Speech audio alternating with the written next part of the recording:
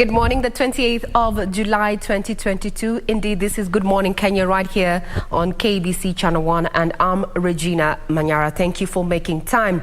It is exactly 11 days to the August 9 polls, and Raila Odinga of the Azimio camp, that is actually the presidential candidate for Azimio, is questioning why does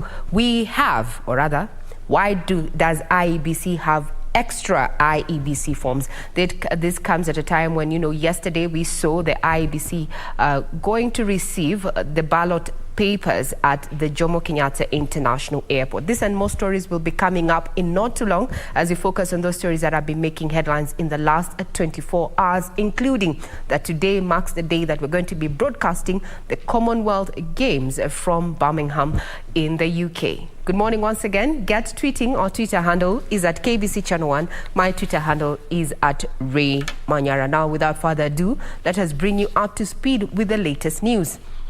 And we start off with President Uhuru Kenyatta has dismissed election pledges made by his deputy William Ruto, saying they are full of contradictions. On his second day tour of Nakuru, the head of state called on the electorate to vote for Azimio la Umoja One Kenya Coalition Party flag bearer Raila Odinga and Jubilee Party candidates. Yeshoke Washira reports. For a second day running, President Uhuru Kenyatta was in Nakuru County commissioning development projects, during which he rallied the electorate behind Azimio la Umoja One Kenya Coalition Party flag bearer Raila Odinga. Tusiwe watu ambao watadanganywa na siasa ya pesa nane. Tunataka Wakenya wawe kitu kimoja, na tunataka hii nchi iweze kuendelea na yale maendeleo ambayo yako. President Uhuru combining his vernacular language and Kiswahili to deconstruct his deputy William Ruto's narrative in wooing Mount Kenya voters. Kuacha spidi nyingi na kujua ya kwamba kazi na ukweli washinda matusi na chuki. The president likened his handshake with Raila Odinga of 2018 to the one he did with his deputy in 2012, saying his objective was the quest for national unity. Hata hawa wengine ni wetu, lakini inaonekana they need time ya kutulia. The head of state urged Kenyans to vote in leaders who practice politics of honesty and dignity.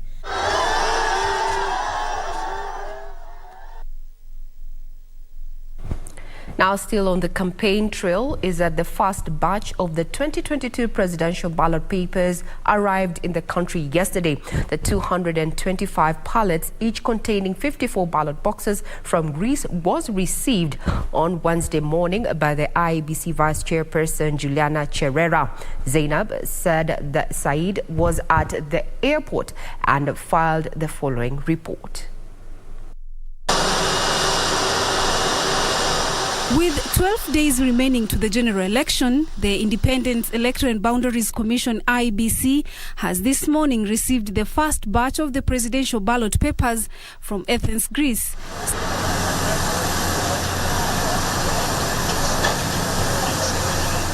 Speaking at the Jomo Kenyatta International Airport when she received the first 225 pellets of presidential ballot papers out of the 865 expected in the country by 3rd August, IEBC Vice Chairperson Juliana Cherera revealed that the court cases against the electoral process had derailed the arrival of final election materials in the country from 29th July to 3rd August. We have organized in such a way that the late delivery of the boxes ballot boxes for counties that are nearby, Nairobi, Kiambu, and the like. But the far-fetched counties will have everything before the 3rd.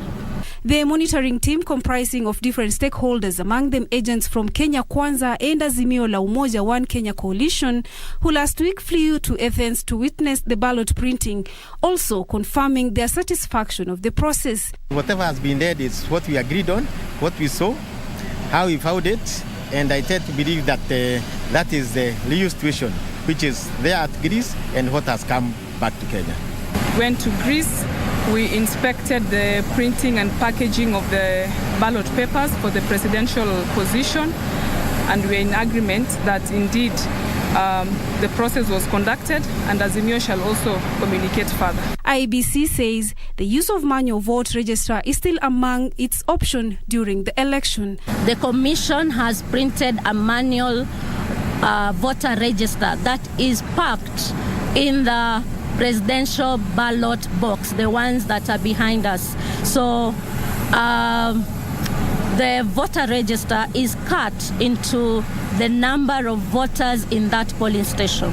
So yes, it is available, but of course the Commission has also put protocols on how that manual register is going to be used.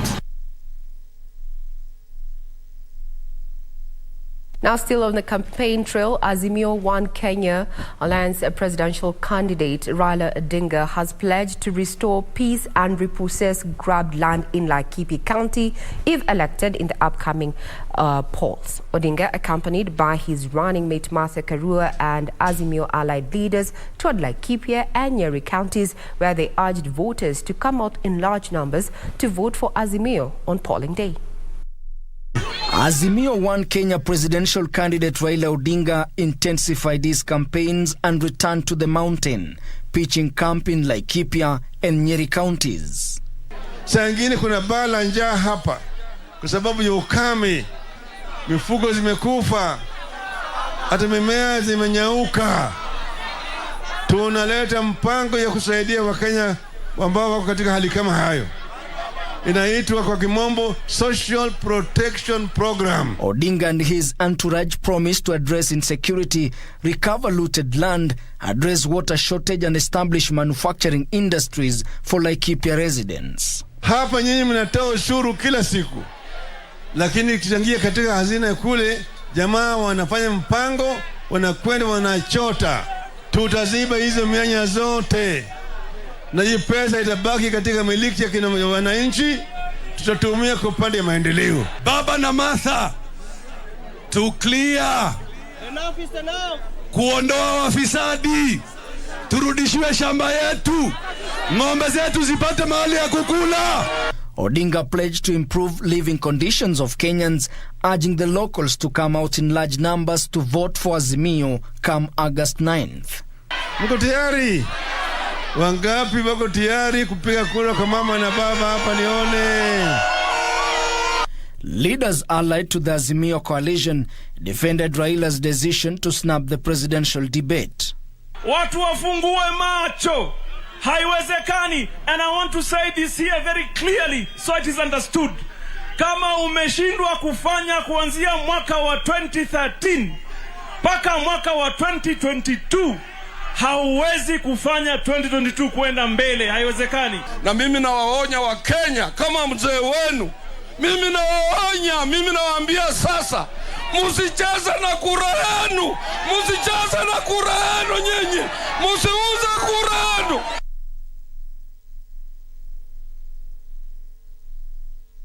Still on the campaign trail, while that was happening in Laikipia and Nyeri, the United Democratic Alliance UDA presidential candidate William Ruto said that his administration will reduce the cost of living if he ascends to power after the August 9th polls. Ruto spoke during a vote hunting mission in Kirinyaga, Embu and Barre counties and said his government will revive the ailing economy by establishing a 200 billion shillings agro-processing fund and to aid growth in the agriculture sector and improve food production. The state of the economy and the high cost of living has become rich fodder for politicians as they seek to consolidate their support from Kenyans across the country. And as they traverse the counties of Embu and Kirinyaga,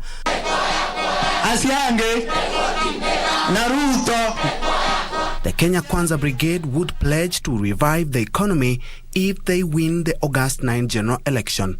Mwaka huu tunaweka pesa ya serikali kupunguza gharama ya maisha, na tunaanza kwa kupunguza gharama ya mbegu, gharama ya mbolea, na kumsaidia kila mkulima aweze kufikisha mazao yake sokoni na apate bei ya sawasawa, ili tutumie kilimo kuweka pesa kwa mfuko ya mwananchi na watuzalishie chakula ya kutosha, tuweze kuhakikisha kwamba kila Mkenya anaweza kulisha familia yake.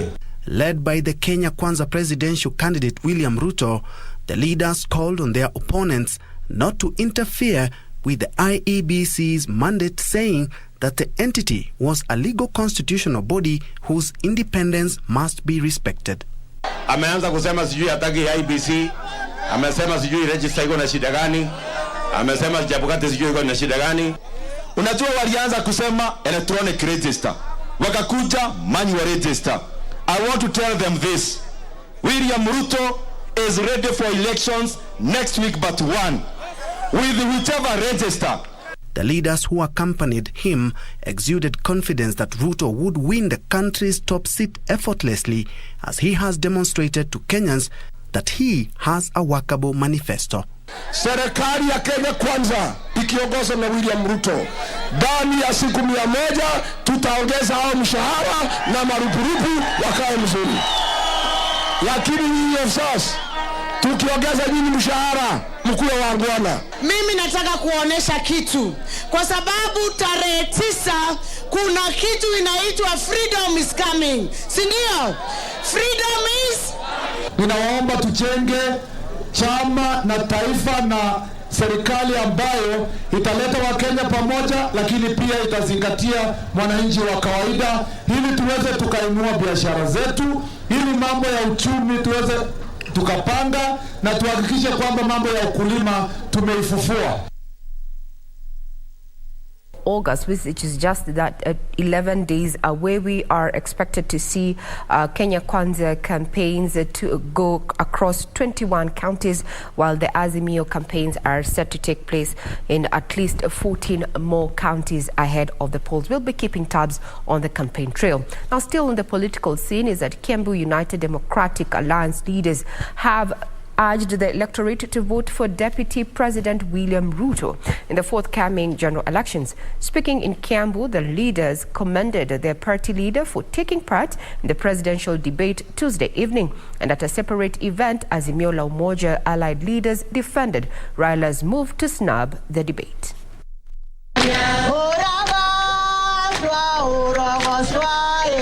Gubernatorial candidate Kimani Wamatangi and Kabete MP James Githua have patted Kenya Kwanza's flag bearer William Ruto's back for the bold move during Tuesday's presidential debate. Party's manifesto and our plan has nothing to hide. We are ready to come out and answer any questions, as our flag bearer showed yesterday. We are open. We are saying this will be a government of the people, by the people and for the people. The leader spoke while drumming up their support for William Ruto, urging the electorate to vote him. Alionyesha ujasiri na tuna imani kwamba yeye ndiye atakuwa president wetu wa 5 tarehe 9 mwezi wa 8. Elsewhere, Thika Town Jubilee parliamentary candidate David Gakuyo has called on the Independent Electoral and Boundaries Commission to seal all loopholes that would raise questions as it prepares to conduct a free, fair and credible elections. Gakuyo also defended Azimio la Umoja presidential candidate for his decision to pull out of the presidential debate. Tunataka kuambia Chebukati, yeye ni rifari, na rifari hapendelei pande yoyote. Hatutaki kuona kama kuna watu wengine wanalete vitu ya kufanya uchaguzi na serikali yake na IBC haijui. Finally, Uasin Gishu gubernatorial aspirant Zedekiah Bundotich Elias Buzeki has condemned the stoning of one of his campaign vehicles at the notorious Silver Line stop in Eldoret town. For us to be stoned at night is not a coincidence either. So these people are trailing us. And these people are funded by senior leaders here. Buzeki, who was accompanied by other aspirants and his supporters to Eldoret police station to report the incident, condemned the act as he called for political sobriety and determination to ensure that they go beyond the line of duty to guarantee the safety of all the residents of Uasin Gishu so that they can be able to vote and exercise their civil duty on the 9th. then we are calling for backup from national government. We want backup in Uasin Gishu, and we need it now. Still, just a quick update on what is happening on the political scene is that yesterday we saw Interior Cabinet Secretary calling on Kenyans to elect leaders with integrity ahead of the polls. And he also made a revelation that, banks and lending up, so to speak, especially banks, is that there's a shortage of the 200 shillings note.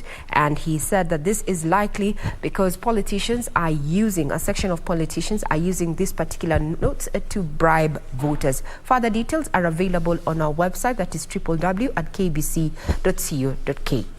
Now, the newly appointed Kenya Army Commander Lieutenant General Peter Mbogonjiro was on Wednesday sworn in an event witnessed by President Uhuru Kenyatta at the Nakuru State House. The event was conducted by the head of public service, Joseph Kenywa, who also presided over the investiture ceremony for Brigadiers Zipporah Kioko and Alice Mati.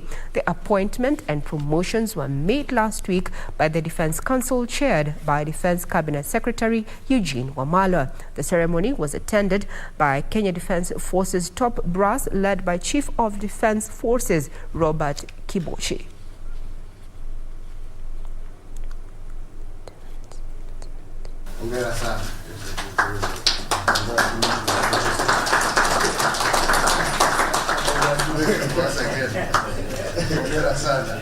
I, Peter Mbogonjiro, Commander of the Kenya Army, do swear in the name of the Almighty God that I will be faithful and bear true allegiance to the Republic of Kenya, that I will obey, preserve, protect, and defend this Constitution of Kenya and all other laws of the Republic, and that I will protect and uphold the sovereignty, integrity, and dignity of the people of Kenya.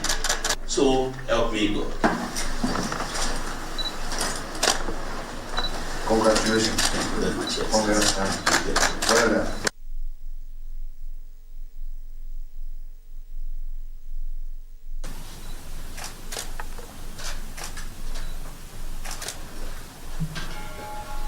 Congratulations.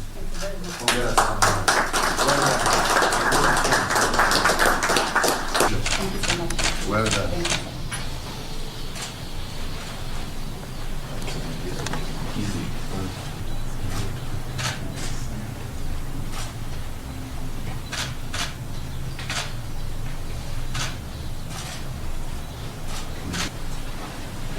Now, on to matters security. The government has deployed a contingent of security personnel to beef up security in Baragoi, Samburu North, following a shooting incident on Monday that left one person dead.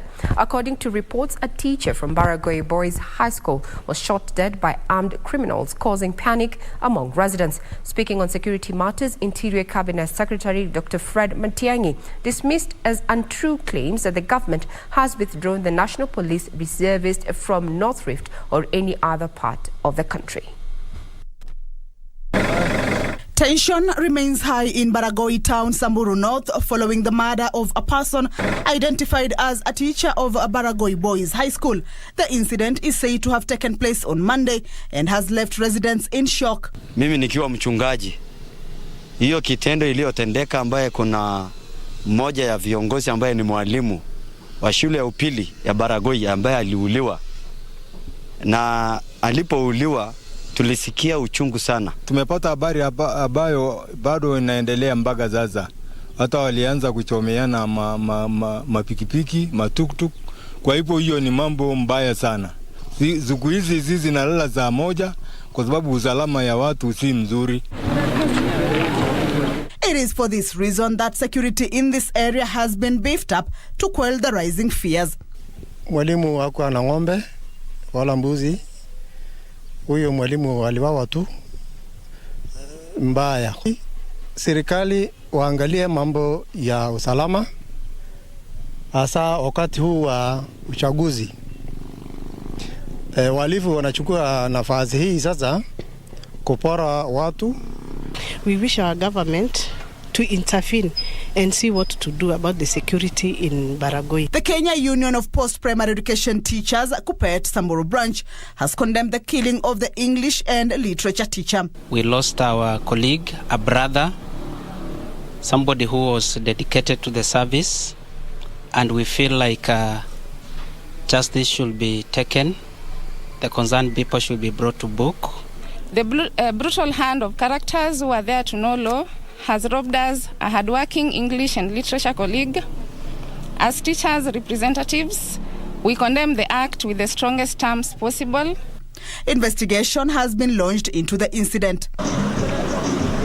In the meantime, Interior Cabinet Secretary Dr. Fred Matiang'i has termed as reckless claims by Deputy President William Ruto that the spiraling incidents of insecurity in the Kerio Valley was as a result of the withdrawal of National Police Reservists by the government.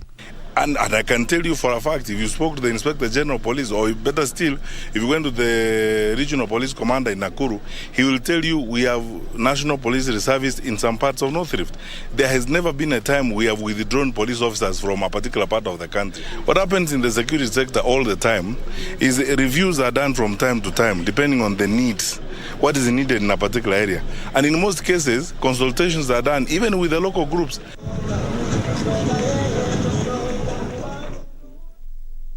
Now to the corridors of justice, where Nyakach Member of Parliament Joshua Aduma and 4 others have been charged with corruption. The 5 are facing various counts of conspiracy to defraud the City Council of Nairobi of 10 million shillings between the 3rd and 10th of June 2011. They pleaded not guilty and were released on a bond of 10 million shillings. The case will be mentioned on the 28th of September this year.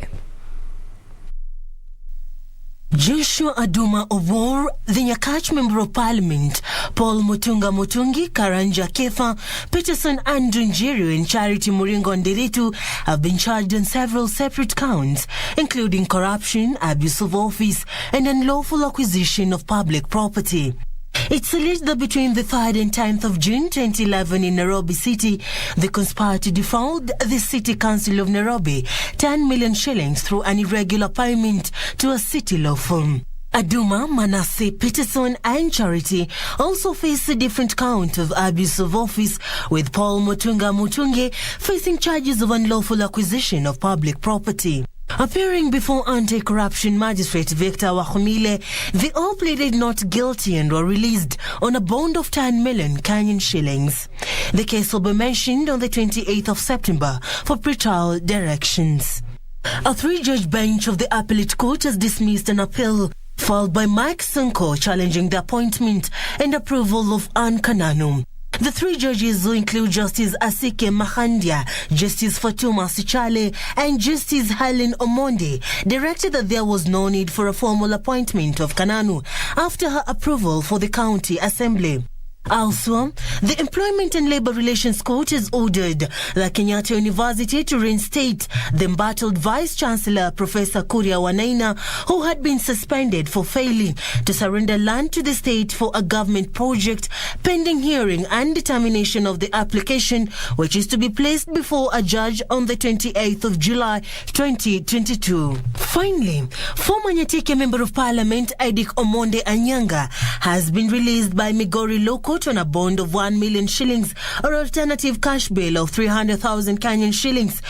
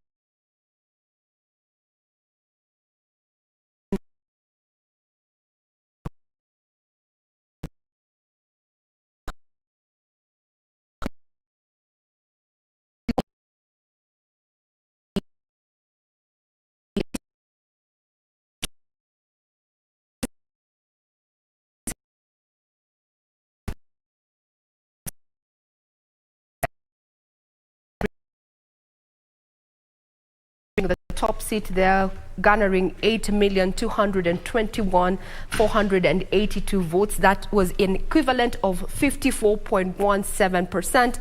And closely behind him was none other than Raila Odinga, then flying the NASA flag high there, garnering 6,822,598 votes at 44.94%. Then we have Joseph Nthiga there, who was an independent candidate then in 2017, garnering 38,018 votes. That's a 0.25%. Then, other than that, when we talk about this or the results in 2017, what do we expect in 2022? Well, this is just a simulation that we are working on. And these are the 4 presidential candidates that have already been cleared by IEBC to run for the top seat in just 11 days, which is going to be on August 9th.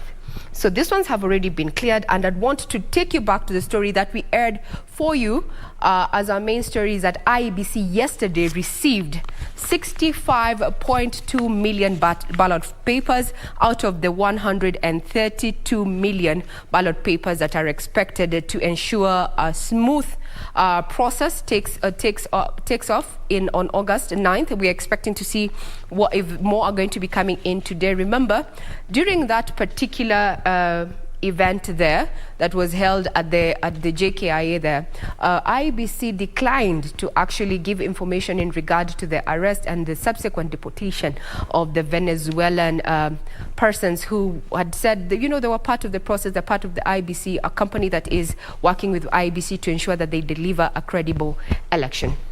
So these are our 4 candidates, and I'd want to look at their manifestos. Remember, as a media house, being the national broadcaster, it is our mandate to not only inform but also educate. At this point, do you know what the 4 presidential candidates have in store in as far as their manifestos are concerned?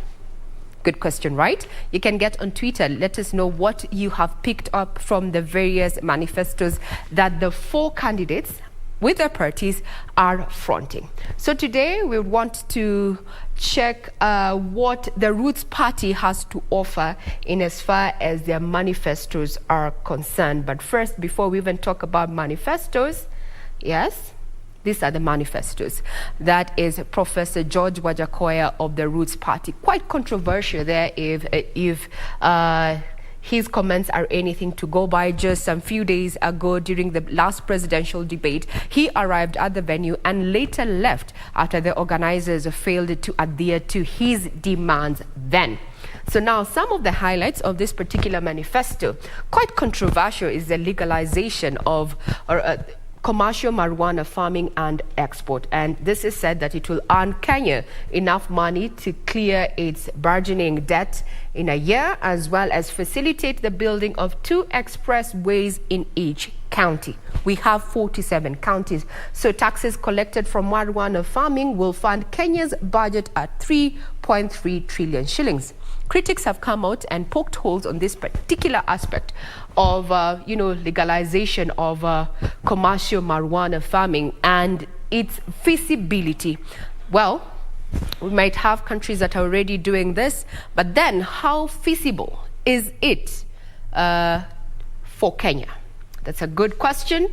Well, we're just picking, just highlighting this manifesto to help you better understand what the various parties are offering with 11 days to the August polls. So export dog meat to China and other countries, authorize harvest of hyena organs for export, introduce snake rearing and export to help offset the national debt, rearing of poisonous snakes, create a creation of 8 regional states. Each state will be governed by a federal government, introduce a 4-day work week. Well, Kenyans had something to say about a 4-day work week there. And also shifting Kenya's capital to be moved. Currently, it's at, this is Nairobi, right? but this moves from Nairobi to Isiolo because the eastern town is more centrally located and can be accessed comfortably from all parts of the country. Now suspend parts of the constitution that do not work and ask people what it is that they want. Also deportation of foreign idle foreigners. Well, because critics have come out to point out that, you know, what do you describe, or rather what falls into the category of idle? You know, so much has been said about the Roots Party manifesto, and that was just but a sneak peek of what has been highlighted. That want to remind you that the presidential candidate who's going to be flying, or rather who is flying the Roots Party flag there, is none other than Professor George Wajakoya. Maybe we have a sneak peek as to exactly who it is. Born in 1959 on October 24th, his parents were divorced at a young age. He joined street life until a good Samaritan actually paid for his education, and this opened up, you know, his life, so to speak. We see he's quite accomplished in as far as matters of, you know, academia is concerned. In 2010, he returned to Kenya and established his law firm, that is Lushiri and Co. Lushiri and Co. Advocates. 2017-2013, he expressed interest to vie for the presidency, and in 2022, he revived this particular dream and aspiration to actually take up the top seat. May 5th of 2022, he unveiled Justina Wambui Wamai as his running mate, and on June 30th, he launched his presidential manifesto. That was just a sneak peek of what the Roots Party has in store for you as the electorate. Now let's go back to manifesto by Kenya Kwanza. Let's see what it is talking about. Remember, there's been a lot of conversation around, you know, all the manifestos coming out and adopting a model that is meant to boost the economy, so to speak. Remember, we are building back better, not only from matters of COVID-19 that took the globe by storm, but we are also focusing on economic recovery as a country, given the global shocks that we went through 2020, that is the pandemic, as well as now we're talking about high crude prices, high fertilizer owing to global shocks like the Ukraine and Russian war there. Very uncertain in as far as where we stand. Let's have a sneak peek onto that. Well, this is a United Democratic Alliance manifesto. So it focuses on agriculture and food security. Remember, even in the current tenure of Uhuru and Ruto, agriculture has featured greatly there under food security, one of the 4 pillars under the Big Four agenda. And if you're watching the presidential debate there, Deputy President William Ruto really said that if we are to tackle the cost of living, then we have to focus on matters agriculture. Just some of the take home from the presidential debate there. So agriculture and food security, an investment of at least 250 billion shillings in 5 years to to be effective in 2023, transforming 2 million poor farmers from food deficit to surplus producers, raising the productivity of key value chains and cutting basic food imports by at least 30%, increase supply of the quality of seeds, including hybrid and high-yielding varieties. Remember, there's been a conversation in the country around, you know, the application of smart technology as well as GMOs. Matters of infrastructure will also feature greatly in this particular manifesto. Complete all roads under construction. We remember there's a report that was made public by the World Bank, indicating that there's some projects that are still stalling, and this manifesto there borrows so much from what is pending to try and improve infrastructure, build a leather industry clusters in Athi River, Narok and Isiolo. We also have housing and settlement. Remember, we have also been talking about, you know, affordable housing being one of the projects that this current government has been keenly focusing on. We had a target of a million housing units, but now it was reduced to 500,000. So there is the difference between between affordable housing and social housing. And we have been seeing the government actually continue rolling out this particular program. Some already in occupancy. Kenyans have been asked to log in and register themselves under the BOMA platform. We will be keeping tabs on if indeed this was an achievement, or rather this was a program that has come to fruition, and if it has met its objective. So matters of housing there is greatly featured there. Use of ICT, as they say, when it comes to the fourth industrial revolution, it's going to be driven by technology, and this is greatly featuring here with that establishment of let's get that matters of governance too, deployment, TVETs and such. So matters of technology, housing, as well as education, infrastructure continuing to take center stage in the United Democratic Alliance manifesto. That was just but a sneak peek of the manifestos. Remember, further details are available on our website. That is www.kbc.co.ke. And to just remind you that over 22 million Kenyans have registered to take part in the August polls there. If all of them are going to be casting their ballot, well, it's a subject to time. Remember, this is an increase of 13% from the number of Kenyans who were registered to participate in the 2017 polls. And consequently, this particular increase in the number of Kenyans who have registered to participate in the upcoming polls has seen an increase in polling stations. We're currently looking at 46,232 polling stations, unlike in 2017, where ranged around 40,000. Then also uniquely is that the diaspora vote has also increased to 10,444, while the prison vote is also at 7,483. We'll continue keeping tabs on the statistics and the developments in as far as matters of politics and the campaigns are concerned, with just but 11 days to go.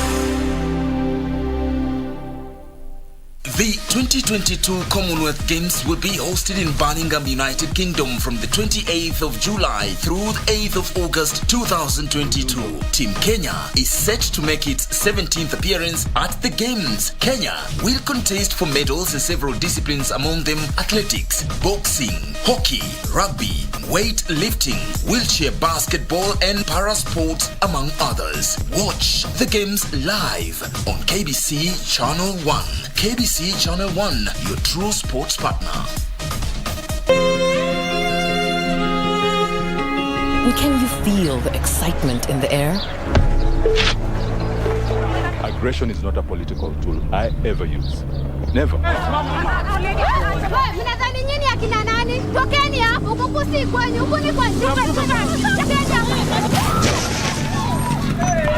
Buda, tulia.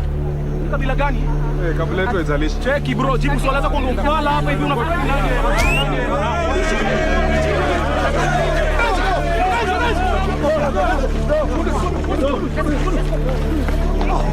The future! The future! The future! The future! Thank you, asanteni sana.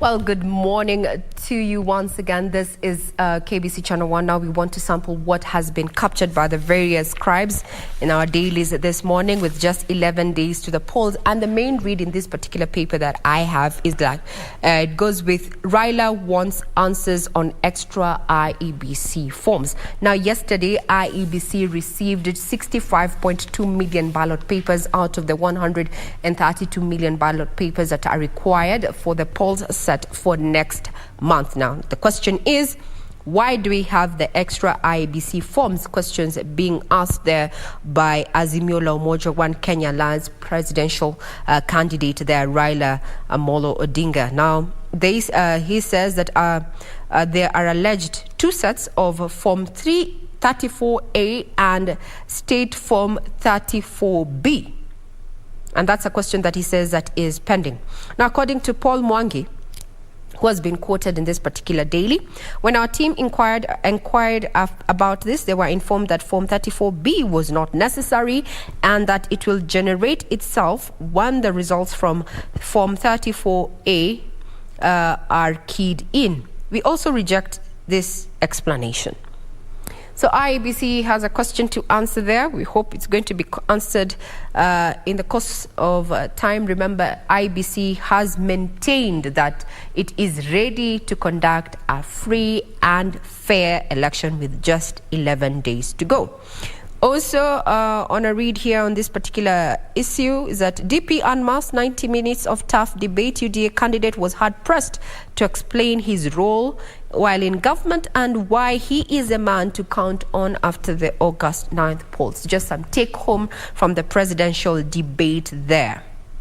Also, we're talking about Uhuru in night meetings to sell Azimio. Well, quite an interesting kicker there.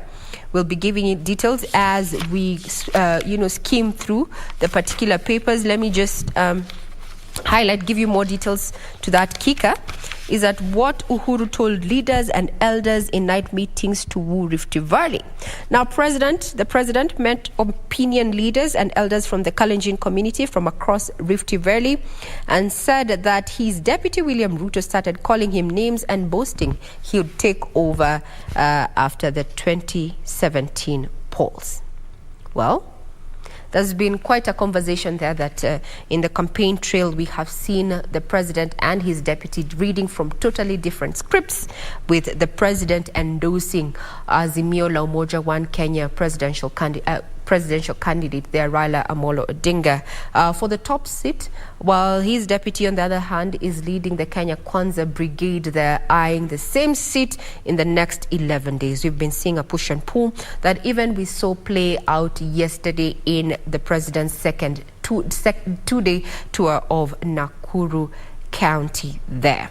So that's just but a sneak peek of what has been given precedence by this particular daily, being the Standard, with just 11 days to go. And just to remind you that tonight we are going to be televising from Birmingham, UK, the Commonwealth Games, where we have our reporter Isaac Lemoka on that particular bid. Doreen. Right now, let's come to the PD and what it's holding for you this Thursday morning, just tracking what happened during, the accident that occurred on Sunday that is along the Nithi Bridge. And now survivors give a recount of basically what transpired before, in between, and even after the accident. Remember that so far what we know is that NTSA has currently suspended the operation of the Modern Coast. And this is not the first time whereby we are hearing such incidents, particularly from that bus operator. Just going by what some of them are saying, this is Bishop Danninson, who says that most passengers did not even see the looming danger as they were glued to their mobile phones. There's also Johansson Otieno, who says the vehicle had a problem with the starter, but the driver struggled with it until it worked. She says that we continued with the journey to Meru. Remember that also the wife of the driver who succumbed gave a recount, citing the numerous times that the husband had complained, particularly over the working conditions, not being paid. In fact, over months they hadn't been paid, complained of fatigue and the faultiness of the vehicle in which they are using. So that is just what is happening there, and the latest as given by the survivors there. Away from that, now voter bribery linked to huge withdrawals of 200 shillings banknotes, whereby politicians and their allies have made hefty withdrawals of 200 bob and 100 shilling note from the banks and hoarded them for use in bribing potential voter. This is just a message that came from the Interior CS, Fred Matiangi, who said that the leaders were openly bribing voters, just citing what basically he said in court. Many people are not working, they are standing by the roadside to get 200 shillings from this money launderers. But that earlier on, IEBC had given a recommendation to cap the amount that is said to be spent by politicians on the campaign trail, but that was overturned in the National Assembly, whereby now just gave them a lifeline to use whatever and how much they can be able to use in the campaign. And now this is what is just bringing this complaint, so to speak, from the Interior CS there. That is also the latest from the campaign trail. And also, even as we talk about 11 days to the polls, tight schedule for the main two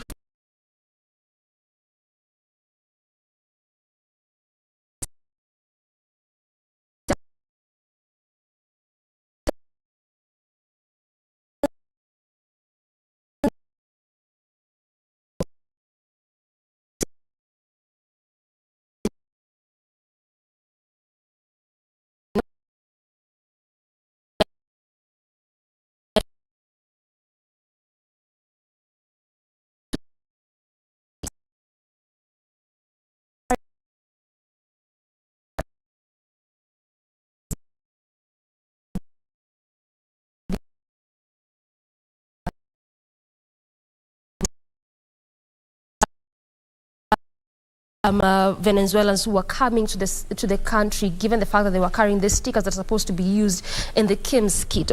So this is what is said to be happening to them tomorrow, to know their fate, whether or not they are going to be set free or whether they are going to be taken to court. Mike.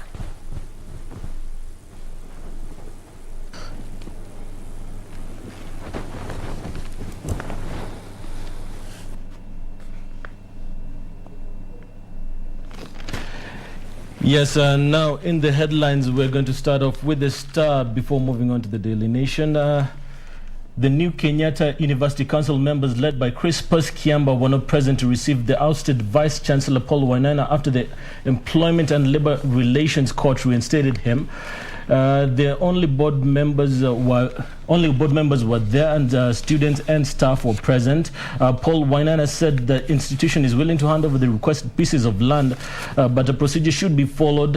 He also said that no documents allow a university council to cede school land. More on that later. Moving on to politics, the Deputy President William Ruto has told the Azimio leader Raila Odinga to retire from active politics when President Uhuru Kenyatta leaves office, exuding confidence that he will defeat Raila. Ruto also said that the Azimio presidential candidate should not imagine that he could get into another handshake deal or coalition government. Speaking at in Darasha in Nyeri yesterday, Ruto also said that Uhuru should retire with his project. More on that later on.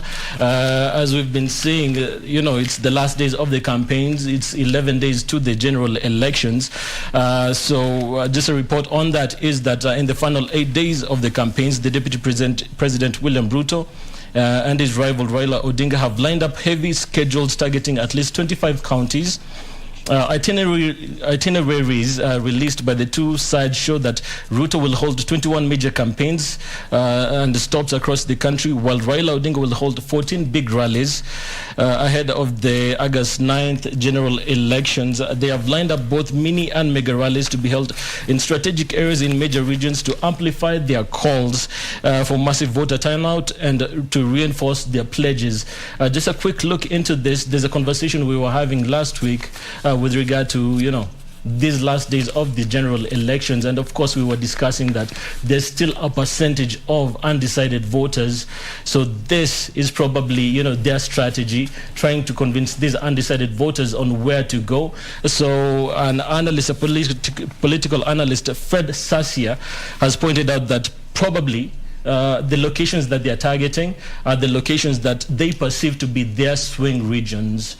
So perhaps we can have a conversation before we continue with the Star. Jane, what do you think about this? Because we've, looked at the promises that both camps have given to the people. On Raila's side, there's the 6,000 shilling stipend that they're going to offer, and of course the free education. And of course on Ruto's side, there's the promise of better pricing in terms of fertilizer. So what do you think can turn the votes?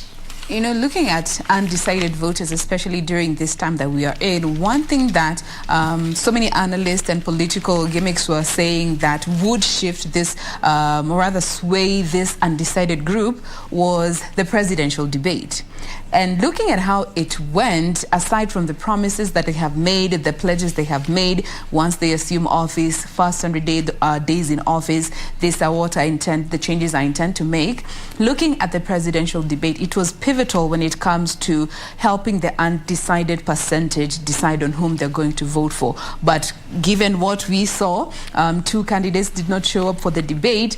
It left so much to say about that. And there's actually a whole page here that analyzes what Ruto on stage alone achieved.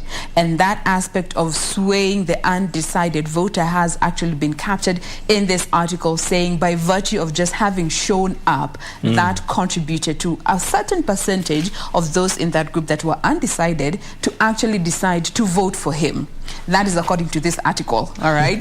Not me quoting that. But also just to add on that particular story concerning the campaigns, it has been featured on almost all the dailies there on the Standard, as the PD, as well as mentioned by Doreen over there. Same story has been captured here with DP Ruto set to go on 20 rallies. Here they say 20 rallies, and Odinga has lined up 11 rallies, which will culminate on the 6th of August, where they will have the grand finale, with the deputy president still scheduled to have his rally at the Nyayo National Stadium. And you can remember there was some bit of back and forth between these two camps on who will be having the final campaign at the Nyayo National Stadium. But yesterday, the Odinga team confirmed that they will be having their last campaign at the Moi International Sports Center in Kasarani. All right? As opposed to what had been previously mentioned in regards to the campaigns. So coming to the other stories that have been captured here on the front page of the Daily Nation, that story concerning KU's Wainaina in court battle with an early victory has also been captured here, as the court reinstates the sacked KU Vice-Chancellor and bars the government from advertising his position pending a hearing over his dismissal after a public spat with the president. Elsewhere, still matters a preparation for the general elections. Raila demands meeting with IEBC over parallel, quote-unquote, result forms. This is a story that has been captured here on page 4, and it's a bit concerning looking at what has been written in regards to this story, where the Odinga team is said to have stirred up another storm with the electoral agency, alleging that it had printed extra sets of results declaration forms which are complete with the security features. Now, these are forms that will be carrying the presidential results, and they say that IEBC, this is an anomaly that IEBC seems to have intentionally done, which could be a risk of, which could bring about a risk of having interfering with the election's results. And now they go on to say that they detected this quote-unquote anomaly when 2 of their representatives who had traveled with the IEBC team to just witness and monitor the printing of presidential ballot papers. Now, they say that the commission had printed 2 books of Form 34As that were labeled as Book 1 and Book 2 and Book 2 of 2. All right? So IEBC did come out to explain that they had 2 books because some of the copies are just going to be given to those that will be monitoring this, the parallel monitoring of these particular results, which involve the media and other representatives. But Still, the Azimio campaign said that having these copies that are fully fledged forms, complete with all the security features, could actually create a loophole to manipulate their results. And therefore, they can be used as substitutes for the actual results. So this is a matter that is still ongoing. The latest storm, quote unquote, storm in a teacup that has been stirred in regards to election preparedness. But still looking at another story concerning IEBC here in regards to its preparation. Let me quickly get this particular story. This is in line with still printing of, printing of election materials, where IEBC adjusts poll timelines and acknowledges that it will be a seamless process so far. But here they say that they had to adjust the timelines by 6 days due to various court cases that are still ongoing that were lodged by aspirants who want to be on the ballot. IEBC said that they received the first batch of presidential ballot papers at JKIA yesterday, and they will be receiving the second batch on the 3rd of August.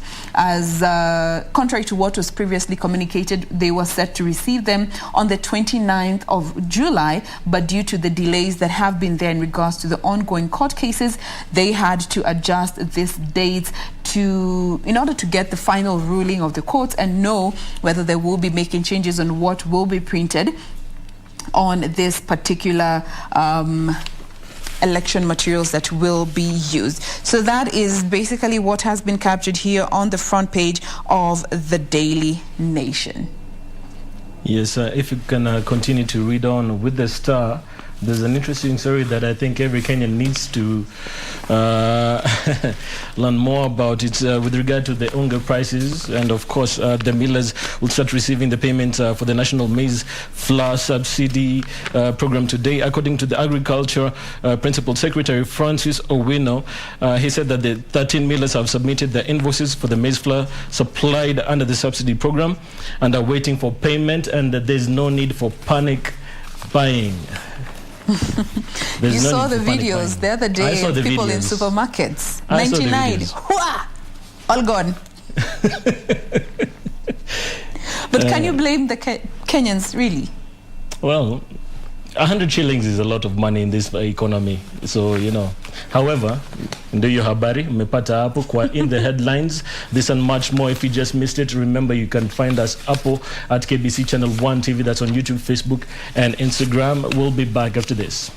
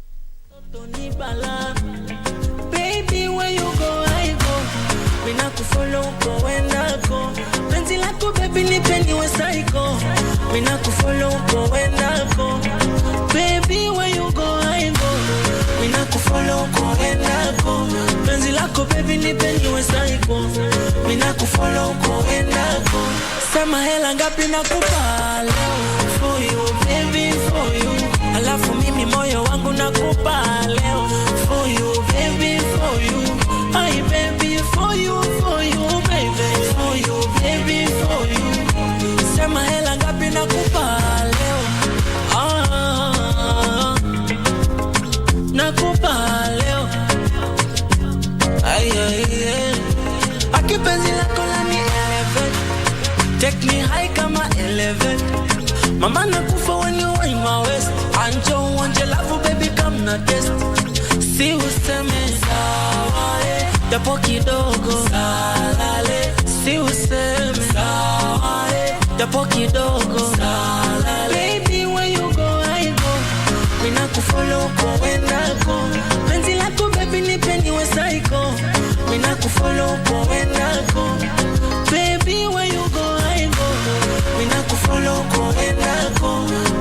wako baby nipe niwe saiko. Mina kufollow kuendako. Sema hela ngapi nakupa leo. For you baby for you. Alafu mimi moyo wangu nakupa leo. For you baby for you. Ay baby for you baby. For you baby for you. Sema hela ngapi nakupa leo.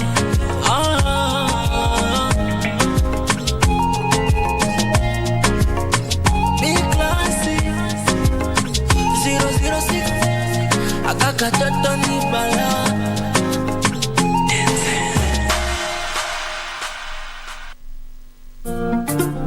Yeah, amani Kenya, Mungu utuone Kenya. Steve Mangana,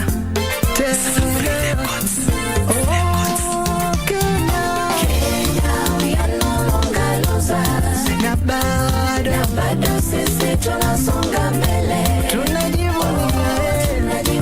kwa wana Kenya. Amani tu. Kenya, we are no longer losers. Na bado sisi tunasonga mbele, tunajivunia kwa wana Kenya.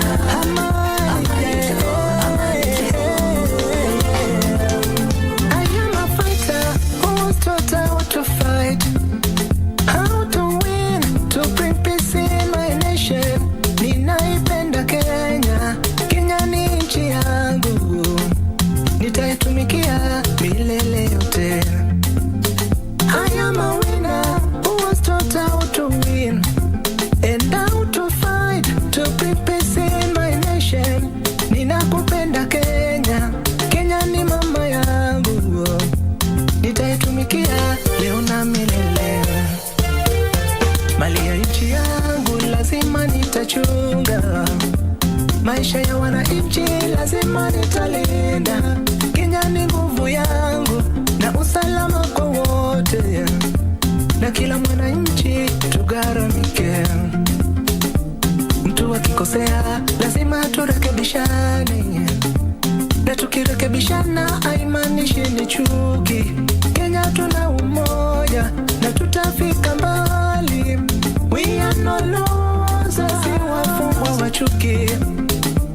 Tumebarikiwa, tuna viongozi wetu, uhuru wa kuabudu Kenya, tumcha Mungu na tutasonga mbele tukishikana mikono.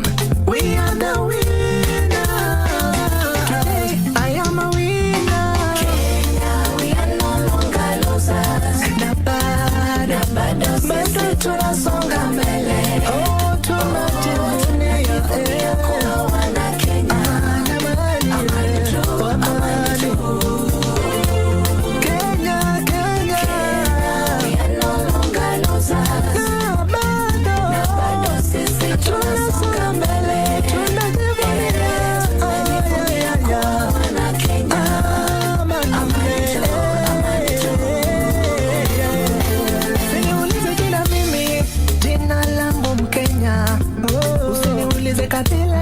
Kabila langu Kenya, siniulize kwetu, mimi natoka Kenya. Mambo ya ukabila inaleta chuki. Kumbuka wenye walifungwa tuwe na uhuru leo. Wenye waliteswa tupate madaraka yetu. Wenye waliuawa ili mimi na wewe tuishi.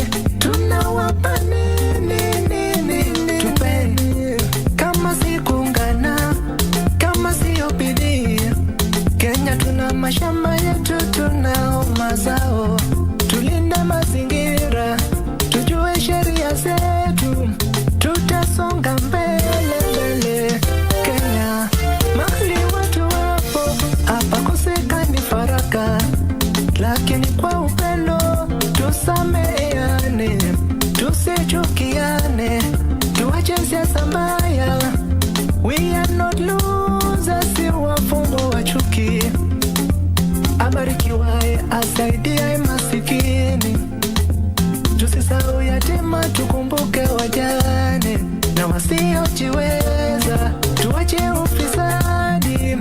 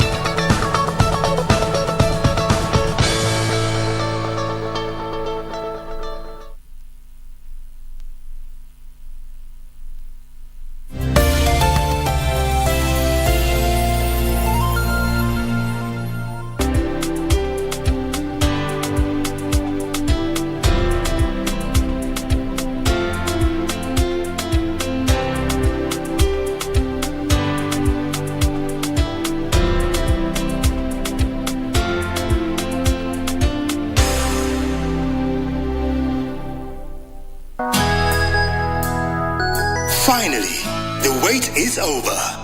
The Sundowner Sunset Date is back. Saturday, 30th July 2022. The Grand Collabo, the gorgeous Catherine Donye and the wicked weekend man John Obongo Jr. together on one stage for the first time. Meanwhile, some country. Plus, Sir Elvis performing your favorite country hits live.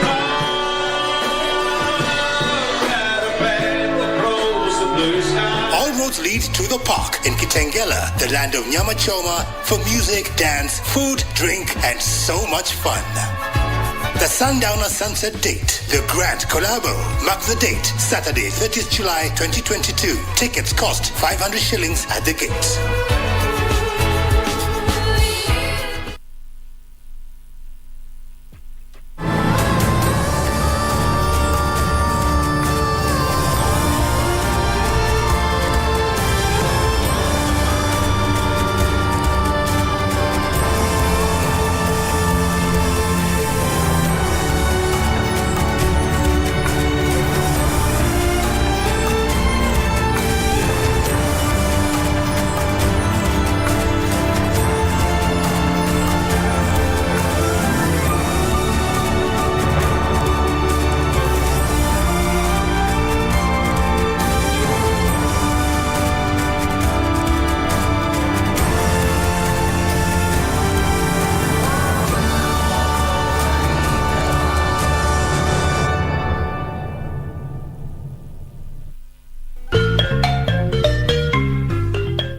Wiki hii kwenye mkulima tutajifunza jinsi ya kupima mchanga na umuhimu wake kabla ya kufanya upanzi. Wima atutembelee ndio tumueleze kama mchanga yake iko na viini mbaya zile zinaweza dhuru mumea.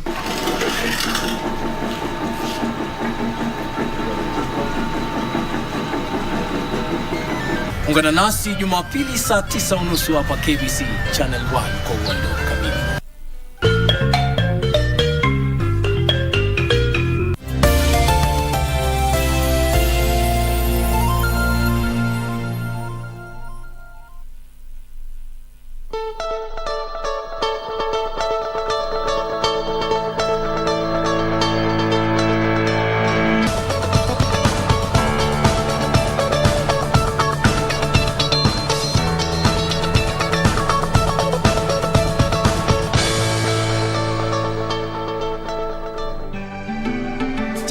Studios.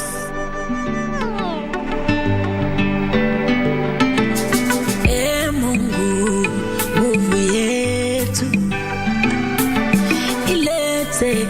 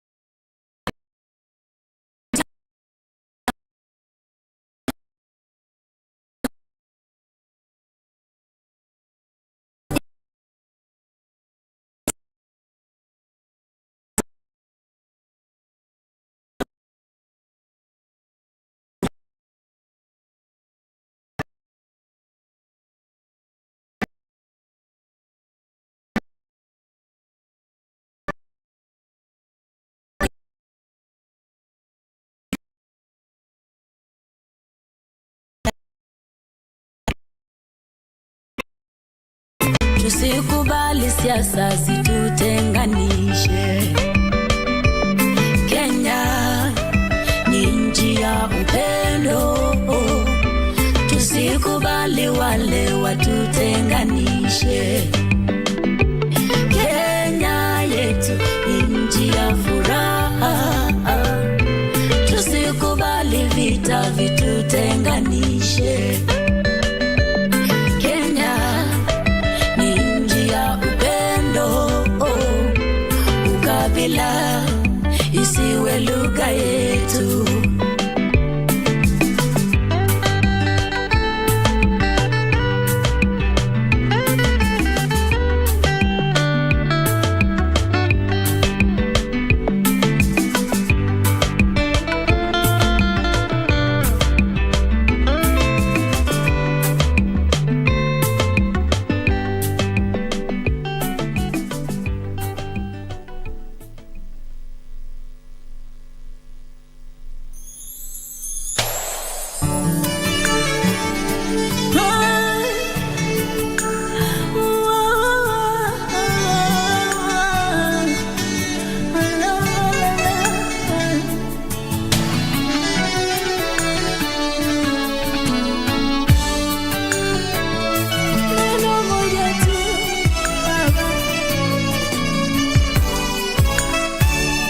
Nahitaji unene neno moja inyoyo katibu ya.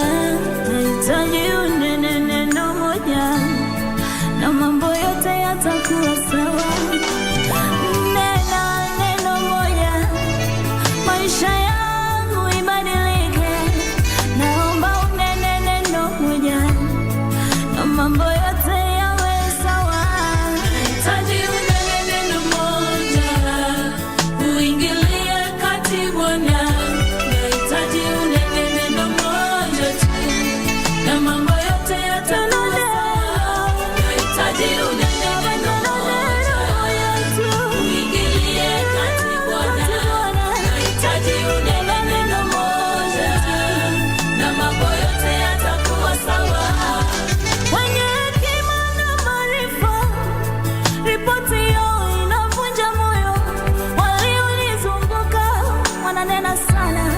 Je, wewe unasema nini? Nena neno moja Baba, kila dhoruba ikatulie. Nena neno moja Baba yangu, kila milima isawasishwe. Ili ndio bila moyo wangu mwaka huu. Nena neno moja tamanio la moyo wangu Baba. Nena neno moja Baba. Nahitaji unene neno moja uingilie kati Bwana.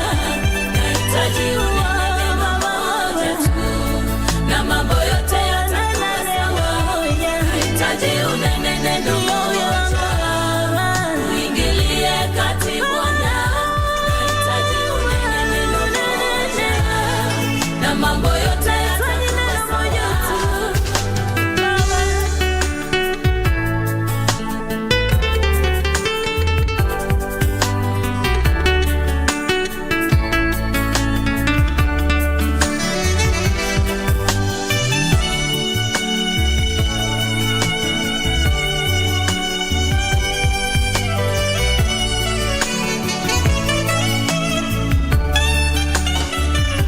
Nchi yetu ya kuhitaji, magonjwa, vifo kila mahali. Watoto wetu tuwafiche wapi? Nena taifa letu lipone. Ndoa zetu Baba yangu, familia zetu, huduma zetu Baba. Nena neno, nena neno tupone. Nahitaji unene neno moja uingilie kati Bwana. Nahitaji unene neno moja tu na mambo yote yatakuwa sawa. Nahitaji unene neno moja uingilie kati Bwana.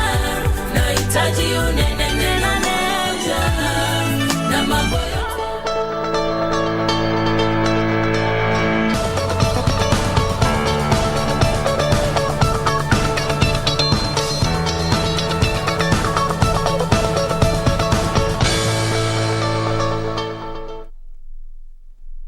World's leading lead to the land of Nyamachoma. That is the park in Kitengela. For the lovers of country music, Sundowner is back. And yes, my guests are on set to elucidate more about this kind of event, what it is and why it's taking place now. Wako hapa.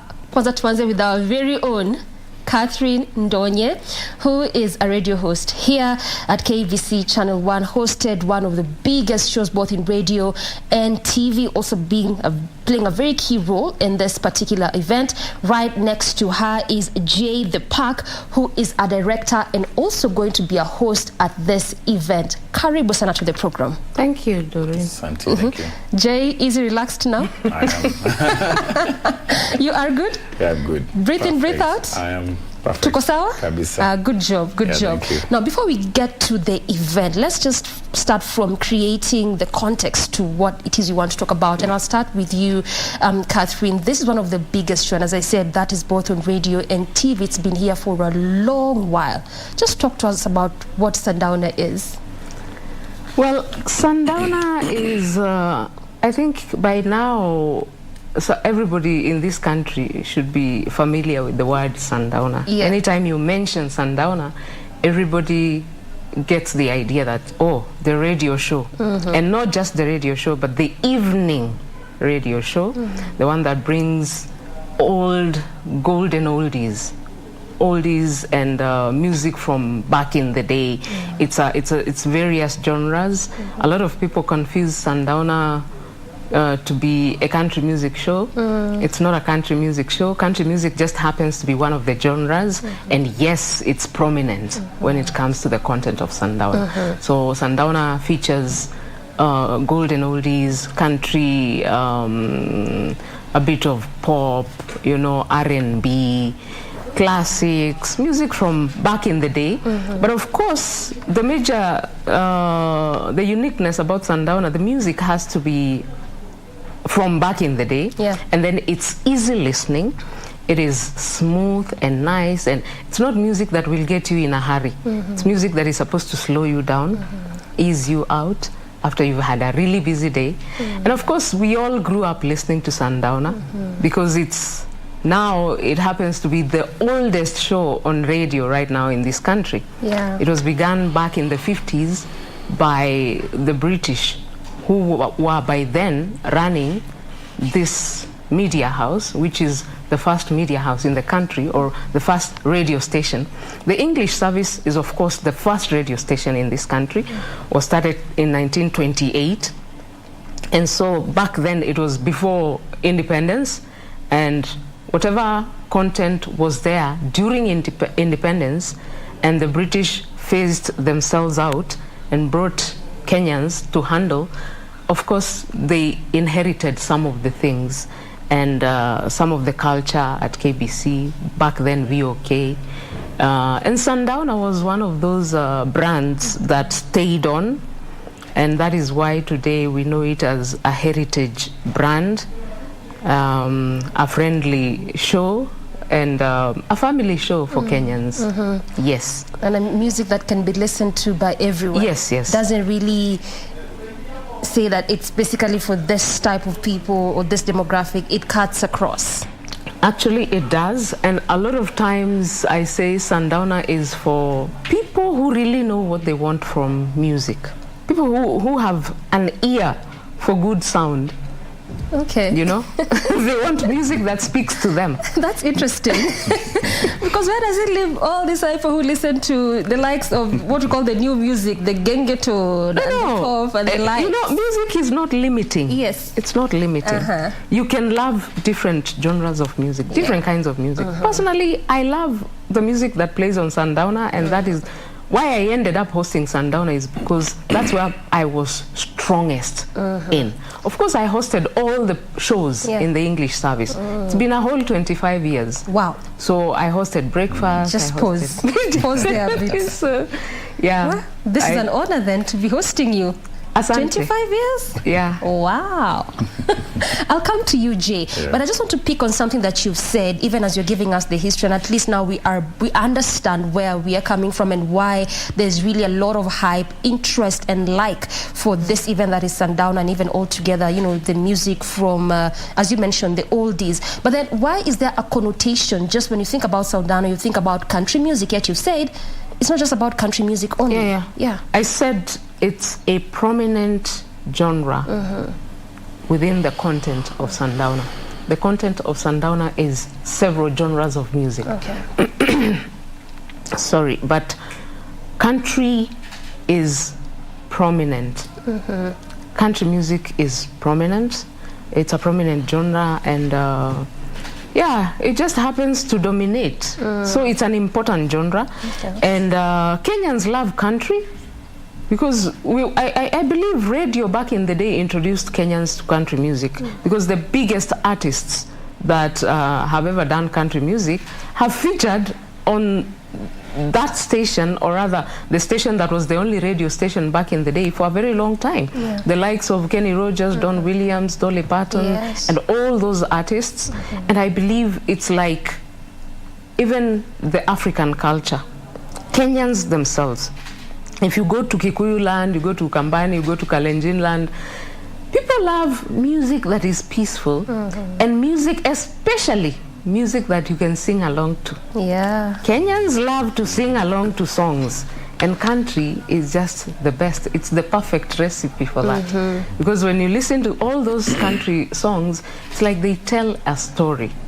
Every song you listen, which is a country song, you remember the words. It has a message. Yeah. If you like it, within a short time you find yourself learning the song and Like- singing along. Exactly, like the Yes. famous Kenny Rogers cover of the county. Oh, yes. Whether yes. you've been there, but it just in a way resonates. There's a part that just resonates with you.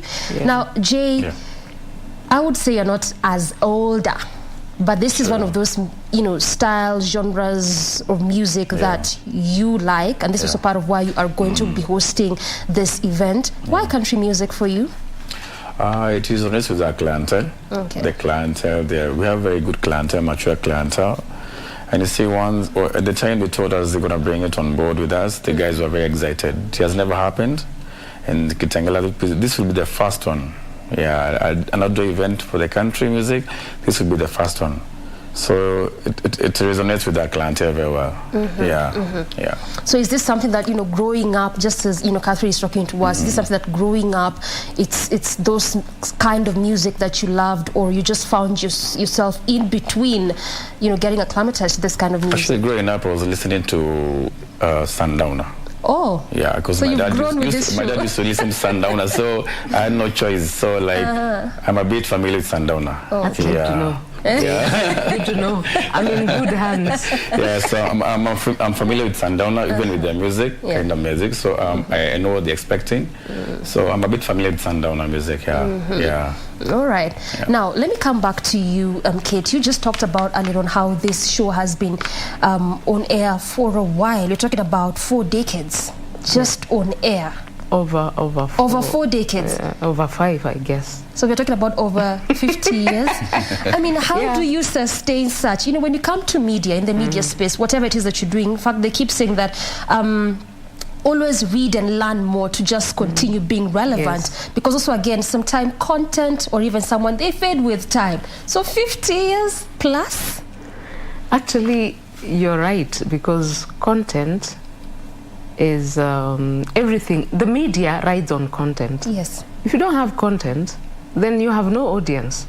People have reason to come to listen to you or to watch you if you have something to show. So when it comes to Sundowner, you see, music has got depth.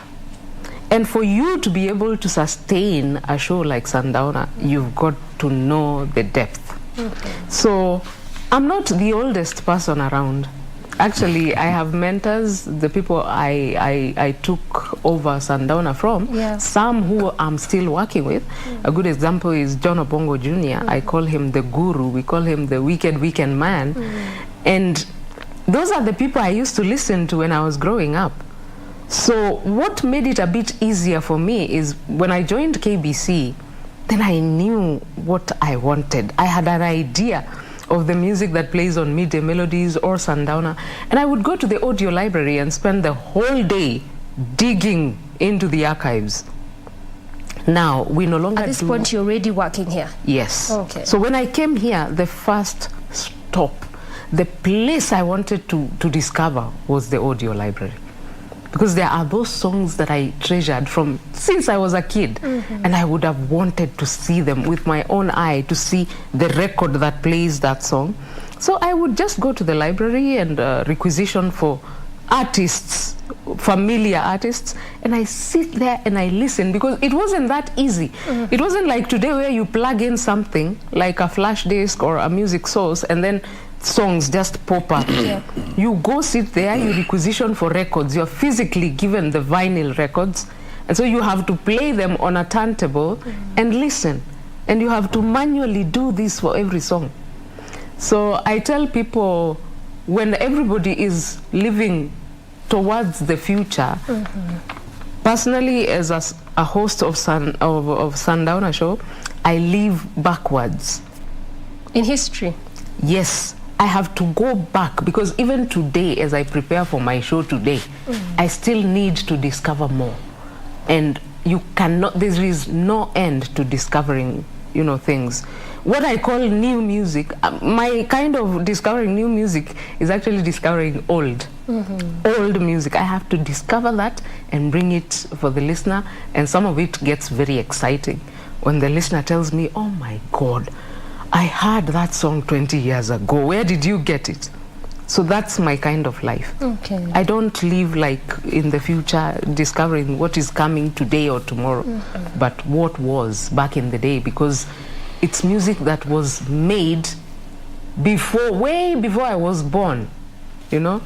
So the 60s, 70s, even the 50s. Yeah. Yeah. You know, when you talked about 20 years back, I just remember Dolly Parton's Island in the Stream. I'm like, this song was done even before we were born. But anytime you listen to this tune, you just find yourself singing to it. That's why they're called the later. evergreens. Yeah. Because they're just pleasant in their own unique way. Yeah. It's good music that has substance. Music that when you listen, you just feel good. You just feel you good. know, there's no noise. And it's just the voice easy is and sweet. nice. What else would you ask for? You know, something like, you do something to me that I can't explain. Yeah. All right, Jay, before we get to the event, and we'll get to do that as we momentarily continue this conversation, but just listening to what Kate is saying there, it just shows you that these are some of those songs, you know, whether it's country music or the oldies in whatever genre it may be, but in a way it will always have a good tune, a good melody in your ears. And like sometimes what we see being produced right now, what is lacking in terms of content from your perspective? Wow. Way back and now? Yes. In terms of the music something content? is missing. I think something is missing. I think things have changed with time. Yeah. Like guys are growing up from old to new. So guys are going to, the time is now. Like the new music nowadays is a bit pumped up. It's not like the way guys used to be slow and easy. It's the generation. I think people are just growing. Yeah, every day we grow. So. But then, I mean, when you look at that, what then happens to the longevity of the kind of content we produce? Now, you know, some would say that, I mean, look at 10 years or 15 years from now, and I'm not in any way castigating these new genres that are coming up, you know, probably the likes of Gengeton, so to speak. They are fitting for this generation, or should I say for my generation, maybe. But 15 years from now, you'd listen to it and you're like, hizo nini nilikuwa nasikianga hizo masiku? You know, something like that might just come to your mind, as opposed to, as I was telling Kate, like Dolly Parton songs, Kenny Rogers, and all of these artists that you could think of.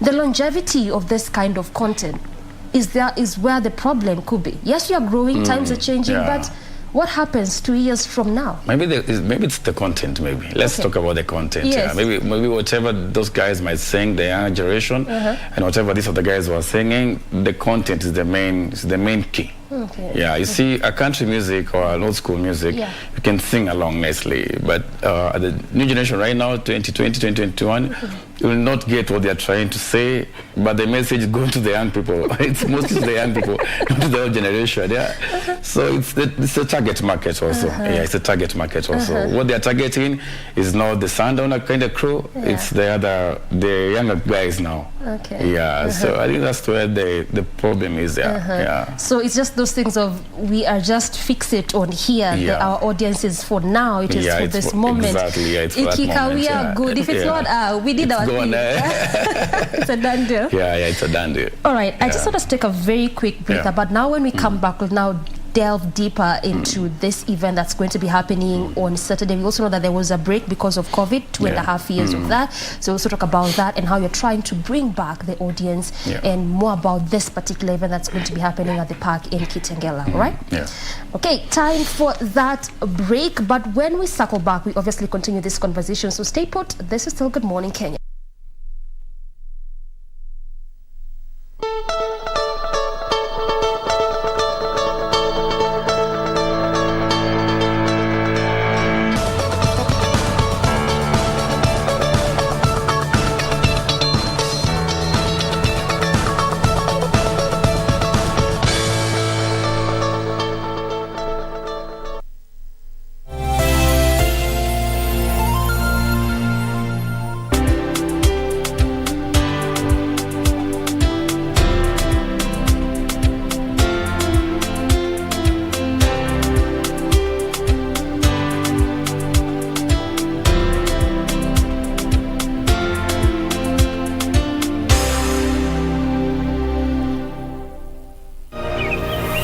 Mimi niko digital sasa.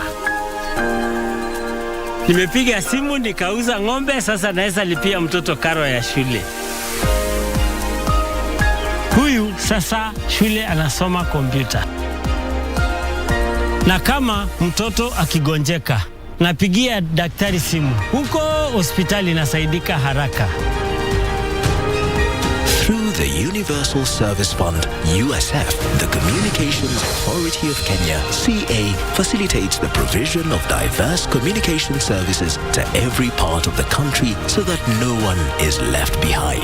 The Communications Authority of Kenya, opening your world.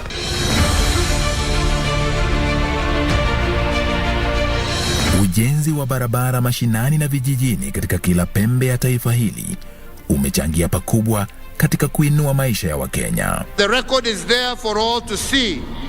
Across all 8 former provinces in each of the 47 counties, we have transformed our country 1 kilometer at a time. His Excellency the President has had a good agenda of doing roads throughout the country.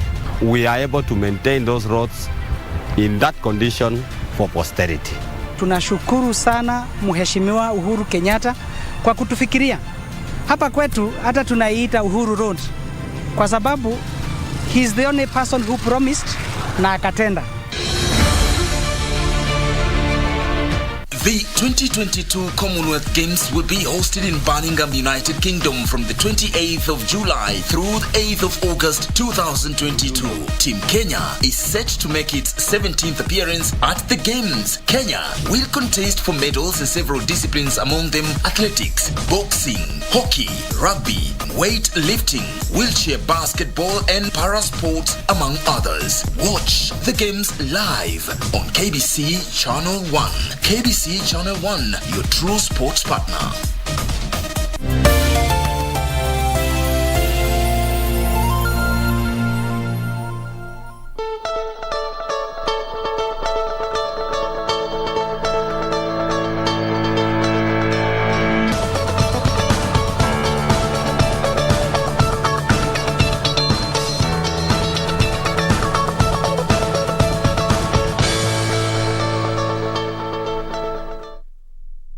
again. Welcome back. You're still on Good Morning Kenya. Still continuing with our first conversation of the day. And before we just get into the event of what we're talking about earlier on, remember that we still are on the sports bouquet that KBC has been televising for you. And we shall also be kicking off today. That is the Commonwealth Games that are set to kick off today at, of course, KBC Channel 1. The games will be coming to you live from Birmingham. So stay put and stay tuned for that, which will be coming your way at least as from today. That is the Commonwealth Games. Now, back to our conversation.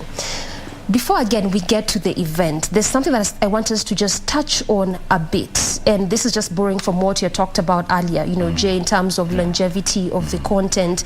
And as we said, I mean, Sundowner is like aging like fine wine. They say you can either age like milk or as wine. And this is just what is happening. And again, this is just largely also due to the kind of content that, you know, is coming up from this kind of show, or better still, this kind of events that you're holding. But I mean, since 2011, also, how have you sustained this in terms of the events that you're holding out there? I would say it's the same reason why the audience has kept listening to Sundowner and looking forward to every evening is the same way they look forward to meeting again together in a certain location to enjoy the show physically together in the company of each other. But this whole idea, I think, was given force by the onset of social media. Okay. You see, before social media, I was on radio and I was still hosting Sundowner. So but people did not know us. People didn't know what we look like. People did not imagine. They just enjoyed the music. Radio was beautifully mysterious, you know? Yeah. I miss those days. But of course, everything has got two sides. Yeah. So when social media came, and we all became part of it. I remember when I opened an account on Facebook, you know, before we even knew how to go about it, you know, I start receiving friend requests from people I don't know, and I try to run away from them. I decline every request because I don't know them. I don't even understand by then that you can be friends with people you don't know. So I'm only accepting those ones that I know. Then the pressure became too much. Yeah. And then I started accepting a few who I thought have heard that name being mentioned on radio. So with time, I gave up. Because yes, I'm the voice on the radio and people want to associate with me. I have to embrace that and accept it. So with time, the friend requests were too many. Then my friends, the limit, I reached the limit. And then people started talking to me on inbox, too many messages. So I decided to create a platform to try and run away from this direct communication to me. Just create a platform for the show. A group on Facebook. So I directed everybody there and told them, please, if we want to talk about the show, let's now discuss the show here on the Sundowner group on Facebook. Now, that's when the group started growing very furiously. Now, everybody was coming up with ideas. First of all, they've seen my picture. I can see theirs. I'm seeing the people I'm talking to. So you can see each other. Yes, now they have an idea. Oh, this is the Catherine. Okay. So after that, now demands started to come in. Okay, Catherine, now we've seen you. The mystery is broken now. We want to meet you now live. Yeah. Can you just spare a day? You come over here to a certain joint. We just have coffee. And you can carry some Sundowner songs you play for us there as we enjoy the company. And then the more we discussed it, the more the demands grew, the more the pressure came in, and I didn't know what to do. And so I said, okay, I talked about it to a few friends, and some die-hard fans of the show helped me to think about it, and we did the first Sundowner Sunset Date at Club Reminisce at Wilson Airport. We didn't have any show there, but it was a mock show. So I brought my music. I told the guys, come over, let's have an evening. But of course I was very shy and I wasn't like in a place where they can see me. I was hiding in the DJ box, the cubicle that You're the used to DJ the closed radio. Yes. So I actually played the signature tune there, as if, you know, the way the signature tune plays on radio. And then everybody just felt very nice about it. And then I played music. I imagined I was on radio. So I played a show for them there. And the rest is history. It took off. After every event, like after every 1-2 months, people are like, so when are we having it again? So we decided to have the event as a quarterly event. Yeah, but of course sometimes it couldn't happen when we wanted it to happen. It is an event that will need a budget. And so, yeah, we've held it whenever we are able to hold it. Yeah, but so as we went along, the pressure came in because we were only having it in Nairobi. We are a national radio broadcaster. We are not a Nairobi radio station. So we were put to task by Kenyans from all over the country. I mean, you guys, you're just stuck in Nairobi. Us, we are not Nairobi people. When are you coming to where we are? And that's when we conceived the idea of the county edition. And just when we had done the first county edition, we did it in 2019 in Eldoret. Then COVID-19 hit. Yeah. And so we had to take a break until now. And so we are excited. You're excited for this event.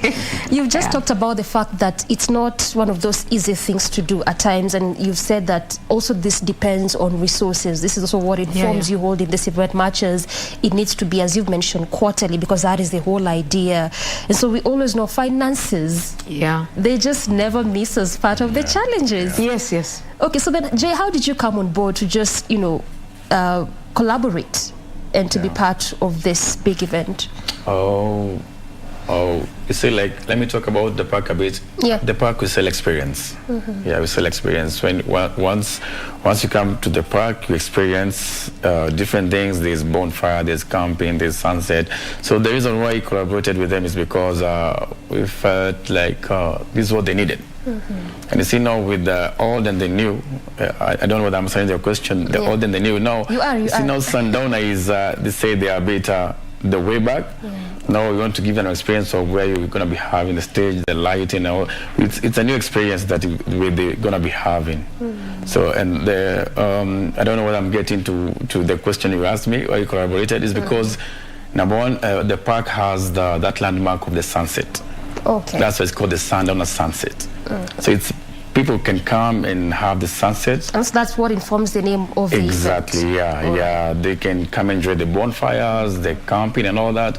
There's so much to be done at the park. Like, we sell so much experience, yeah. So it was a question of trying to bring experience to the audience. Exactly, yeah. And so this is also why the park, the park, came as one of those places to think of and choose. It's not away. It's not so far from Nairobi. It's like 30 minutes. 20 minutes to where the park is. Yeah.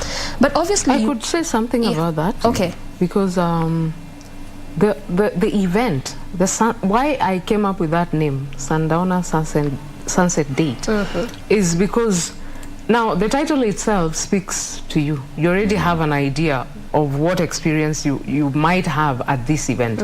You want to listen to Sundowner as the sun sets and as you witness it, you know, that sight of the sun going down and being one with nature. So we decided that will be the theme of this event. So it's an outdoor event. We are not going to lock ourselves in a room like this one and say we are having the Sundowner Sunset Date. No. It's an outdoor event. It's an outdoor event.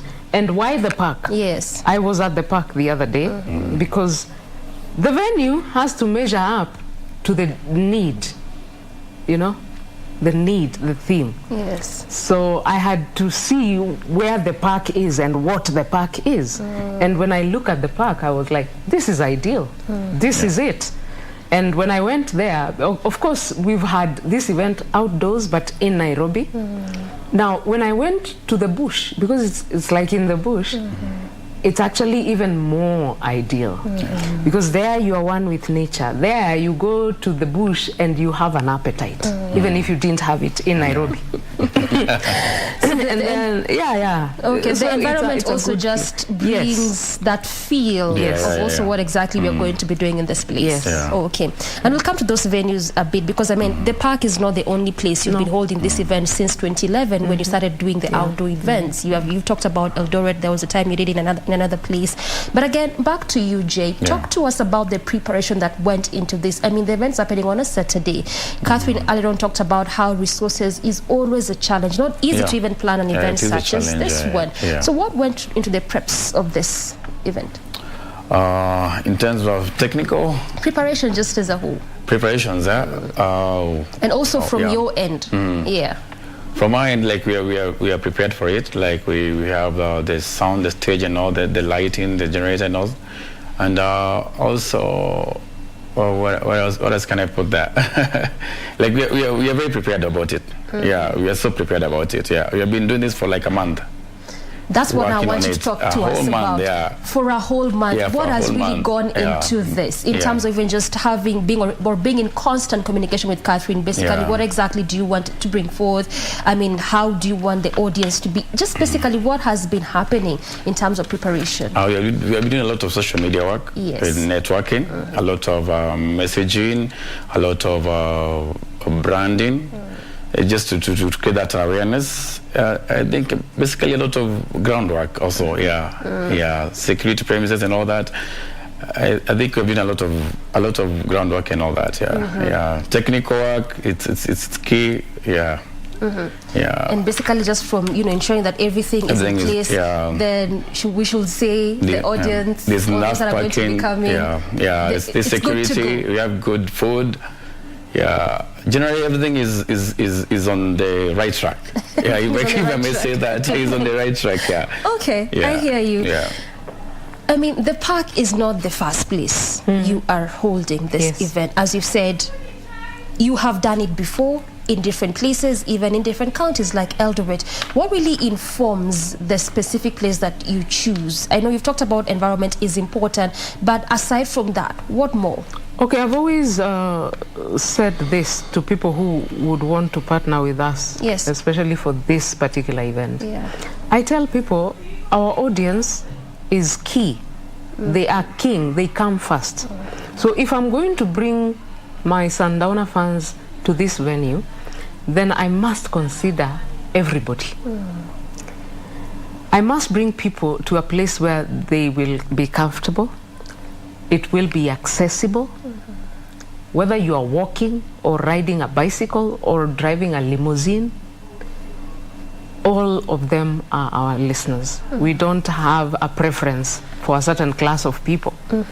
And I remember one time saying to one of somebody who was a potential host, and I told him, my fan is from the pilot to the Maasai gentleman herding his cattle in the plains.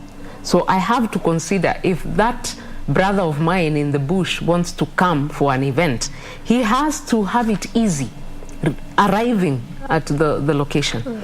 And then when they arrive, what do you have for them? They must be able to afford something to eat.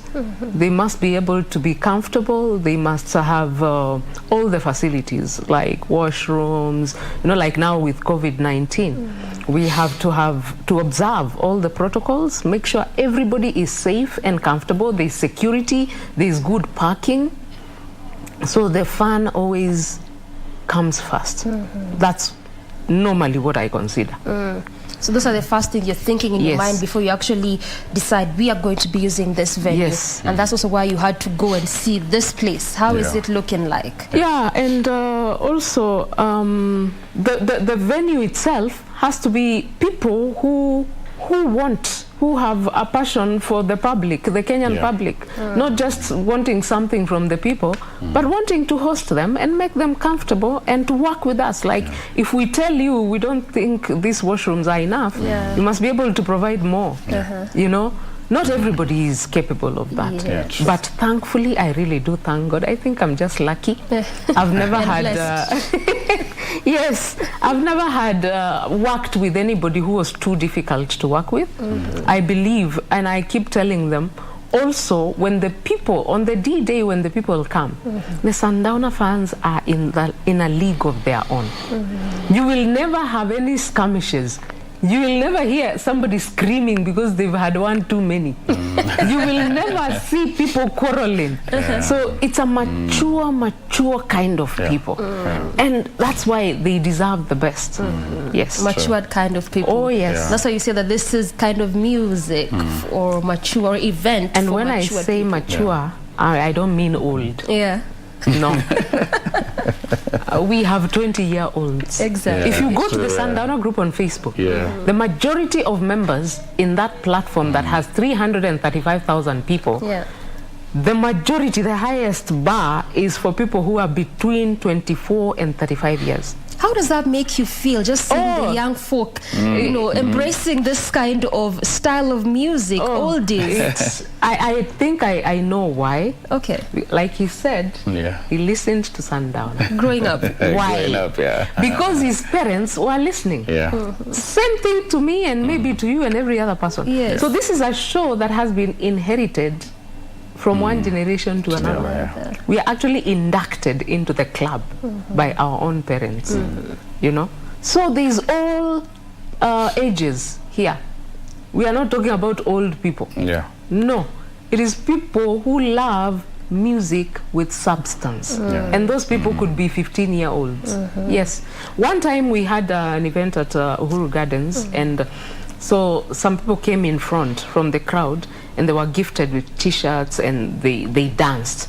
And so as they were dancing, because I'm up the stage hosting the show, I see one girl who was wearing a very oversized t-shirt, a Sundowner branded t-shirt, but it was so big on her, the sleeves were like long sleeves. So I sought to know later on, because I understand maybe the t-shirts are finished and that is the only t-shirt she could get. And she likes it. It really warmed my heart. I sought to find out who that girl was, and I found out she was a 16-year-old dancing to that Kenny Rogers music and feeling so good about it. And I think I wanted to get her a t-shirt that fits her. I don't remember whether I did or I didn't, but I still would like to make it up to her. Yes. And this was a 16-year-old. Yes. So the way you're saying that this is not music for oldies, old people, she was 60, actually 70, with the mom. 67. It's just music for people that love substance, people that appreciate content and the work that went into creating the kind of content or music that you're talking about. Yes. Okay, makes sense. I mean, Jay, when you listen to Catherine saying that ideally this is what informs her idea of picking a venue, things have to be as per the audience, because audience are key. They are the most important persons at the end of the day, even if this event has to become successful. Did you feel any pressure from some of the things she was actually saying? Toilets have to be in check. Yes. It was very critical. You see, now the clientele that is coming there, she was very critical. She was like, this has to be here, I have to be here, you have to do this. So you had to take that into notes. Like, you have to do what she wants, because she knows her clientele more better than we do. Oh, yes. So we had to go with her bookmarks. Say, this has to be here. The toilet should be there, not here. So the stage should be like this, not like that. So I think we're in the same book, because she came and saw the venue. We marked the locations. It's going to be a very cool event, like literally very good event. This will be an experience, actually. This will be an experience. It has never happened. This will be an experience. It's quite interesting here. You say it has never happened, yet we know that there has been. But this will be an experience. In the bush. This is in the bush, Is it the first time you're hosting such kind of an event? No, You've done it before? No, you have had a couple of events, very good events. Then what makes this different for you? Because it's Sundowners.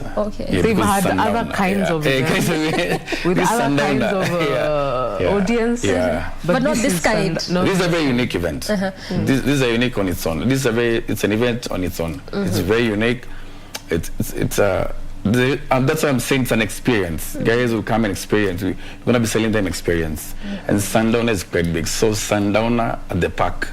Sunset. Oh, yes. Yeah. That's why you call yourself J the Park. J the Park, You said we won't use your ID name, we'll use J the Park. I actually noted with, you know, it was really nice when I noted that the way they refer to themselves, the park in the park. Yeah.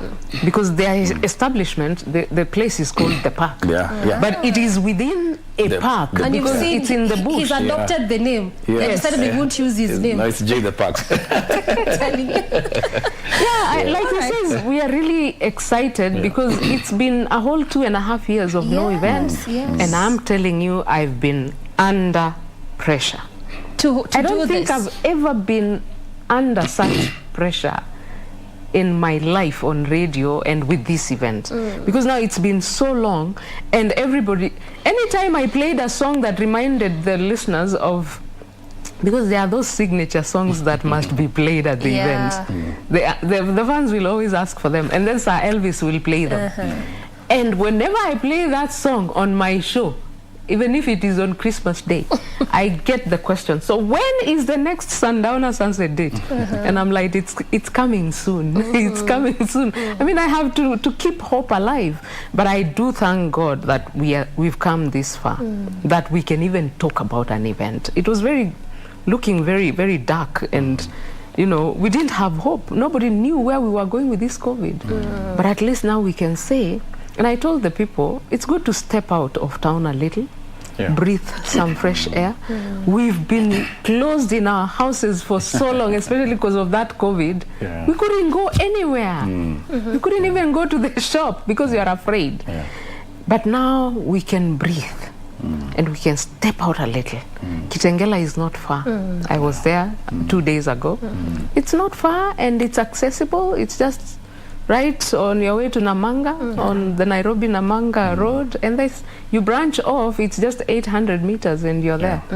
Speaking of Kitengela, as we now wind down, I'd just like to get from you, Kate. Yes, it's in Kitengela, but talk to us about the logistics bit, you know, also the timing, when it's going to be happening, and all that. Yeah, very important, the program of the day. Yes. Actually, I've been calling this, we've not talked about this, but this is a Sundowner Sunset Date with a difference. Since I started this event, no matter how much pressure I've had, I've never been able to host the show with one John Obongo Jr. Now, John Obongo Jr. started doing this show before, I think when I was 2 years old. Wow. And you've done it for 25 years. Yes. So I'm so privileged that this time round, I've been able to convince John, because people have always asked me, you do the show Monday to Thursday, then the weekend man comes in and does Friday to Sunday. If the two of you sat in studio one day and just hosted a show, the two of you, we imagine how it would be. Now, we've never done that. We are doing that for the first time on Saturday.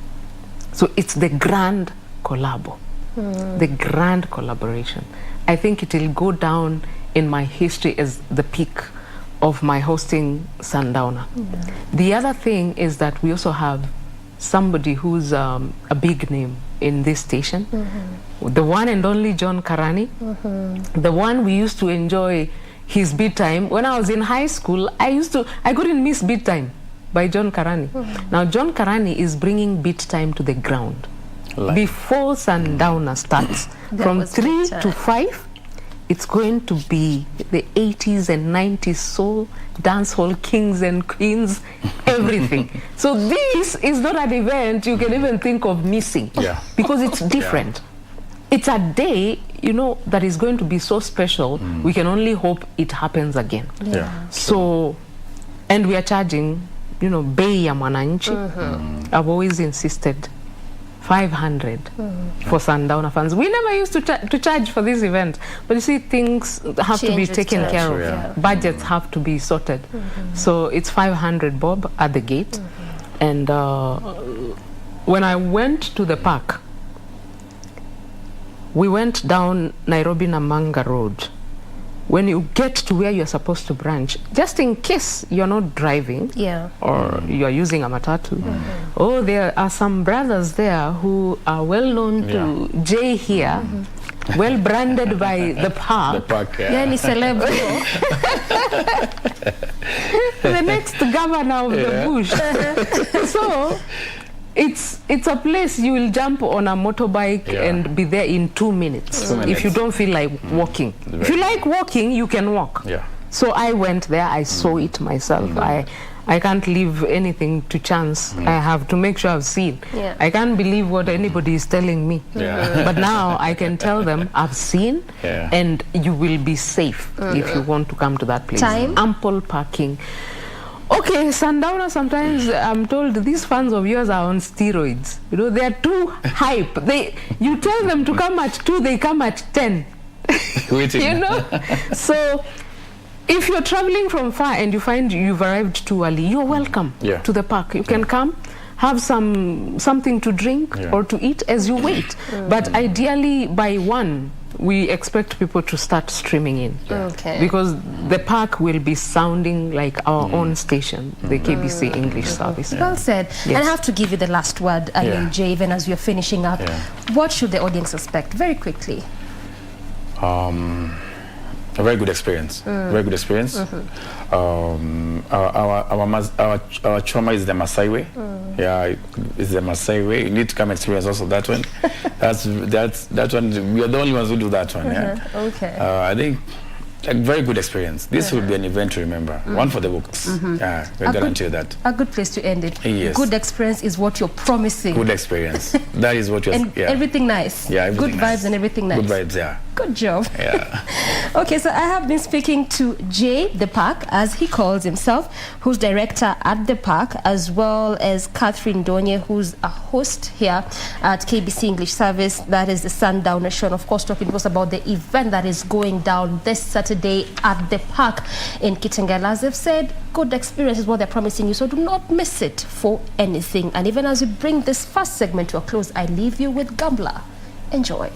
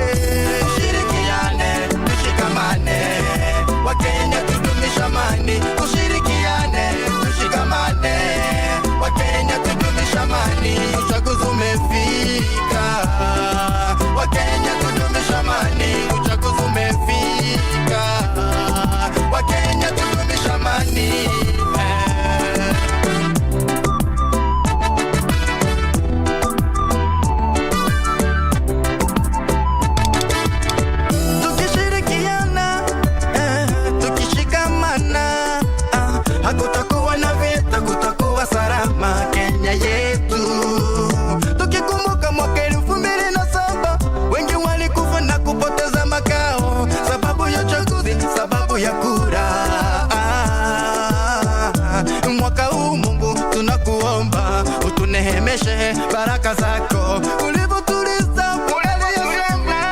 Baba, amani Kenya, amani Kenya. Umurembe, umurembe. Tushirikiane, tushirikamane, Wakenya tudumisha amani. Tushirikiane, tushirikamane, Wakenya tudumisha amani. Uchaguzi umefika, Wakenya tudumisha amani. Uchaguzi umefika, Wakenya tudumisha amani.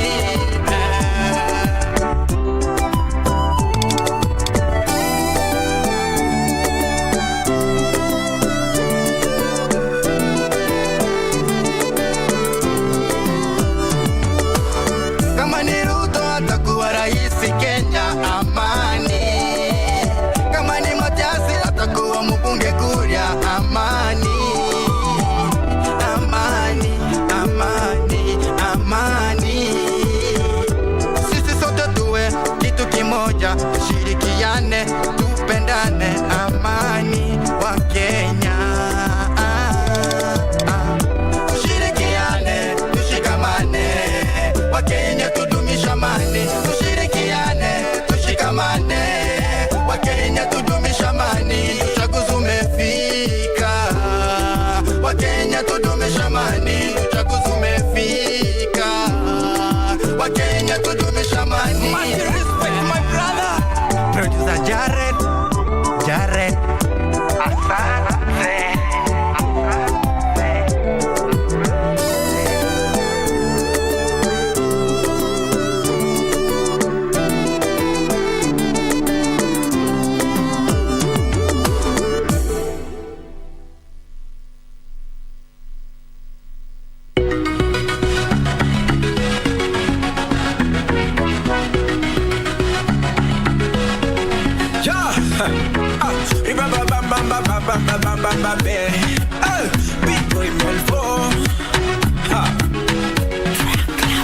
Wanangu chunga sana futa kasoro, wazembe wa kulala wape godoro, wambea hamuogi muna matongo, ila kila kichochoro muna sorora, mara kwa kusi, mara kwa lusi, wanafanya vikao zenye upuzi, kazini kunisema kwenye vitina, ila nitafaidi mutaridhika. Watu ni wanyama kiona njaa watakutafuna, nikuona wanajifosi kucheka kumbe hakuna, kutangaza amani ya mchana usiku mapanga, wakikupa kitu kija kesho wanaanza jigamba. Sina wakati, sina wakati, sina nafasi nao, sina nafasi. Waroga watu baba bure, waumiza Waafrika wenzako kwa nini? Dunia tunapita, kila kitu kitabakia, binadamu ni mchanga, kitabaki milele ni milima. Dunia tunapita, kila kitu kitabakia, majivuno ni ya nini? Kitabaki milele Wakifunga kamba na pambana, wanadhani urafiki kufanana, maisha nikiona jitazama, wakicheki kama fresh wanapangana, wanashindana Subaru vum vum, spidi yangu kubwa hapa, wanavunja ushabiki wakidhani nitashuka, alafu wanakuta na grogo. Wacha michongo, usiwe mbogo, ukitaka maisha wape kisogo. Watu ni wanyama kiona njaa watakutafuna, nikuona wanajifosi kucheka kumbe hakuna, kutangaza amani ya mchana usiku mapanga, wakikupa kitu kija kesho wanaanza jigamba. Sina wakati, sina wakati, sina nafasi nao, sina nafasi.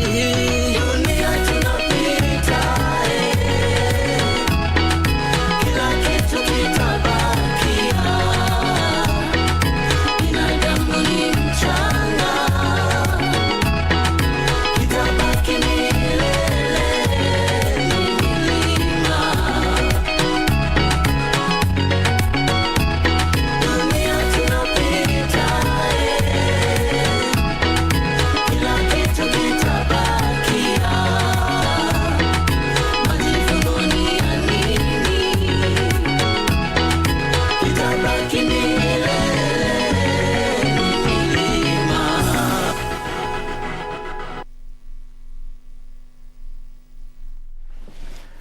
Welcome back to Good Morning Kenya. Kumbuka the hashtag is This is KBC ama pia Good Morning Kenya. That's on Facebook, Twitter and Instagram. Our next guest alianza kama dancer, goes by the name B-Boy Melvo, lakini saizi amekuja na ngoma kali kali. Karibu kwa studio.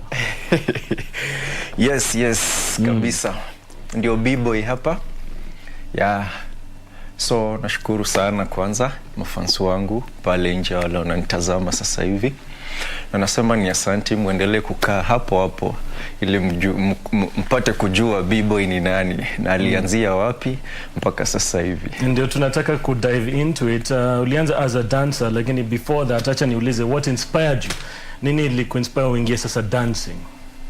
Okay, kitu ilinspire niingie dance ni kitu ilikuwa ndani yangu since nikiwa mtoto. Ya tangu shule nilikuwa napenda music, nilikuwa napenda kudance. So kumaliza shule ndio kulikuwa na hii program ilikuwa inajiita Sakata by then. Yeah. So nilikuwa napenda kuiwatch sana. Ilikuwa ni competition ya dance. Yeah. So ulikuwa unajiona hapo? Nilikuwa tu naona kuru zingine zikikompete by that time, yeah.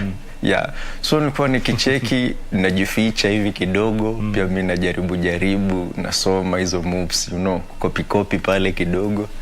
So ndio nikasema nilikuwa Busia, yeah.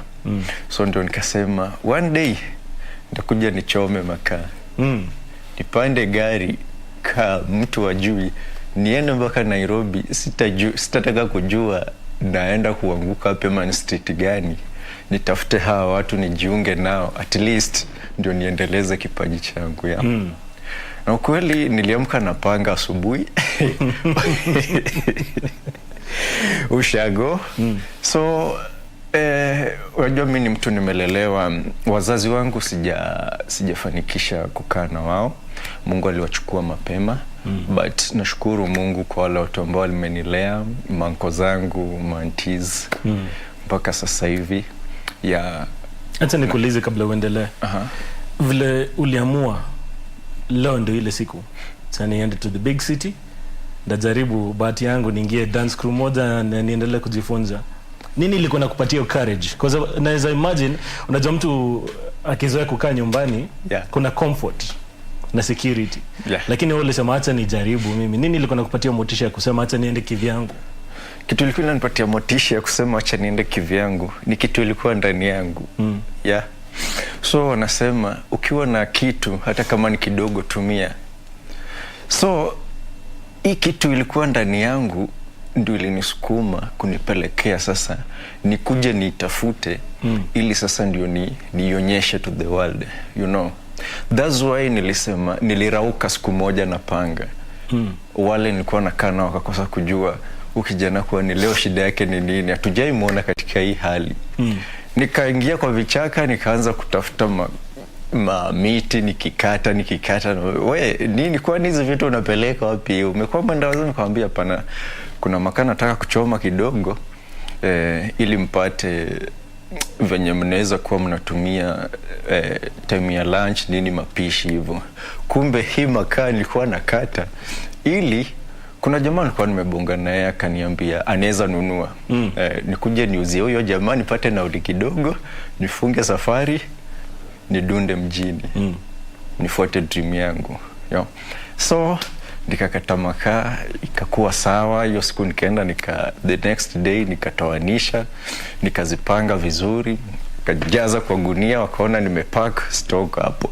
So walipotoka hivi na mimi naye nikaenda kutafuta ule jamaa. Nikamwambia boss mali iko ready. Yuna nidunga ngapi? By that time thao moja ilikuwa ni pesa mingi sana. Akaniambia ndakupatia hii gunia ndakupatia 1200. Nikamwambia hapo iko sawa. Nishapata nauli na kitu ya kuuma siku 2-3. So asubuhi yake kama watu bado wanalala, mimi nilitoka asubuhi hadi bus station. Na nguo ngapi? Bila kuambia mtu. Hakuna mtu anajua nimetoka nimeenda wapi, na nguo 2 ndani ya paper bag. Gari za Nairobi nikakata ticket. Hata nikuulize kabla tuendelee. Ni emotions gani zilikuwa zina go through your mind sasa ulikuwa umemake a decision ukielekea Saba station? Kwa sababu hapo kuna mtu alikuwa anajua, si ndio? Hakuna mtu alikuwa anajua. Ulikuwa unaogopa? Ni mimi na Mungu wangu. Sikuwa naogopa chochote ama nini. Mimi kitu nilikuwa nataka ni nifike Nairobi nianze shughuli zangu zile zimenitoa nyumbani. Sawa. So sikujua naenda kwa nani, but kitu nilikuwa najua hii ndio gari ya Nairobi, mtanifikisha Nairobi. Yes, okay, twendeni. So nikaenda nikasikia Kericho sijui wapi nini. Sasa hizo majina hata sikuwa nazijua. Limuru nasikia. Sikulala hiyo day. Nilikaa macho hivi hadi Juu ni wapi unaenda? Juu sijui ni wapi naenda, lakini kitu nataka kitu nilikuwa nangoja kusikia ni watu wa Nairobi. Ndio hapa. So baada tulifunga hiyo safari tukadunda Nairobi. Wow. Nilishukishwa railways. Yeah.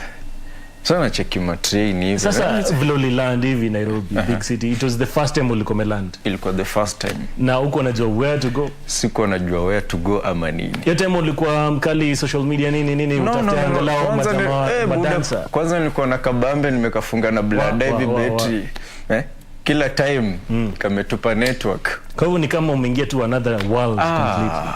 Na cheki wasee wamejaa na shindwa kwa nini mjazana hivi vyote? Hapa kuna nini? Kuna vita. So nikaenda hapo railways.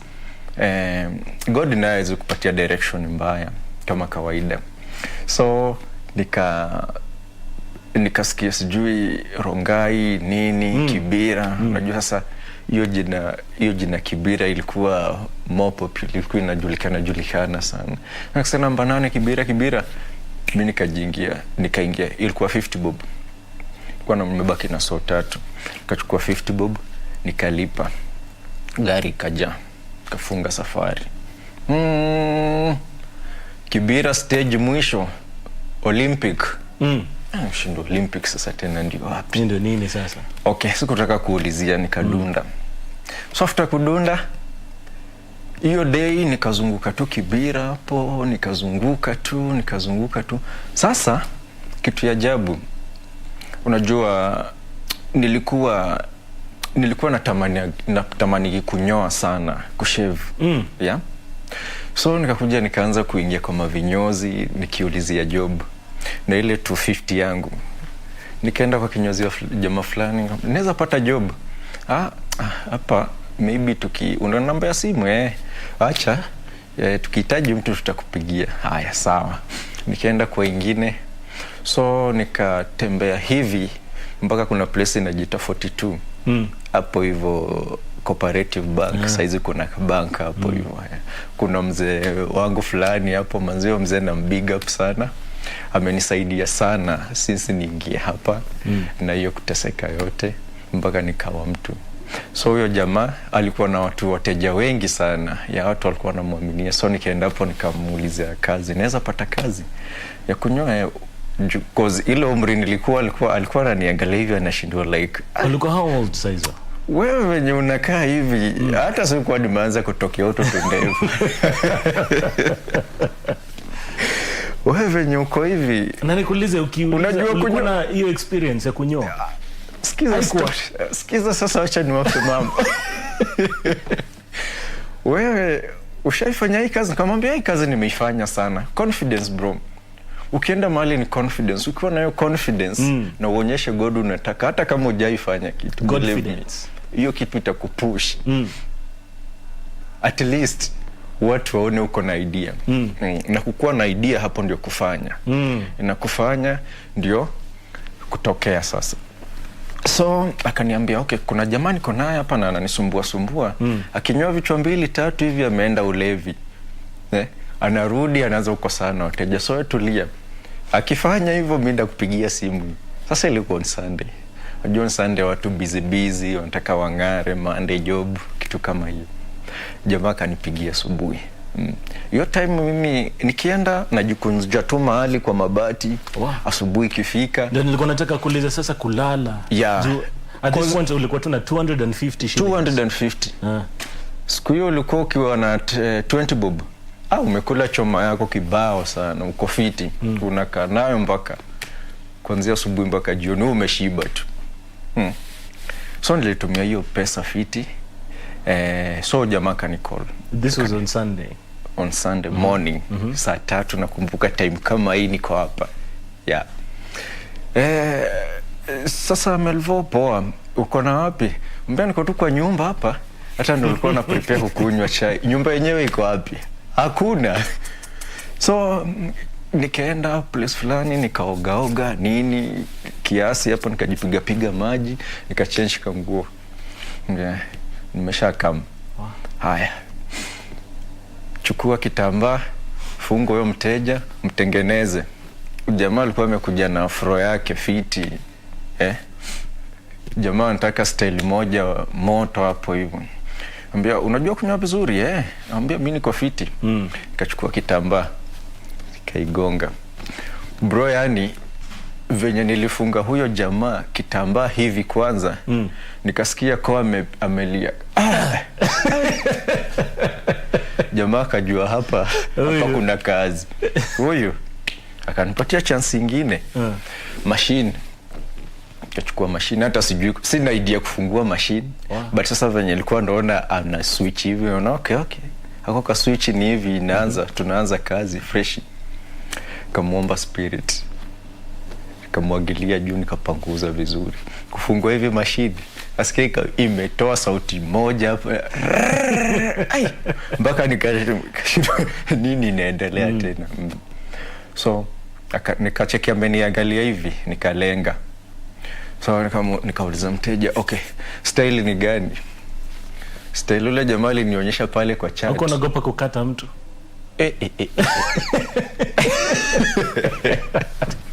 Jumeni kisha unaona babaika na machine, naamka kwa hiyo kiti siwezi kaa. Unajua nikaanza kumea ndevu. Una feel ile stress ya kuharibiwa design yako ile yenye unaaminia mtu hajai kuguza. So jamaa kanionyesha, okay, nataka hii. Nikamwambia okay hiyo. Nikamwambia sawa. Nikafungua machine. Sasa bahati mbaya sikuwa najua kutumia gauge. Unajua kuna magauges lazima uanze kuna zile za kupunguza, kumaliza nini. Sasa sikuweka hizo. So mimi nilijua tu ni iende. Wow. Bro, nilianzia huku, nilipiga ule jamaa kipara. Jamaa aliona nywele zote kwanza ziko chini. Jamaa karudi nyuma hivi kwanza kwa kiti. Akaniangalia. Sasa hiyo naficha kioo. Naficha kioo huko asione nini. Ile side huko bosi wangu ako hapo. Ameona. Nini imehappen. Jamaa alishika tu kichwa. Jamaa shaanza sasa manduru hapo. Kwani shida iko wapi? Silikwambia uniambie kama. Nikamwambia bosi, elewa tu, ni hali ya kutafuta na siku. Ungeniambia ndio nikufunze. Ndio nikamwambia ndio sasa ndio nakuambia. Nahitaji kazi. So tukakuja tukaongea hapo nini, niambia usijali nitakutengeneza. Jamaa so akanipatia watu, akaniambia sasa wewe nyoa watoto. Sasa akanipatia ile job sasa ya vipara. Kwa sababu watoto si nina mambo ya vipara tu umemaliza. Sasa tena hiyo kipara, unajua sasa mikono zijazoea. Wale watoto bado walikuwa natetemeka, bado natetemeka hivi. Kuna wengine natuchuna masikio kidogo hivyo tukiendaga. So jamaa akakuja akanifunza kazi. Akaniambia nimependa confidence nimependa venye unajituma, lakini unaambia mtu mapema ndio tusiharibu kazi. Nikamwambia yes, because nilikuwa nanyenyekea sana, nilikuwa nasikiza sana. Kila mtu mwenye nilikuwa na meet naye na kana nilikuwa namsikiza kama mkubwa wangu na mdogo wangu, kwa sababu nilikuwa nahitaji mwelekeo. Na nilikuwa nahitaji pia maisha ili pia mimi nijue kujitafutia na kujitegemea. Kwa sababu hata nikuulize sasa hiyo transition from hiyo siku ya hadi kufunzwa. Situation yako ya kuishi ilikuwa aje? Bado ulikuwa Sasa unajua ni lazima upate kazi kwanza, ile mshahara ikishaanza kuingia ndio sasa uweze kujipanga. So bado tu ulikuwa unajituma, unafunzwa. So alikuja kanifunza for 1 week, nikakuwa sasa pro. Watu wakikuja kama siku hakuna kunyolea. So nikakuja nikachapa nao jamaa kitu kama 1 year na nilipiga 3 months. So ndo nikakuja sasa nikatafutana na hiyo story na kudance. So nikamwambia mimi nafanya kitu fulani na utakuwa unaniruhusu 2 hours hivi niende, nikirudi naingia kazi. Akakuja akakubali, alinishukua kama mtoto wake, akanipatia hiyo chance yote. So mimi huku nilikuwa nanyoa, nakimbia tizi, narudi. So ilikuwa tu ni kutafuta do, nakimbia tizi, narudi hapo. Na hii dance crew uliwapataje? Hii dance crew kulikuwa na macards fulani hivi walikuwa wanapitisha Kibera. So wakisema wanataka dancers wa MCA. At this point ulikuwa mkali ama hata sikuwa mkali vile? Bado ilikuwa tu zile 1 2 step. Yeah, zile 1 2 step tu zile za kunajua zile hata zina mwelekeo. Biti imekuwa ni kuruka. Yeah, ni kuruka tu huko. Unaumia, ujali, unaamka. Yaani kuonyesha uko hiyo kitu iko ndani yako. So nilienda huko wakacheki, wana uko na confidence, so tutakufunza tukuweke ukae sawa ndio tuone ni aje. So nilikuwa narauka pale, unapata nishaosha hall nini, nimwangojea tupatie moves. Mimi na kusoma kitu inakuanga ni haraka sana. Kasoma ikakuwa sawa. So nikatrain nao kitu kama pia 2 years. So nikatoka hapo nikakuja Kibera, nikachukua watoi wa street wadogo wala ambao wajiwezi, wazazi wajiwezi vile, but wanaweza fanya kitu, wana hiyo talent pia. Nikakuja nikawafunza, wakawa pia perfect. Unaona? So nini ilikudrive kuwatafuta? Kitu ilinidrive kuwatafuta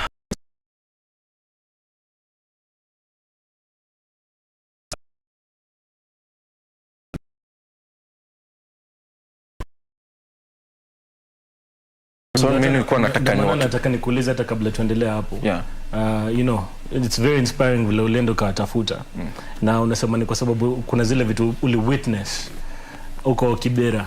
Acha nikuulize, kutoka Busia hadi Kibera obviously ilikuwa ni culture shock, si ndio? Kuna zile maybe you know bad things inaendelea ama maybe good things. Na acha nikuulize hivi sasa, ni nini specifically uliona nilifanya utake sasa useme hawafai kuenda hapo watoto? Kuna kitu specific yenye uliona? Kuenda hapo kujihusisha na hizo vitu kama maybe madrugs na nini na uwizi. Ndio nitoke home Busia. Nidunda hapa Nairobi. Unajua hakuna mahali hakuna mambo ya uwizi nini katika zile rika zetu. Lakini sasa issue ni wewe mwenyewe kujijua wewe ni nani na unataka nini kimaisha. Sawa? Na before ufikia hapo, kama wewe rafiki mwema, unajua unasema ule mtu mwenye anakupiga ama ule mtu mwenye anakufunza kitu, huyo ndio mtu anakutakia mema. Lakini ukiona rafiki ambaye unafanya ama unapotea naongei chochote, anasema kitu, huyo si rafiki yako. Huyo si mtu anakutakia mema mbele. That's a really good message kwa sababu also tunaelewa it's just 11 days you know to the elections. Na kuna watu wanainsaitiana. Tani put hivyo. Ni message gani unaweza ambia watu, kwa sababu especially the young kids wale wanaofuata, kwa sababu wanasema usi ni big brother yangu, kama yeye anafanya si ni sawa? Si ndio kwa you know the narrative. Hiyo ndio kwa hivyo. Inakuwa hivyo. So ni nini tunaweza ambia, kwa sababu we need to advocate for peace. Yes. So ni nini unaweza ambia especially watu wa hometown Kibera? Watu wa Kibera manze, nawaaminia sana na hope this time round amtaniangusha. Kila msema tumefikia, tumegrow na tushajua nini mbaya nini nzuri. Hawa ni mabeshte, unaona. So mimi kama kijana ama wewe kama kijana pale ukiwa pale manze, usikae tu pale ungoje ati mtu aseme kitu alafu uamke kufanya. ukisikia anasema kitu, you have to think, inafaa urudi nyuma ufikirie kwanza. Mbona ananiambia hivi? After hapo ukiamka, utaamka ukuje uniguze, sawa? Ukisha niguza mimi ni jump pia mimi nikurudishie. Na kesho election ikiisha, ama msaa kisha tukishamweka hapo ashapata ile kitu anataka. Ametuacha hapo mimi na wewe. Bado ndo utakuja kuniomba kibiriti, mimi nikusaidie na chumvi. So there is no need this time round, ni peace tu, yani kuwe upendo, yani upendo, tupendane kama kawaida. Tukishafanya hiyo shughuli turudi, bado tuendelee ku hustle, tuongee ni aje kesho tutapata wapi mjengo turauke. Mtoi wangu manze nikipeleka wangu hivi pia unaweza nipatia wako ni mdrop hapo shule jioni hivyo na maisha iendelee. That's why nilisema dunia tunapita. Sawa? So dunia tunapita, nazungumzia nini ama namaanisha nini nikisema hivyo? Hata siasa zinapita tu. So kitu usifanye kitu yenye itakuharibia maisha the rest of your life. Kitu yenye itapita na siku moja ama siku mbili. Unaona? Maisha inaendelea. Bado tuna vitu mingi sana za kufanya huko mbele. Kama huja-achieve dreams zako, kama huja-achieve zile vitu zenye God amekuleta kufanya, please usijaribu kujihusisha na vitu mbaya, kukosanisha watu, we mwenyewe sijui kukua ati na kupiga kwa sababu ya mtu fulani. Ailete raha. Asante sana. Thank you so much for that message, and story yako ni inspiring and it's very fun to talk to you. Unfortunately time ndio imetupita. Lakini before to conclude, watu wanaweza kupata wapi on social media, and of course you know YouTube, waende subscribe. But they watu mimi nimesubscribe, hata ni subscribe sasa hivi. Subscribe mbio huko kuna waka bwana. Huko kuna waka, mimi watu wanipi amani huko. So kuja subscribe please. Ingia pale manze. Tunafanya muziki ambao unafunza jamii.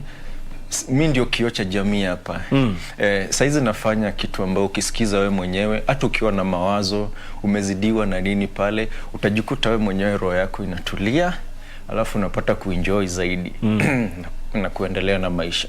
Jina ya YouTube? Jina ya YouTube ni B-Boy Melvo, B-O-Y space, alafu Melvo. Kila mahali utakuwa unanipata hapo. Then ukitaka tusemezane, tubadilishane mawazo, manze mimi niko hapo. Here's the thing, we need to invite you again because story inafilata hujafika nusu. Story sijafika mwisho. Story hujafika nusu. So lazima tukuite tena. Ni ndefu. Inspire us, not just you know the youth. Mimi youth pia. Yeah. When you lakini. Yeah, you inspire us. Thank you so much for coming through. B-Boy Melvo, vile umesikia B-Boy, that's a B-O-Y. Yes. Melvo anaitwa B-Boy, but he needs to prove why anaitwa B-Boy. See, B-Boy ni ile ku break dance ile. Break dance pale chini. Let me not try to embarrass myself on live TV. Thank you so much for watching Good Morning Kenya. The hashtag is Good Morning Kenya. Ama hashtag this is Good Morning Kenya. And of course, unaweza pata hapo kwa YouTube kama umepata show imeisha. We'll be back next week with Entertainment Thursday.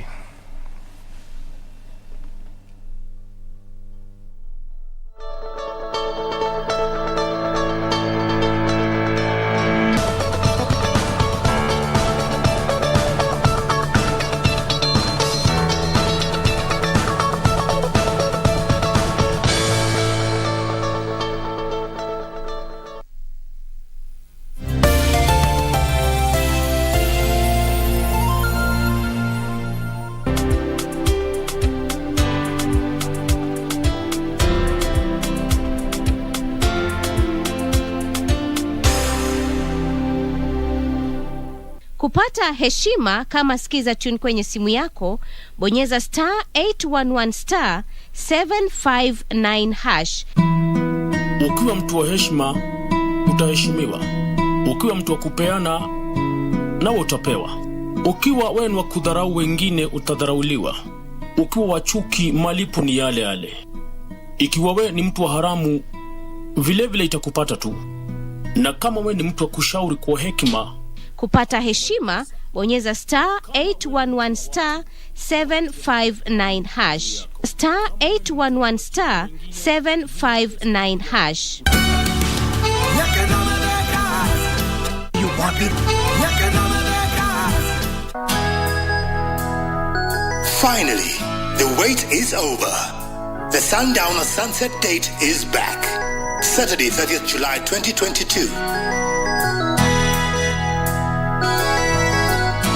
The Grand Collabo, the gorgeous Catherine Donye and the wicked weekend man John Obongo Jr. together on one stage for the first time. Meanwhile, some country. Plus, Sir Elvis performing your favorite country hits live.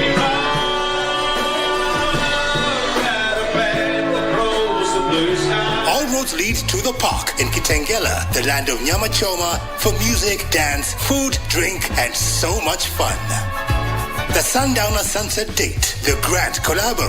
Mark the date, Saturday, 30th July 2022. Tickets cost 500 shillings at the gate.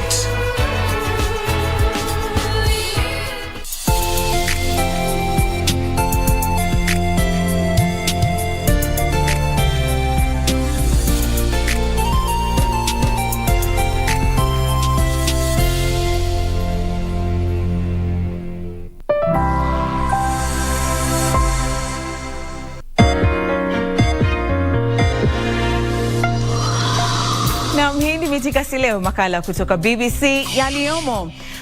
Na kuwekeza ughaibuni, tunatathmini nafasi, changamoto Afrika hupitia wakati wanapowekeza nje ya bara. Baadaye mwanadiplomasia mkuu kutoka Urusi Sergei Lavrov anza ziara yake rasmi Afrika, huku magharibi ikiendelea kuikemea Urusi dhidi ya uvamizi nchini Ukraine. Kisha tunaangazia vikwazo barabara wanavyopitia kabla ya kupata nyadhifa za uteuzi kupitia vyama mbalimbali nchini Kenya. Moja kwa moja kutoka Nairobi, Kenya, tuende kazi.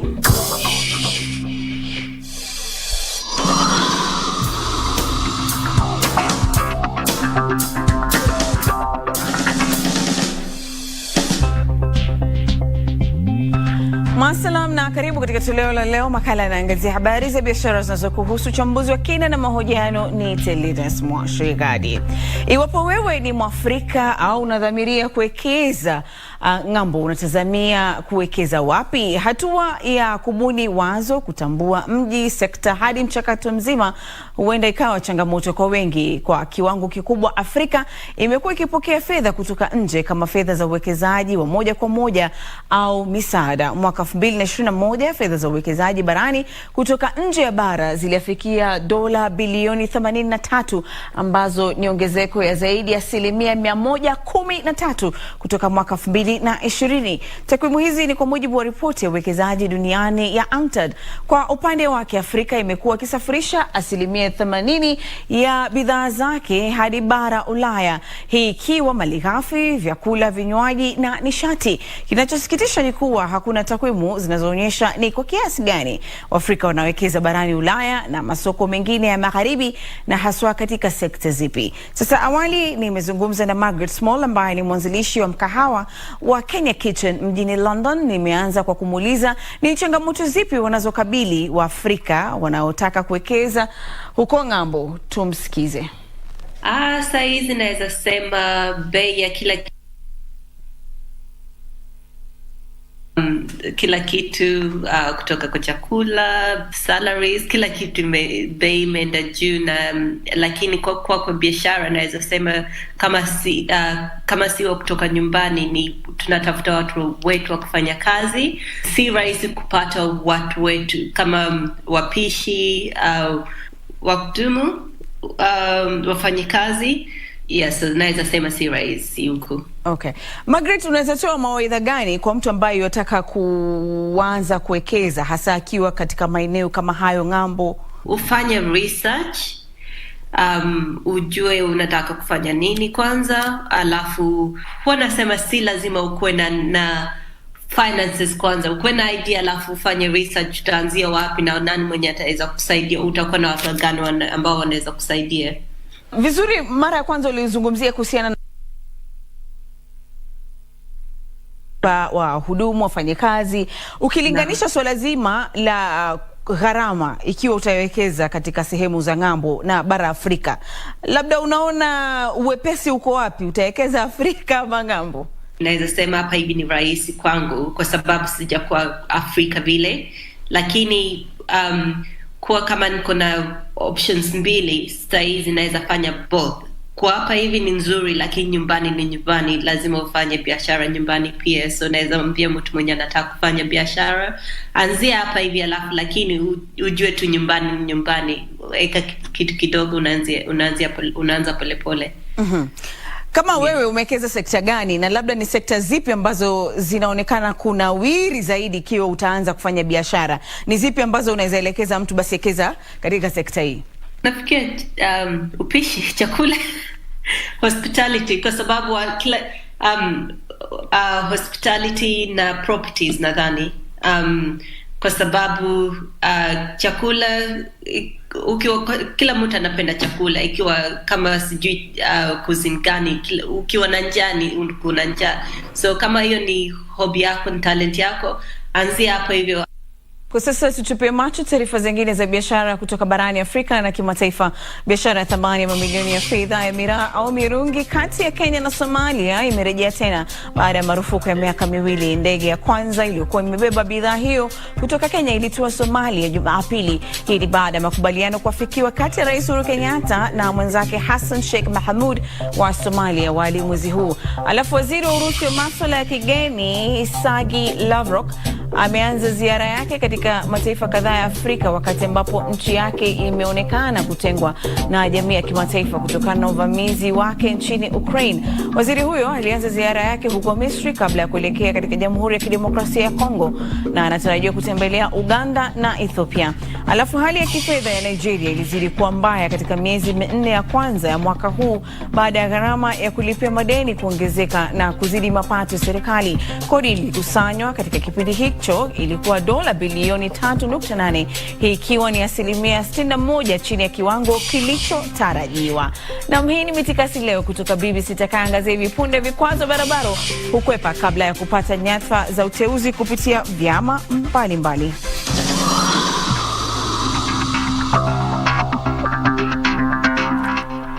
Na mtuleke nchini Kenya sasa ambako wabunge wanaohitimisha hatamu zao kama wakilishi katika bunge la kitaifa na lile la seneti wana umri uliozidi miaka 35, hivyo hawaonekani kuwa vijana. Licha ya kwamba vijana wengi wanajaribu kuingia katika siasa, gharama za kufanya campaign zimefanya vyeo vya kisiasa kuwa vya wachache tu na waliotajiri na wenye ushawishi. Hata hivyo, baadhi ya vijana wameamua kugombea kama wagombeaji huru katika uchaguzi wa Agosti 9. Mwanahabari wa BBC Charles Kitonga amekutana na baadhi yao. Kwa wengi, safari zao kwenye siasa nchini Kenya zilianzia chuo kikuu. Na hali sio tofauti kwa Razina Salim, mwanafunzi wa uandishi wa habari mwenye umri wa miaka 22 na kiongozi wa wanafunzi katika chuo kikuu cha Nairobi. Kuna vitu vingi sana ningependa kubadilisha. Kama kijana mdogo wa Kiislamu, aliingia katika siasa za chuo kikuu kisiri, akiwa na wasiwasi kwamba asingeungwa mkono na jamii yake. Na kuhusu ndoto yake ya kugombea siasa za kitaifa, anahisi hizo ni fursa kwa matajiri tu. Fedha ni muhimu sana, cause huwezi vai kama huna pesa ya kutosha.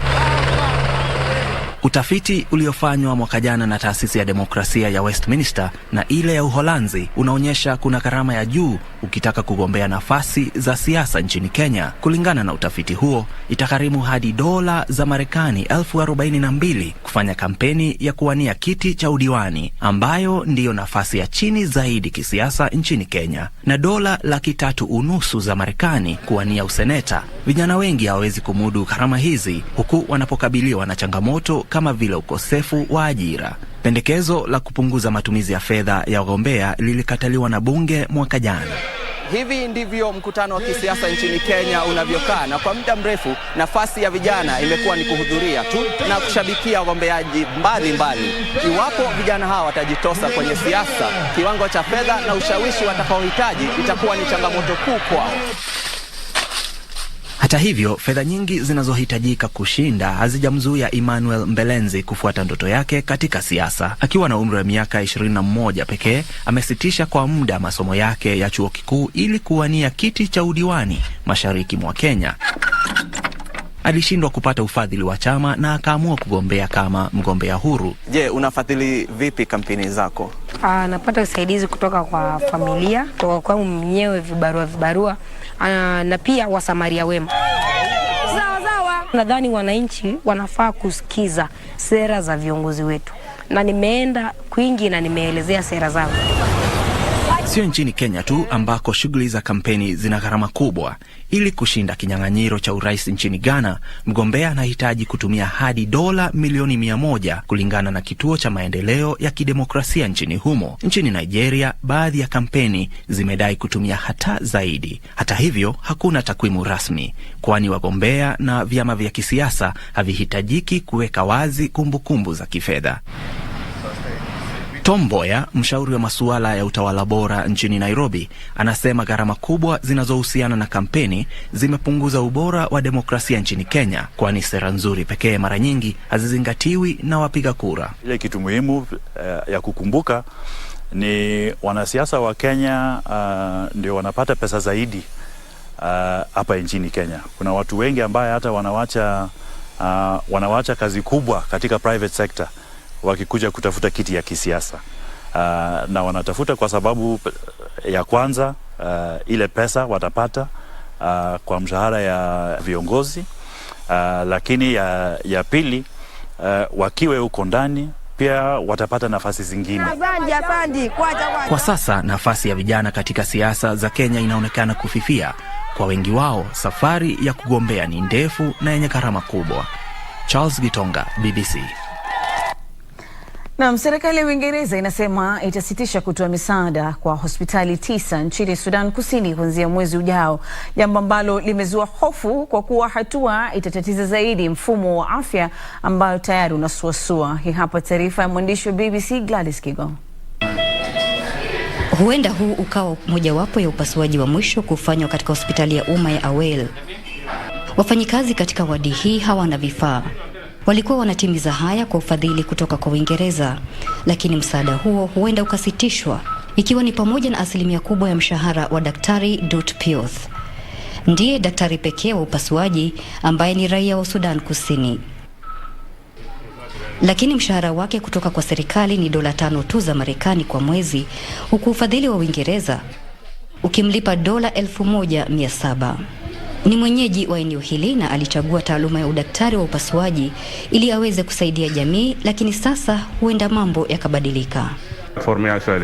Nahisi uzito kwa sababu nikiondoka, wagonjwa hawatapata haki yao, hawatapata huduma za upasuaji, wataumia sana, na baadhi watalazimika kwenda sehemu nyingine kwa matibabu ambayo yanaweza kuwa ni upasuaji wa kufanywa kutwa na mgonjwa akarudi nyumbani.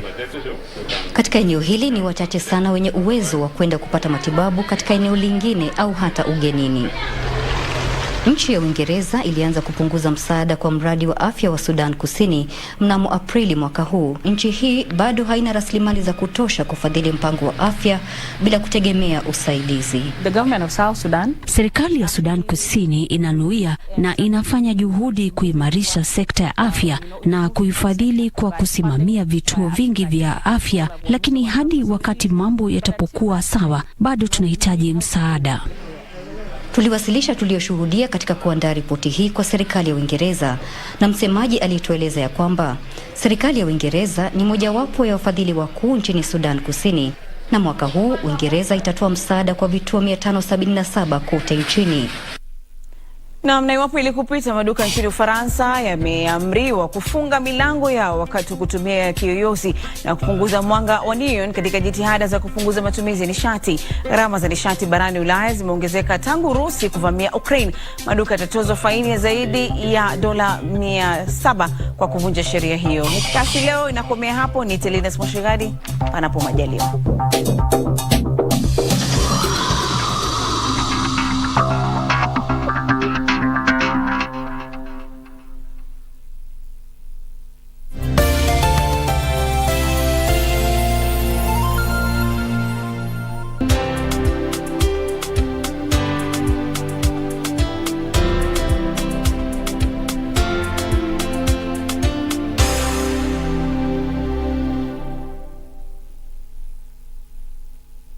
Kupata kumpenda mtu kama skiza tune kwenye simu yako, bonyeza *811 *398#. Mapenzi si kumpenda mtu kwa kuwa amekamilika, kwani nawe pia una mapungufu yako. Kwa hivyo mapenzi ni kumpenda mtu na mapungufu yake. Kupata kumpenda mtu, bonyeza *811 *398#. *811 *398#. The 2022 Commonwealth Games will be hosted in Birmingham, United Kingdom from the 28th of July through the 8th of August 2022. Team Kenya is set to make its 17th appearance at the Games. Kenya will contest for medals in several disciplines, among them athletics, boxing, hockey, rugby, weightlifting, wheelchair basketball and parasports, among others. Watch the Games live on KBC Channel 1. KBC Channel 1, your true sports partner. Finally, the wait is over. The Sundowner Sunset date is back. Saturday, 30th July 2022. The Grand Collabo, the gorgeous Catherine Donye and the wicked weekend man John Obongo Jr. together on one stage for the first time. Meanwhile, some country. Plus, Sir Elvis performing your favorite country hits live.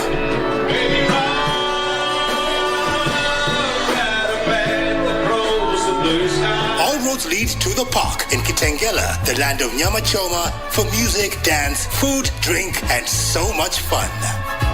The Sundowner Sunset date, the Grand Collabo. Mark the date, Saturday, 30th July 2022. Tickets cost 500 shillings at the gate.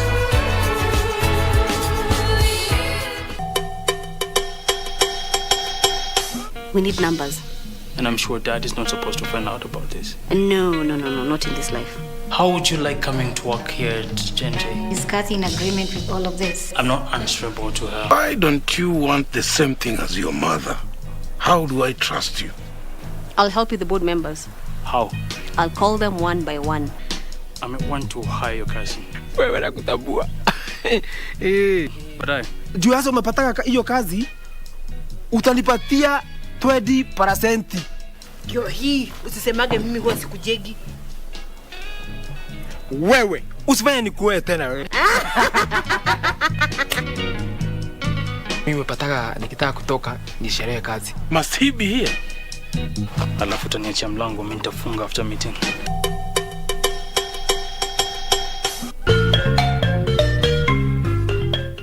Wiki hii kwenye Mkulima tutajifunza jinsi ya kupima mchanga na umi wake kabla ya kufanya upanzi. Wima atutembelee ndio tumueleze kama mchanga yake iko na viini mbaya zile zinaweza dhuru mumea.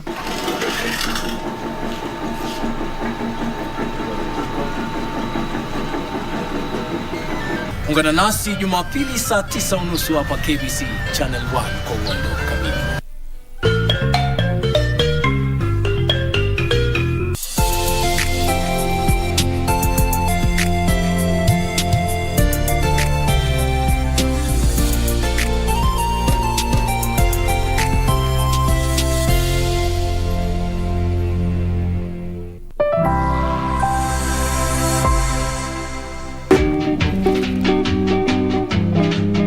Umefanya course gani?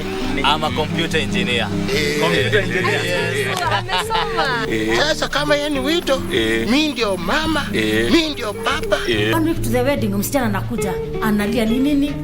Sipati kijana. Unasema unaishi wapi kwanza wewe? Kileleshwa. Kileleshwa. Mimi nishikanyanga kileleshwa. Hata unajua kileleshwa ni wapi? Wewe mzee. Mimi nilikuja na kauni nikafalisha mtoto yenu aolewe. Sasa pre-wedding nani alienda nayo? Na wewe ndio ulikuwa treasurer. Alikwambia anaitwa nani? Brian Matisia. Lakini amekwambia yeye ni nani? Peter Musa. Peter Musa. Wewe mama. Nebukadneza na Habakuku ni sisters. Basi hawa ni marafiki ya wajuani. Hawatakuja. Unaona? Hiyo yote ni yako nayo. Haya. Kijana, he has broken the heart of my daughter.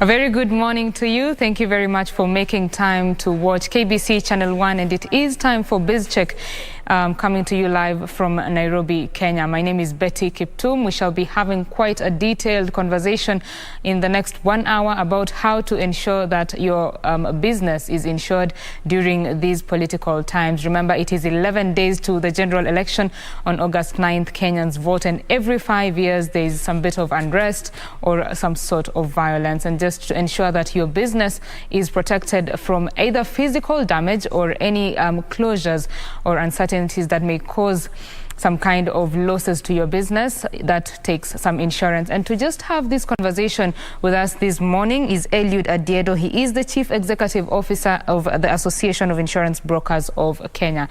Thank you very much, Eliud, for joining us, and welcome. Thank you, Betty, and thank you for having me. Karibu sana. Asante. Let us just start here. Could you take us through what insurance during, or rather political insurance, so to say, and where it is in Kenya? Okay.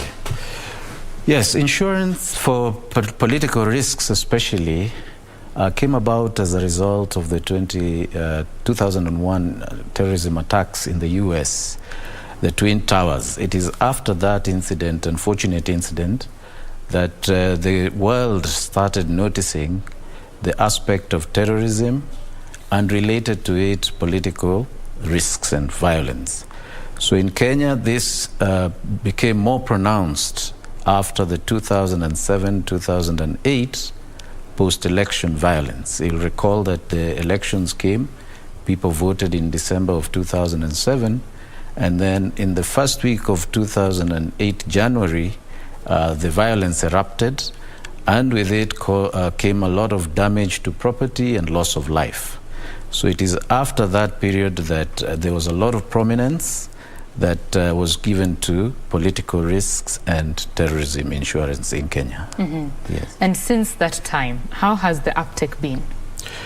We saw a very large uptake in 2008 all the way up to the first elections following that, I think in 2012.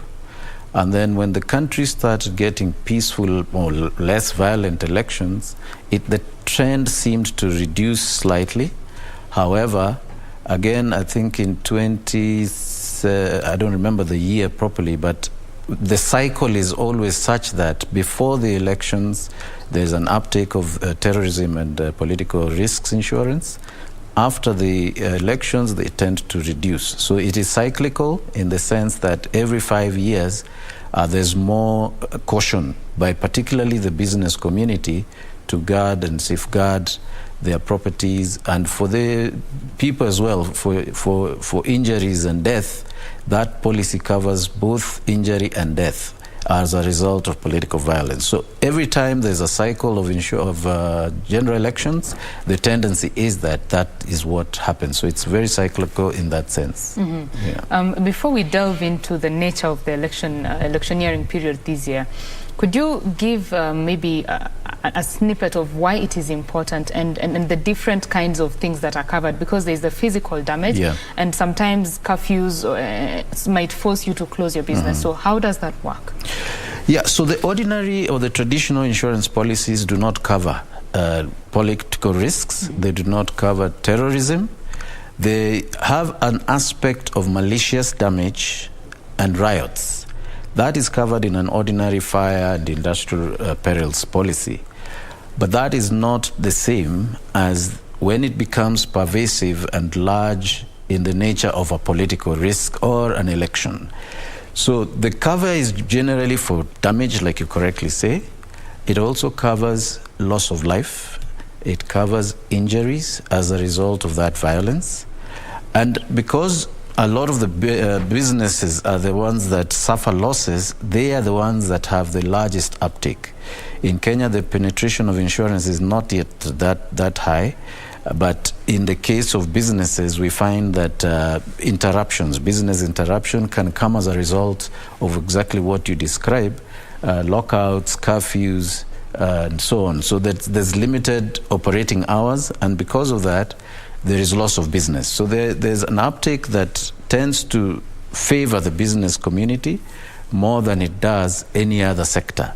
After all, it is the business that suffers the biggest. The people who perhaps are not in business will suffer, but not to the extent of the businesses. So yes, there is an importance of having the risks covered to ensure continuity in the business even after the violence or the political risks. Yes. What are you seeing in the insurance sector right now, specifically for political insurance? Is the uptake that...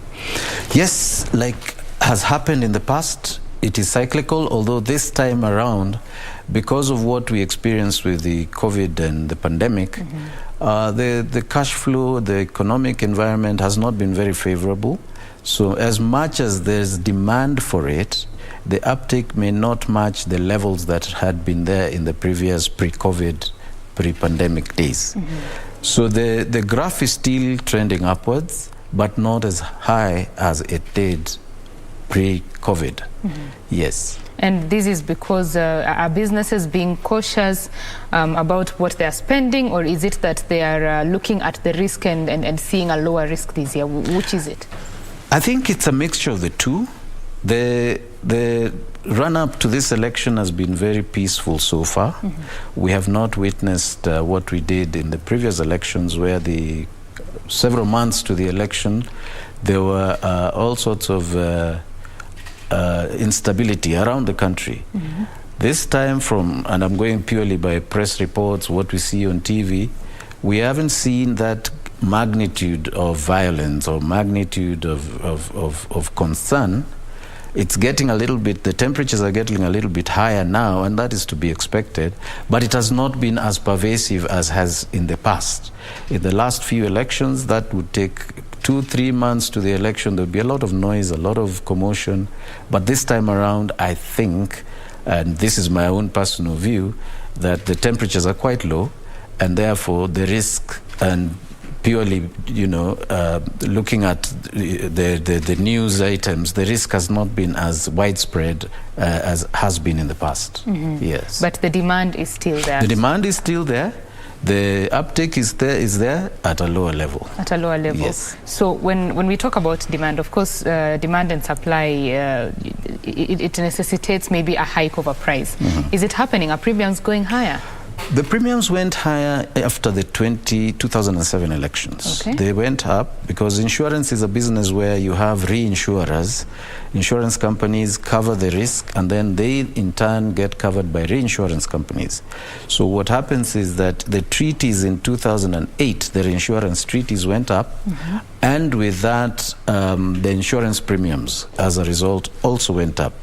They have actually not gone down since. They have stayed up.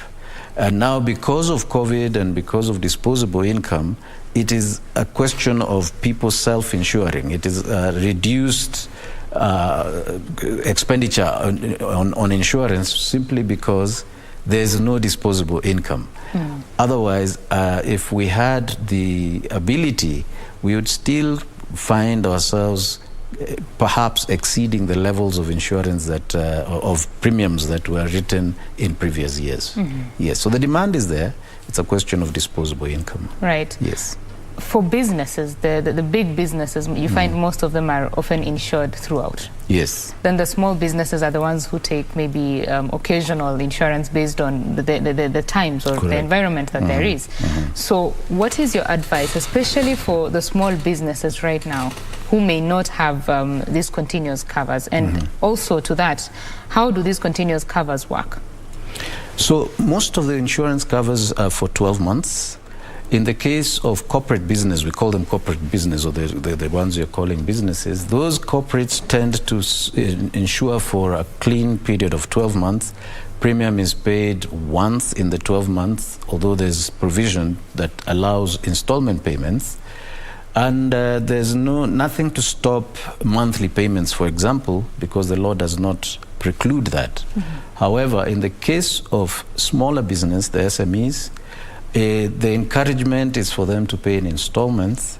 The sums insured are smaller, the businesses are smaller, so because of cash flow issues, they are allowed to pay in installments up to whatever they are comfortable with. Added to that, there's what we call insurance premium financing, where if because of cash flow issues, a business finds itself unable to settle the premium at once, then they arrange with a financier to allow installment payments. So at a small interest, that is also allowable. So what the insurance covers is normally a 12-month period, and that is what we call a short-term insurance. But there are also life insurance policies.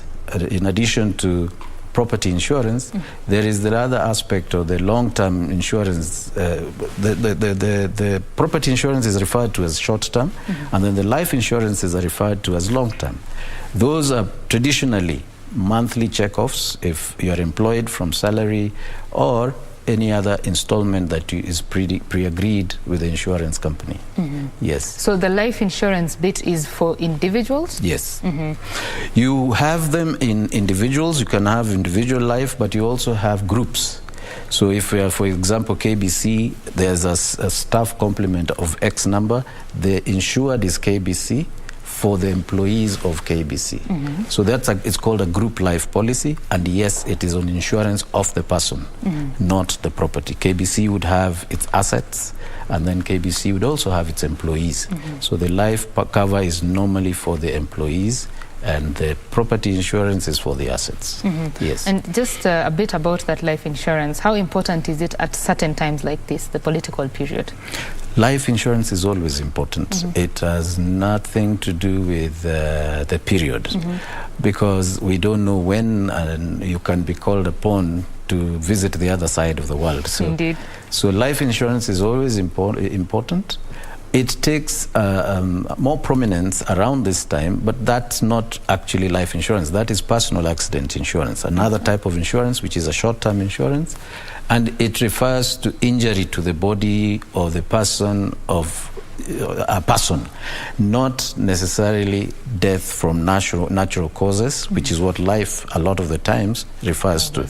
Injury, death from natural causes would be a long-term kind of insurance, and that's what we refer to as life insurance. And the one that we are referring to is personal accident, where you could be hit by a car, you could be hit by a riotous mob, etc., etc. So those are slightly different. They insure the same individual, but for different things. Yes. How far do you think the journey has been, and where is it going in terms of mainstreaming political insurance? I think it has acquired an important aspect, particularly because Kenya is one of those countries that at one point was regarded as high risk because of our elections. Following the post-election violence in 2007, 2008, Kenya was classified as a high-risk area because of that potential to go, we did very badly after that election, and therefore we were regarded as a high risk. So every institution now has, if not some aspect of political violence, at least a terrorism cover. Because again, in this part of the world, we are the ones who have been targeted by terrorists, and because of that, we have had to raise our antenna on the issue of terrorism. We have had no less than 10 incidences of terrorism, and thank God now it has gone a bit quiet in the last few years. But there was a time when Kenya was regarded by reinsurers, the people I spoke about, as a high-risk area because of past incidences. So that it's an important thing now for every business entity to have an aspect of political violence and terrorism insurance. Yeah. Kenya's insurance generally is very low. The uptake is still very low. What are you doing to ensure that more people are viewing insurance as an essential thing in their lives, even in their businesses, and just ensuring there is higher uptake? It is a problem we are grappling with across board, from the regulator to the insurance brokers to the insurance agents and the public. The poverty levels in this country are such that insurance is not a priority item. Which is very unfortunate, because again, if you do not have insurance and you do a business and then the business goes under, then you're left for the worse.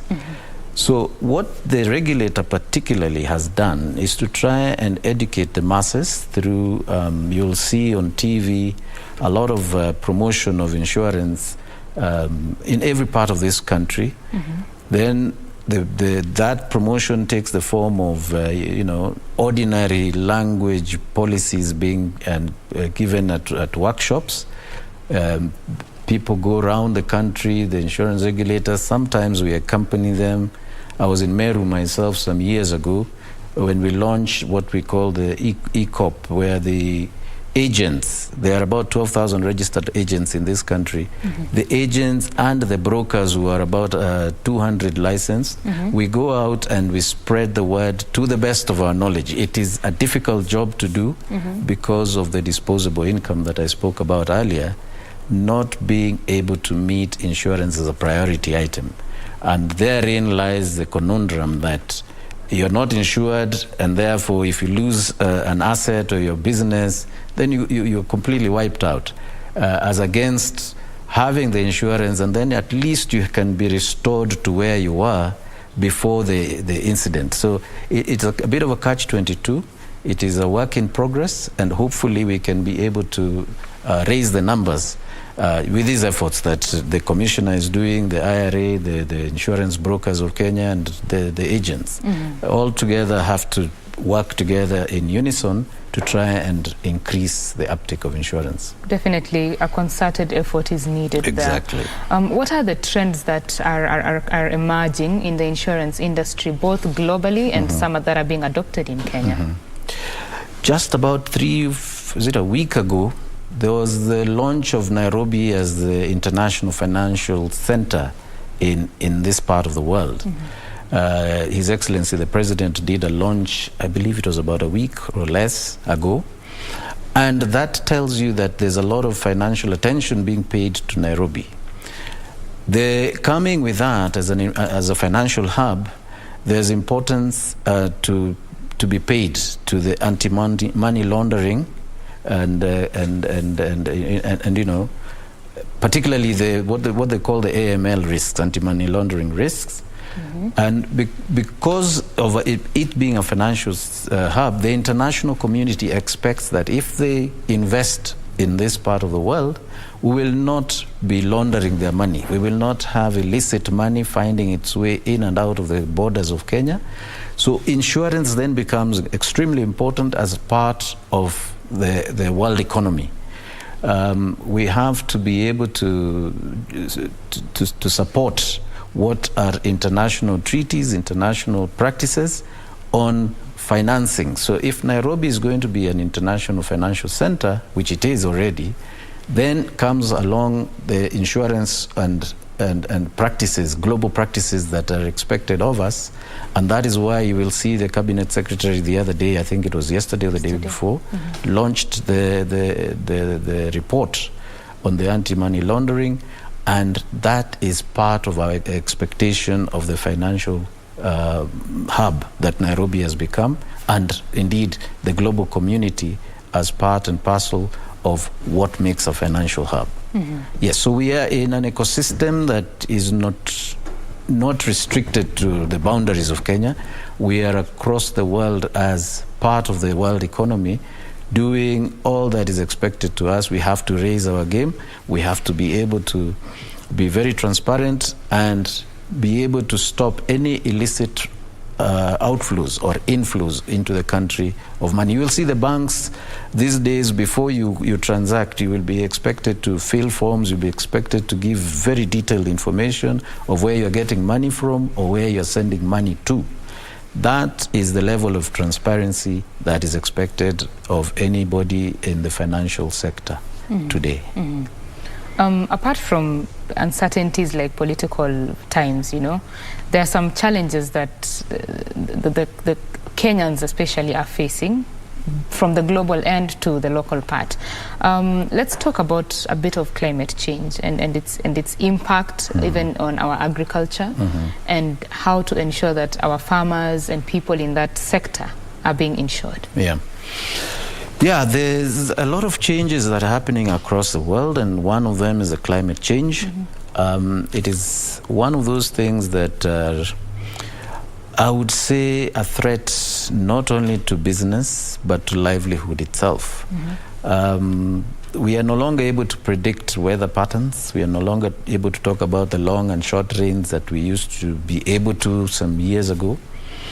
So there's a risk, particularly in a marginalized area, the northern part of Kenya, where the drought has been a problem, not only this year, but perpetually. So in the case of insurance, and to address that problem, we've always had crop insurance and livestock insurance under the ambit of agriculture. The prominence that has been given to that aspect is probably not where it should be. In my view, we should have given a lot of attention to both crop and livestock insurance by giving it proper budgetary provisions. It is getting to a point where we are no longer going to be able to assume that nature will reverse itself. It is getting to a point where it's going to be a point of no return. When climate changes as rapidly as it has, it's not going to be able to be reversed or reversible. So because of that, we find that it is important to emphasize that agriculture insurance, and particularly crop, because agriculture is a wide insurance. There's fisheries, there's livestock, there is, you name it, crop. But particularly in the case of livestock, the government has to now give more attention to what we call index-based insurance. Index-based is where the weather patterns are known and we fashion products to respond to those patterns. So you find that if it is anticipated there'll be a drought, then of course the insurance is in place for the large swaths of land, those that are doing pastoral farming and so on. There is insurance in place way before that is experienced. So insurance is one of those factors that can help to reduce the losses to the farmer, to the country, and generally to humanity. If we do not have insurance, then it's a total loss. When a drought happens, wipes out the livestock, it's gone. There's nothing to fall back on. Where there was a cover, there would be some aspect of investment in terms of repositioning the farmer back to where they were. So it's a very critical part of any business, of any undertaking, and in this part of the world we really need to now emphasize its importance and relevance. So I think in the West and in other parts of the world, South Africa for example, the penetration is very high, and that helps to sustain business. Business is all about predictability. If you cannot predict that you'll be in business tomorrow, then you might as well fold up and go home. But if you have some aspect of predictability, you can be able to have an even, venture, and that you can also sustain yourself should the inevitable happen. Yeah. Picking up from the issue of predictability, agriculture has been known to be high risk. It's said to be high risk even for the insurers themselves. How is this impacting the uptake? Yeah, the agriculture is high risk, but it is also scientific. If you go by what experts have done in other parts of the world, we have the insurers who have done many years of study of climatic conditions. They've been able to plot data and are able to predict very accurately what will happen at what time. So it is high risk, but there's what they call weather-based index finance insurance, which then gives some measure of predictability as opposed to not having anything. If you just wake up and say that we will go and plant maize, and you have no information of the weather patterns 3-4 months that the maize crop will take to grow, you stand a chance of losing the entire crop. So if we have some predictability, then you can say, okay, this variety of maize will withstand this weather condition, and so on and so forth. So you're able to more scientifically gauge what to do at what time. And so therefore, to your question, if insurance of agriculture is risky, it is worse if it is not there. Yes, agriculture is risky, yes. You can never predetermine what your output will be unless you've got, things like certified seeds and whatever's.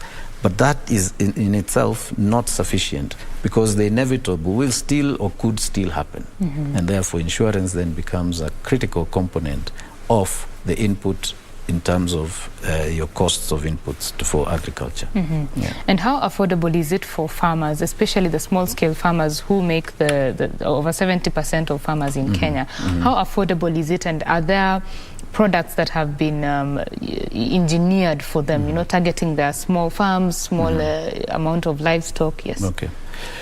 The affordability is a function of very many things.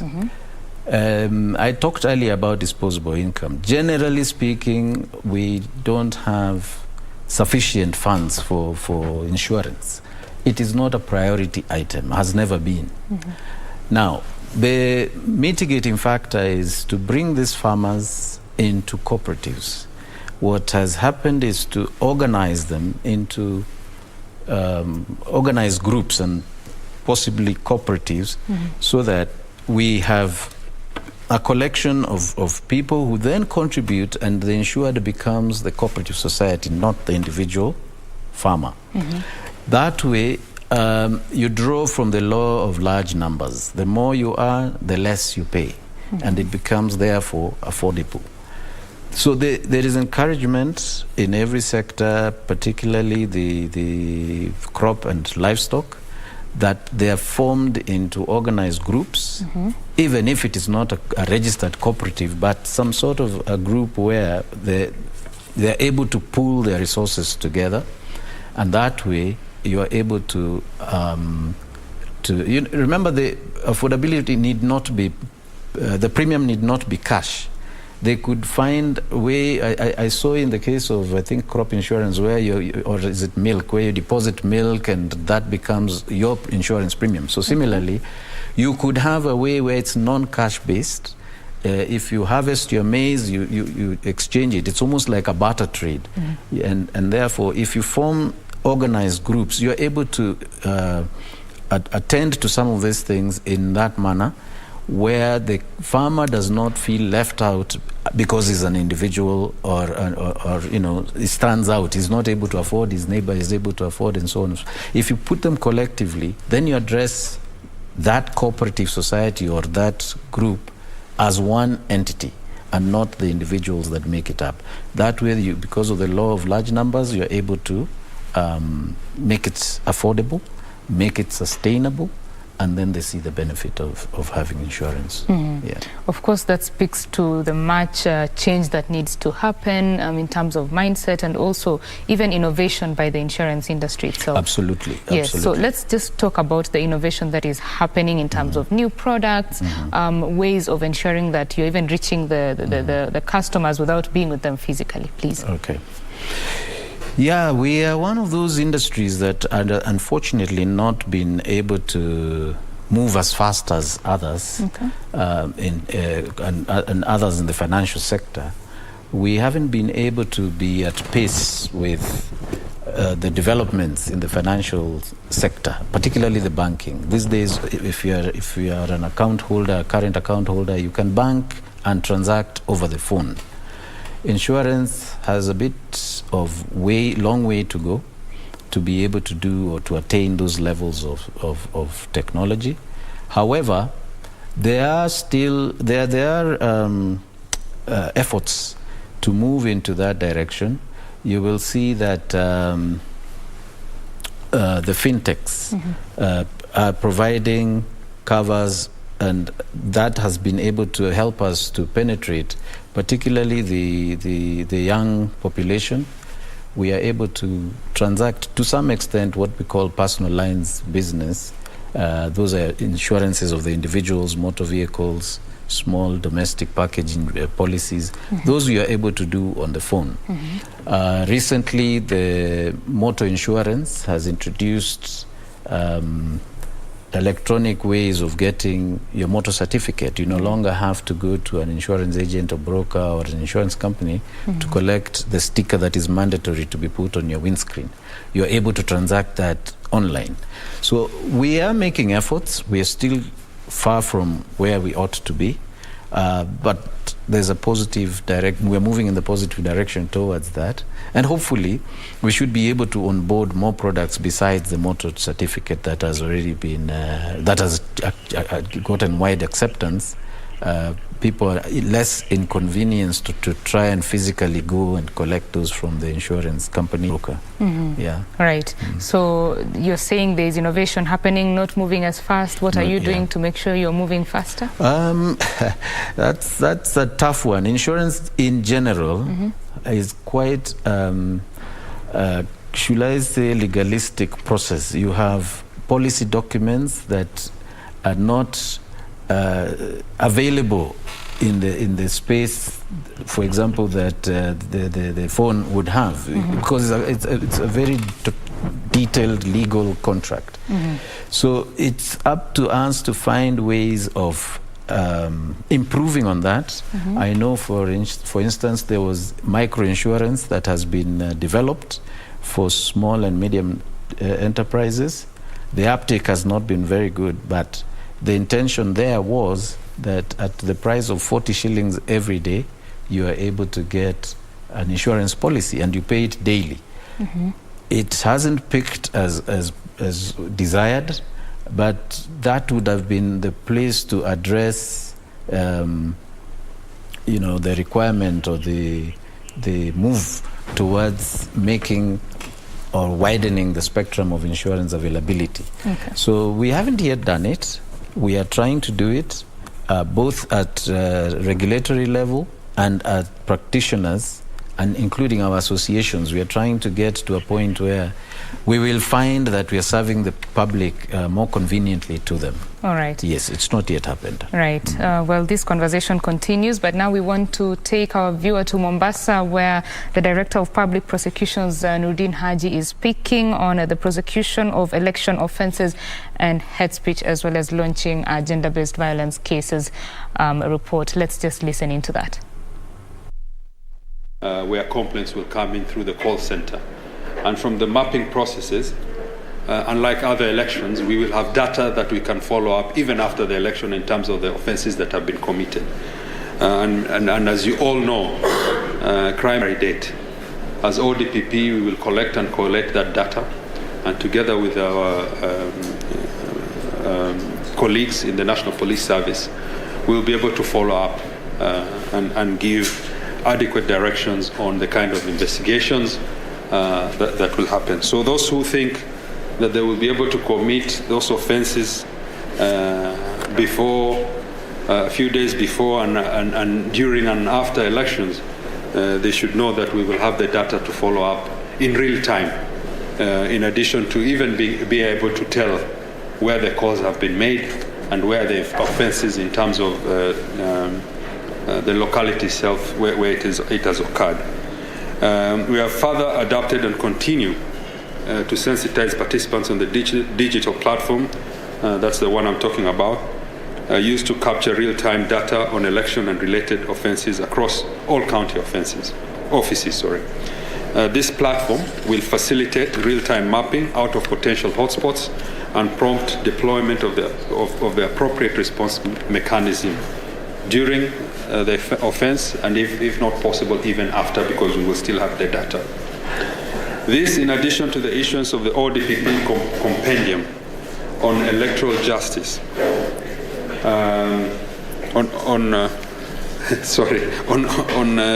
electoral justice, and the rapid reference guide on the prosecution of sexual and gender-based violence in Kenya that we are launching today. The compendium also captures issues of conduct and misconduct of officials. Of course, we will not be able to realize this if, for example, the National Police Service is not on the ground, and if, as Madam Makori aptly put it, they are not able to provide the security that they ought to provide. And also as officials, we will not be able to discharge our mandate and duties if we are not individuals who have integrity and who will act impartially to ensure that elections are delivered and Kenyans feel that they're free and fair.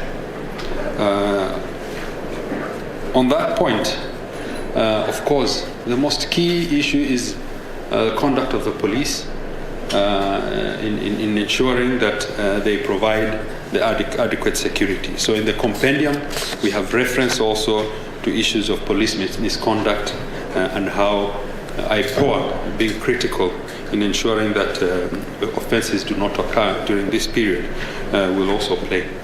So each and every actor has a key role to play. For example, the Witness Protection Agency will be expected to provide protection of witnesses, vulnerable witnesses, and those who will be threatened during that time. The Kenya Human Rights Commission will be on the ground to collect and investigate human rights offences by not only the people who are in the elections or competing in the elections, but also by ODPP officers, the national police officers, and all officers who have the mandate to ensure that Kenyans enjoy their rights to vote and exercise the civil right to participate in the elections. The civil society that are also working with us, ICJ, IJM, will also play a critical role in ensuring that we deliver a free and fair election.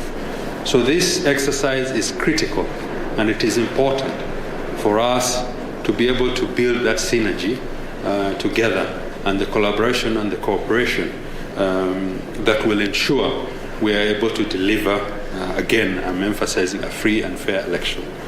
As you may be aware, through its physical, psychological, verbal, and economic manifestation of abuse, sexual and gender-based violence continues to pose a clear and present danger to fundamental human rights and freedoms. Now, the reason why we have also decided to launch this together with this exercise during elections, during this period, is that we have seen a lot of sexual and gender-based violence occurring during the election period. Both through, for example, if you were to see in Nakuru, the criminal gangs executed quite a number of young ladies, if I'm not wrong. We have also seen in past election where misconduct has occurred even within those who are supposed to provide security. And this issue must be highlighted, that women and children must have the right to enjoy their freedom. And women also have the right to participate in election in a peaceful, in a free and fair environment that safeguards them and assures them of the right to exercise their civil duty. In June 2021, the government of Kenya made several commitments to combat SGBV, including adopting GBV prevention and response mechanism in crisis situations, including electoral-related gender-based violence. The ODPP, in support of the government's commitment, has developed a rapid reference guide on the prosecution of sexual and gender-based violence in Kenya to provide an easily accessible resource for prosecutors to facilitate a coherent, expeditious, and efficient prosecutions of cases.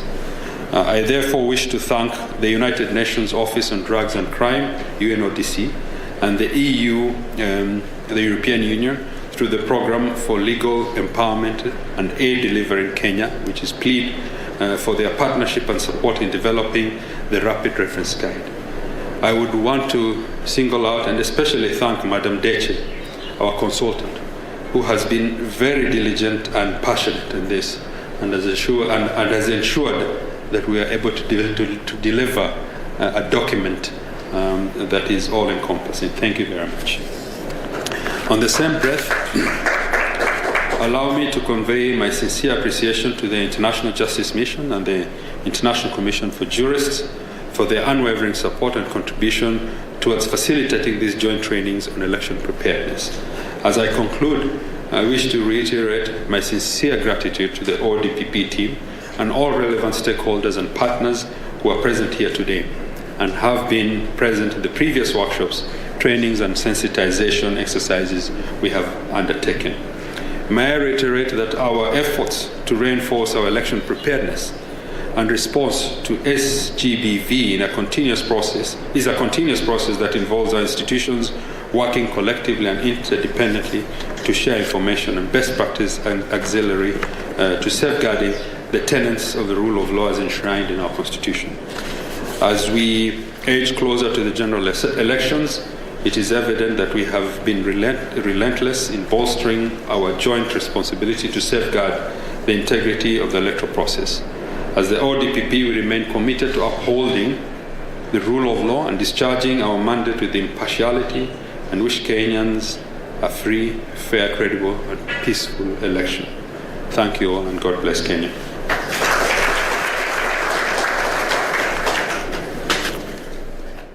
Thank you so much. The Director of Public Prosecutions there, Nurdin Haji, launching the guidelines on how they're going to deal with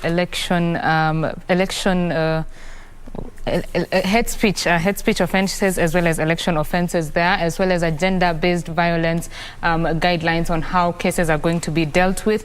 And that is happening, of course, as a prelude to the elections that are happening in 11 days to ensure that the election is free and fair, as well as minimal disruptions, so to say. He has said that the ODPP, the Office of the Director of Public Prosecutions, will work with a number of agencies, including IPOA, which is the oversight authority in charge of the National Police Service, as well as the Witness Protection Agency, the Kenya Human Rights Commission, all that in efforts to ensure that the election is carried out in a peaceful manner, in a fair manner, and also Kenyans are just protected. He has encouraged officials who are going to be involved in the electioneering process to ensure that they are practicing integrity and also to ensure that they conduct themselves in accordance with Chapter 6 of the Constitution.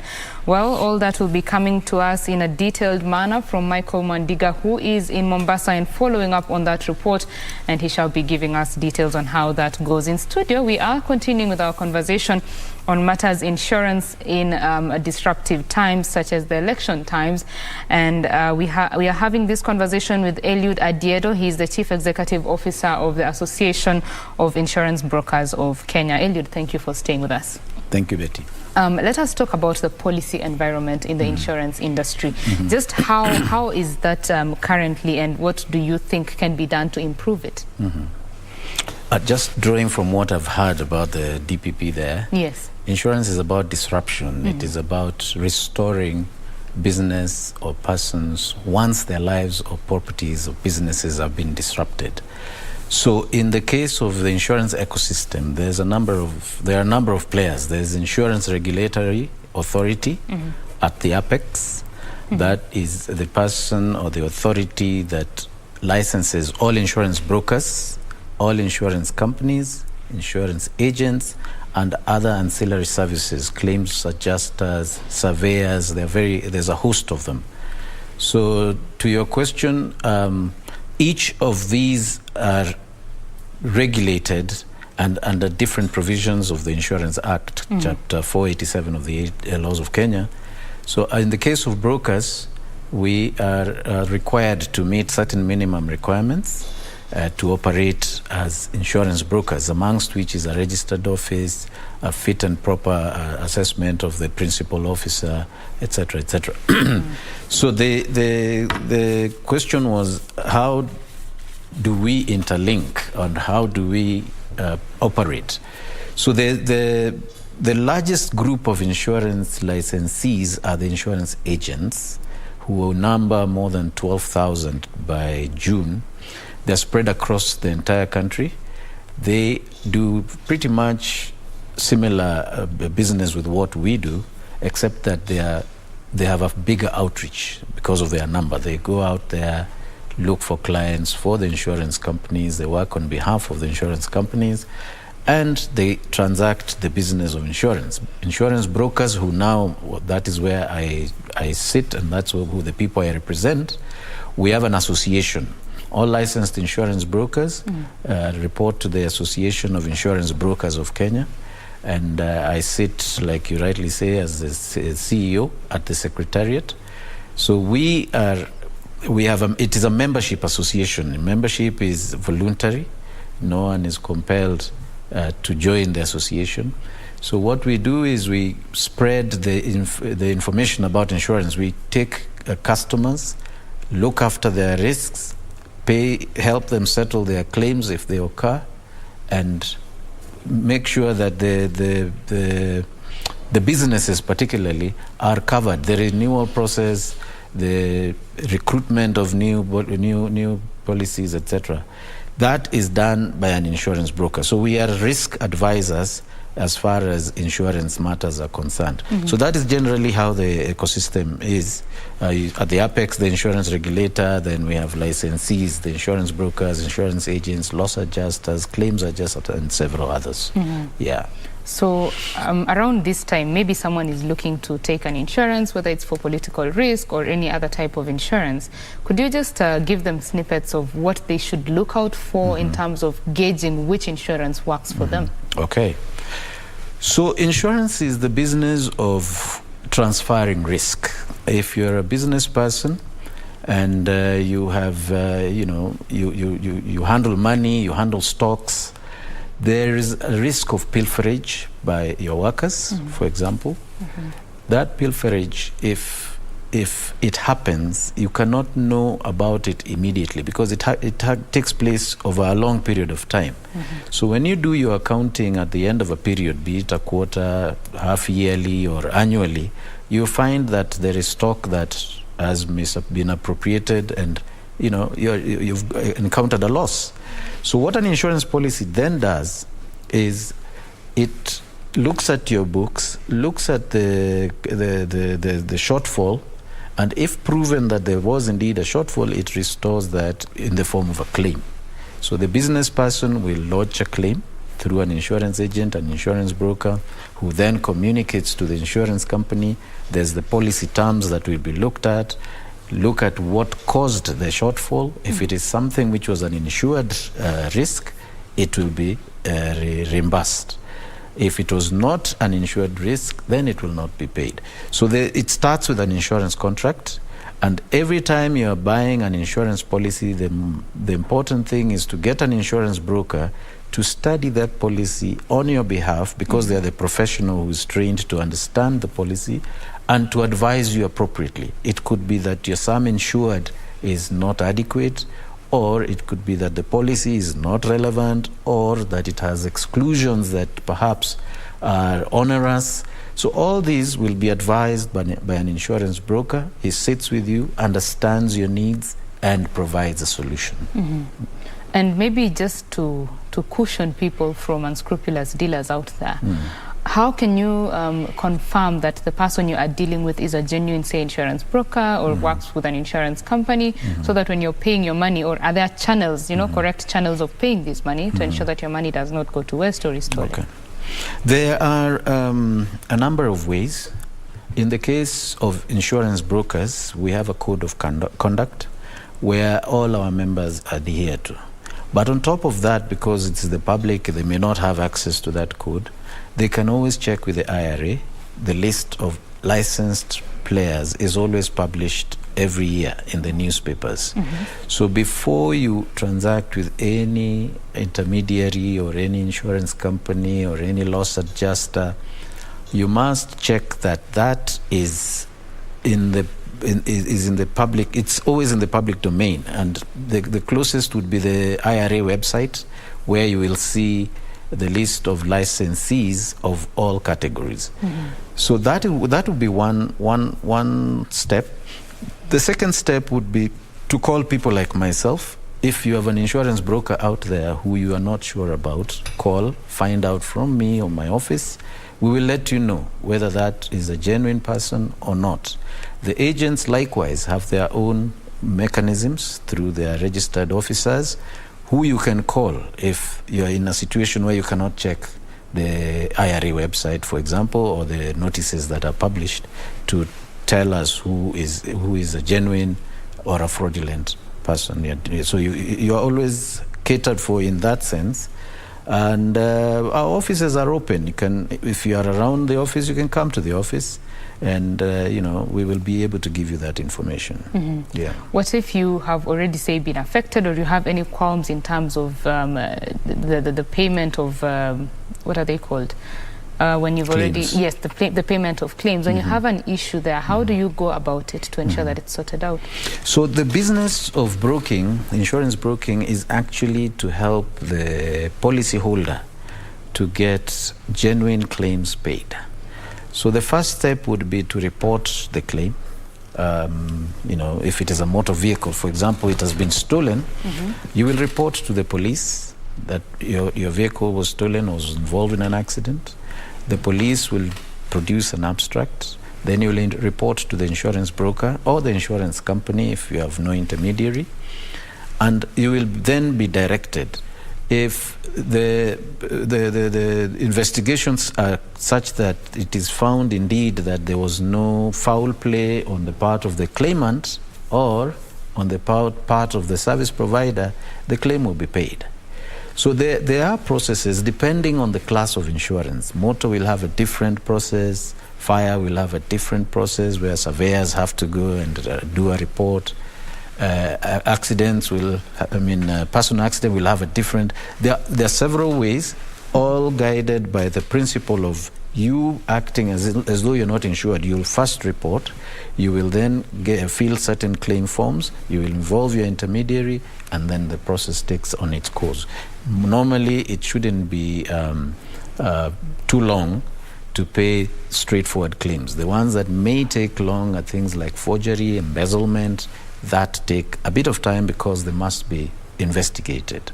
Otherwise, straightforward accident, theft, those ones would be shorter time reimbursement to the policyholder. Yeah. As the insurance industry is growing and you're looking to increase uptake, of course you are targeting all walks of life. You're looking to have someone, say, insure their house or their household items. What are you doing to ensure that you're even reaching people who may not be literate? In the case of what I had referred to as microinsurance, yes, there is a requirement that the policy is actually in Kiswahili and in English. Those are targeted at the masses, the ones that may not be. Now, literate would be the ones who cannot read and write. Yes.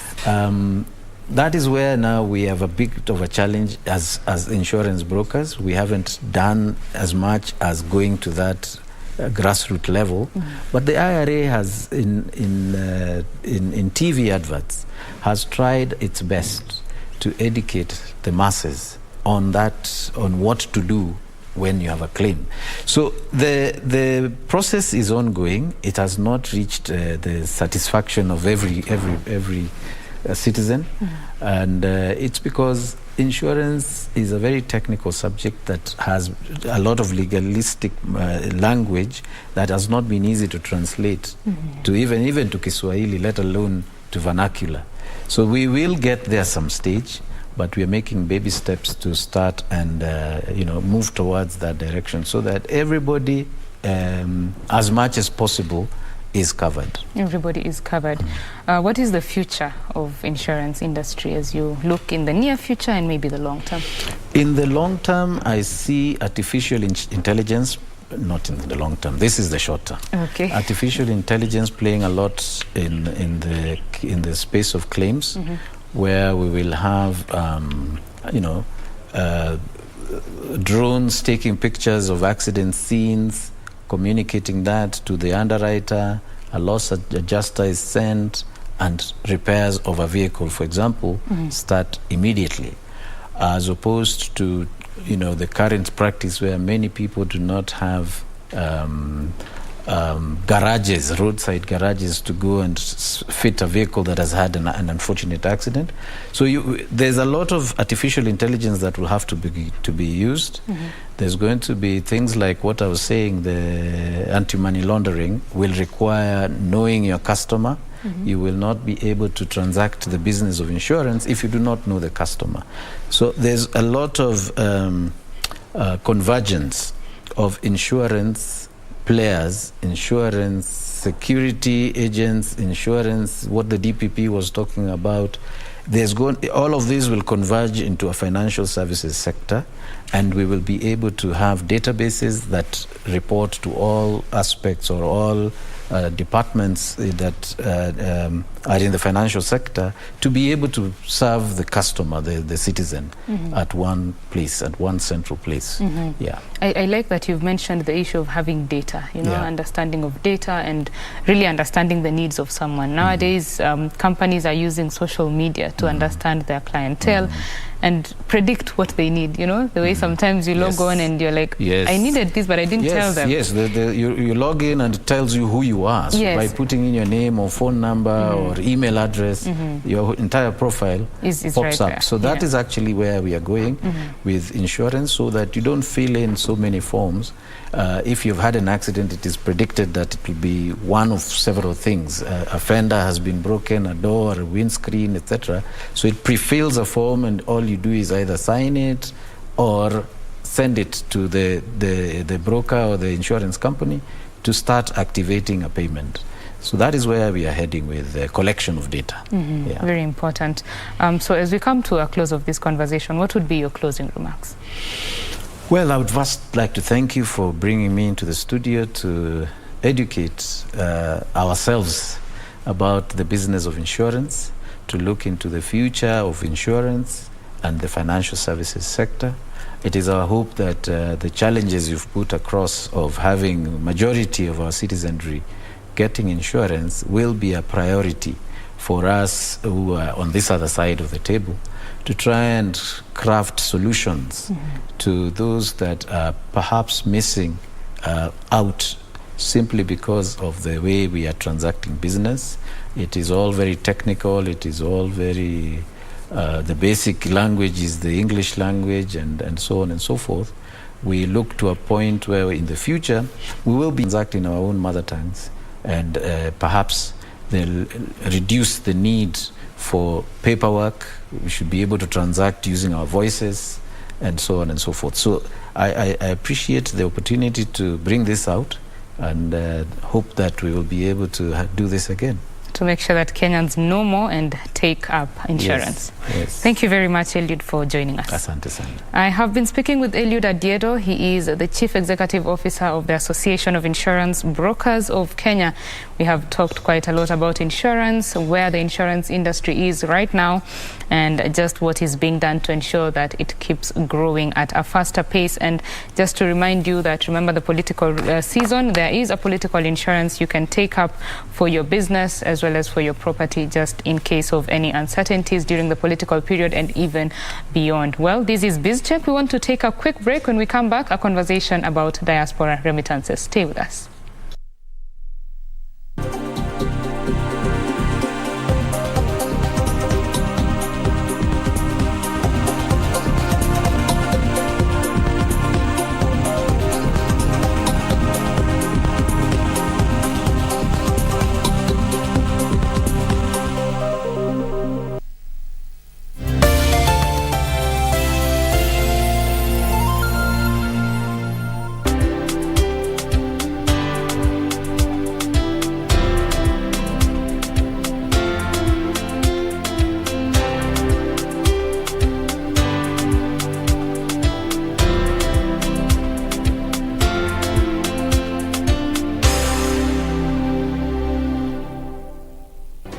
Do you have a news story to share with KBC? Get in touch swiftly on email news@kbc.co.ke or call 0723-892-654 or 0734-780-124.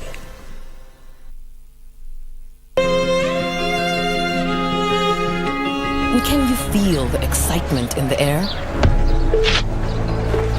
Aggression is not a political tool I ever use. Never.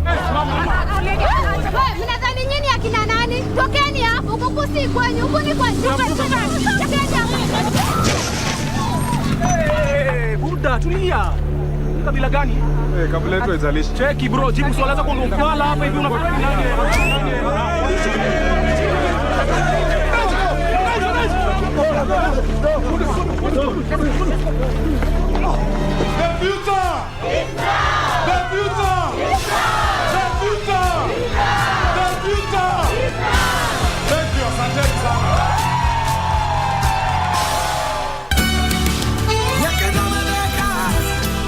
Want me to be as decent as you?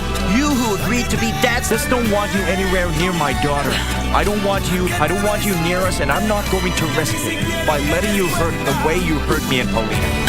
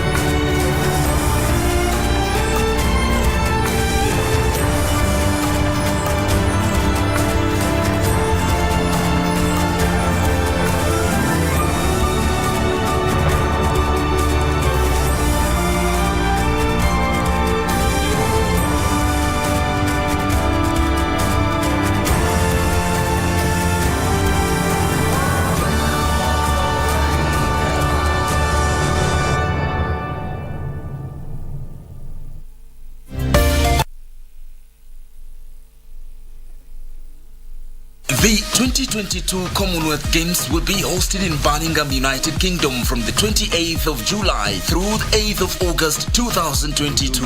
Team Kenya is set to make its 17th appearance at the Games. Kenya will contest for medals in several disciplines, among them athletics, boxing, hockey, rugby, weightlifting, wheelchair basketball and para-sports, among others. Watch the Games live on KBC Channel 1.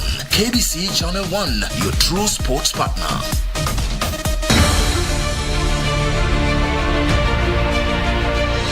Ujenzi wa barabara mashinani na vijijini katika kila pembe ya taifa hili umechangia pakubwa katika kuinua maisha ya Wakenya. The record is there for all to see.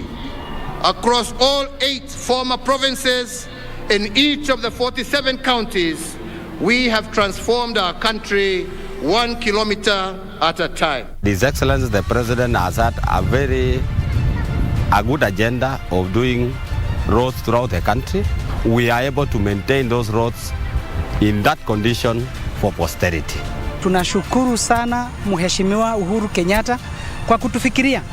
Hapa kwetu hata tunaiita Uhuru Road kwa sababu he is the only person who promised na akatenda.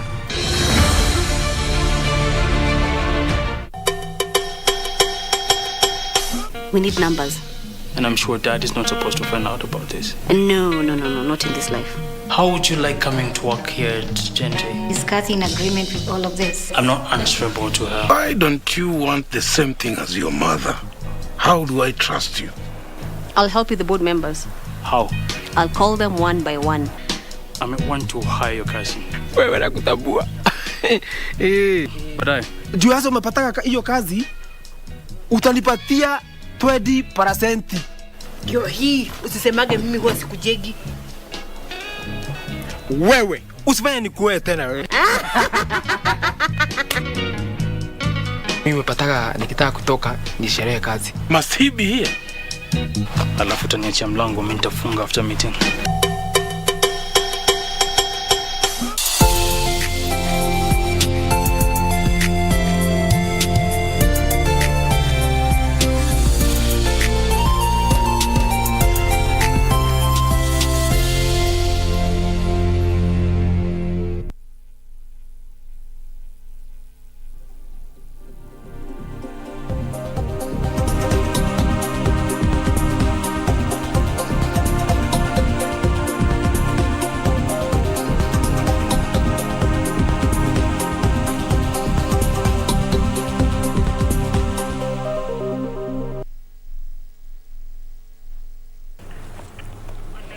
Thank you very much for staying with KBC Channel 1. You are watching BizCheck, and my name is Betty Kiptum, just in case you are joining us right now. In the second part of the program, we are going to talk about diaspora remittances. And to have this conversation is Nikolai Eddy. He is the Chief Operating Officer at NALA, a company that deals in diaspora remittances. Just to give you an overview of how diaspora remittances look in Kenya right now, in April of this year, there were about 41.35 billion shillings in diaspora remittances, which was down from 42 billion in March this year. For the full year, April 2021 to April 2022, a total of $3.9 billion was sent home by Kenyans abroad. That is a number that is up from 3.3 billion in the same period last year. And most of this money is used in either education, healthcare, as well as household needs. This particular industry is growing. There are very many players entering the industry. And just what has the journey been like? Where have we been? Where are we? And where is the industry going? Nikolai, welcome on set. Asante sana. Karibu. So, you've had the numbers, where we are at. Just take us through where we have been. Where have diaspora remittances been in Kenya? Sure. So first off, thank you so much for having me on the show. It's a real honor to be here, to be able to talk a little bit about remittances, a subject that I'm super passionate about, actually. So remittances has come a very long way. If you look, over the past, 40, 50 years, remittance has always been a critical and important part of providing, funding and channeling value and funds into Kenya. And it started with some of the more traditional players. And even before those traditional players, just by individuals maybe who would move abroad and who would travel back home and deliver money to family members or invest back home.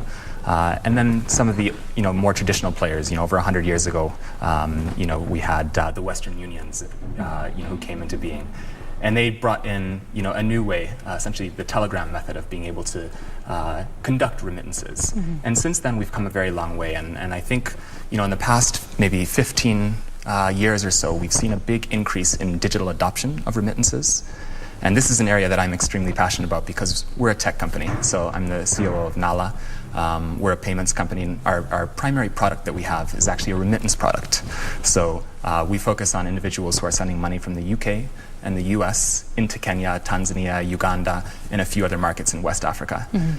So where's remittances today? As you mentioned, some of the numbers that we've seen. I think something that would be interesting to note is that, the World Bank and everybody thought remittances would fall. Values would fall during COVID times. But we actually saw the opposite occur. We saw an increase in the value of remittances. And everybody scratched their heads. Why was this? And this was something that we thought a lot about prior to entering the remittance space. And what we anticipated was that, the formal numbers that you see, in the World Bank statistics are formal remittances. And there's a whole channel of informal remittances. And I think the CBK estimated that approximately 30% of all remittances that come into Kenya are done through informal channels. So that's cash, Hawala method, and other methods by which, funds would be transferred. So when COVID happened and you weren't able to, necessarily hop on a plane or deliver cash in the same way because there were lockdowns in the UK, lockdowns in the US, lockdowns here in Kenya, we saw an increase in digital adoption. And that's really where we entered the market.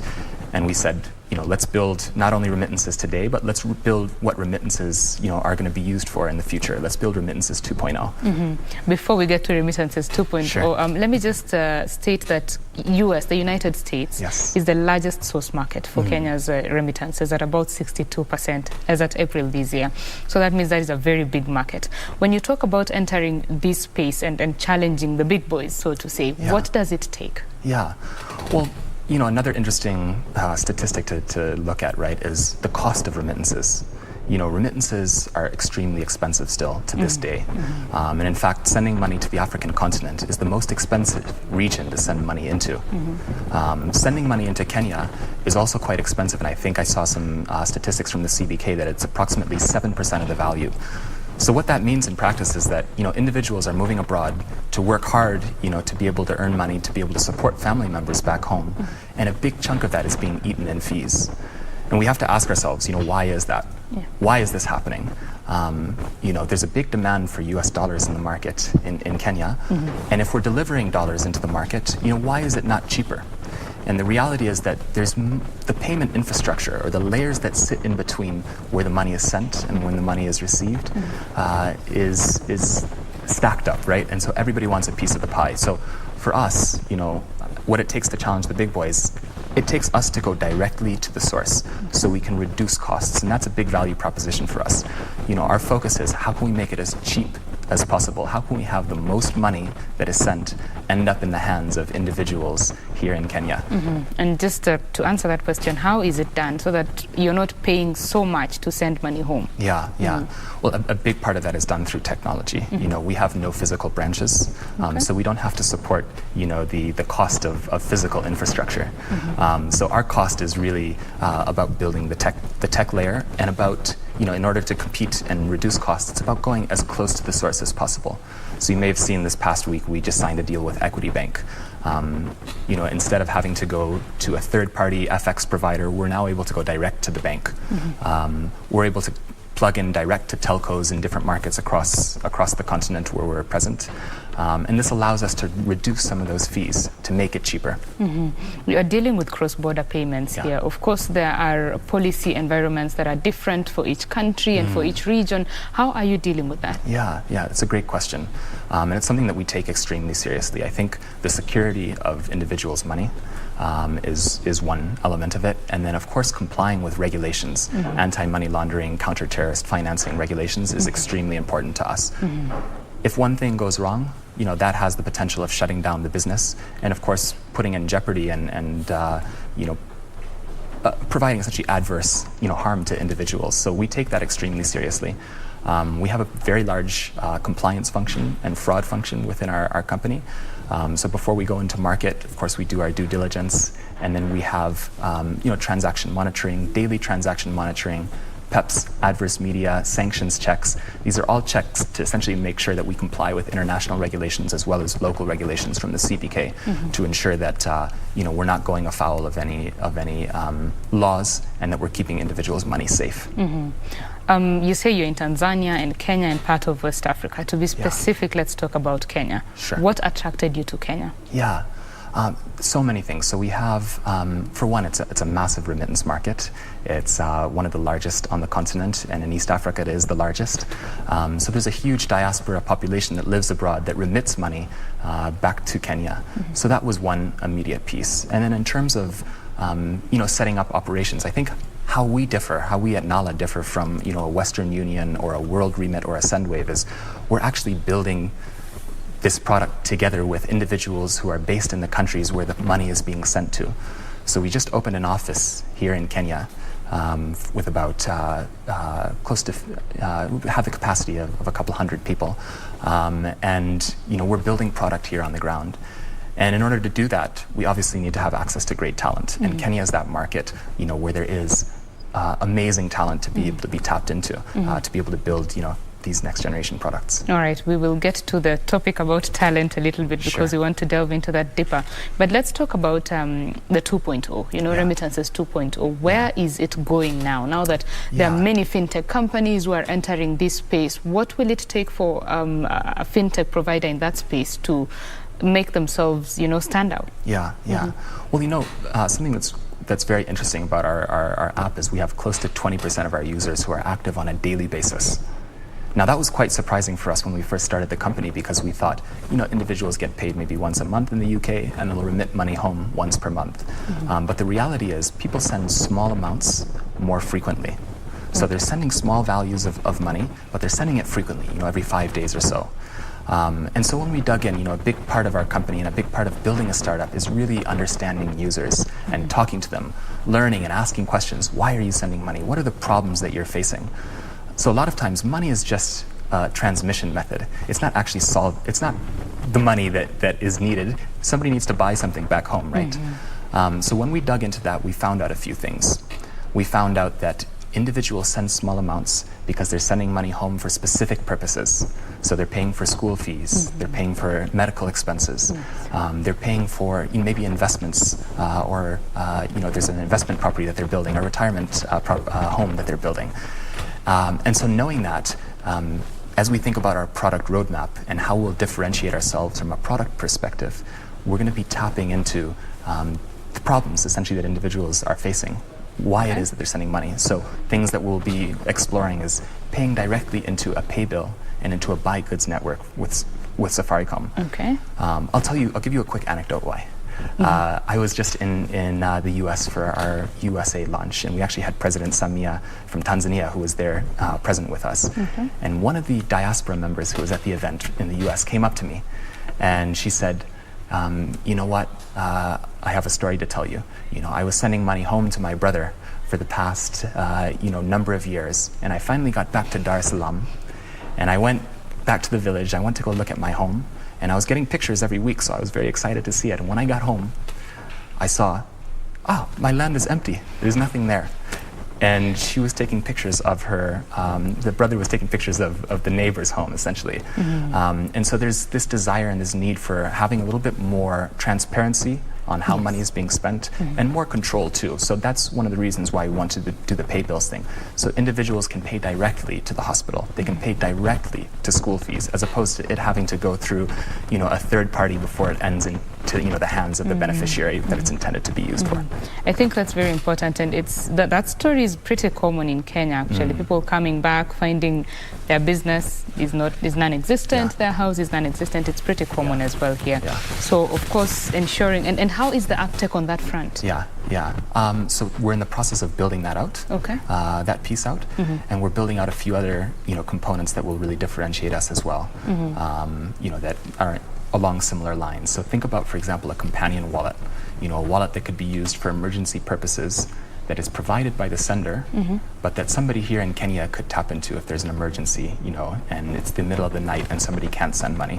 So things like that. So we're in the process of building those out. We should have some of these new features in the next couple of weeks, at which point, we'll be happy to share more about, what the uptake has been and what the response has been. All right.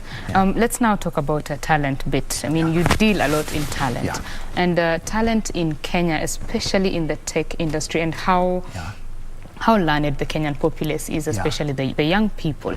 Talk to us about your experience in finding this talent, their quality, and what you're doing to even build their capacity, so to say. So, Kenya has a massive, potential, I think, and you see that in all the startups that are springing up here, and all the innovation that's taking place. And you have to thank, regulators like the CBK, who are able to enable this and make it easier for startups to be able to spring up and do innovative things, especially in the fintech space.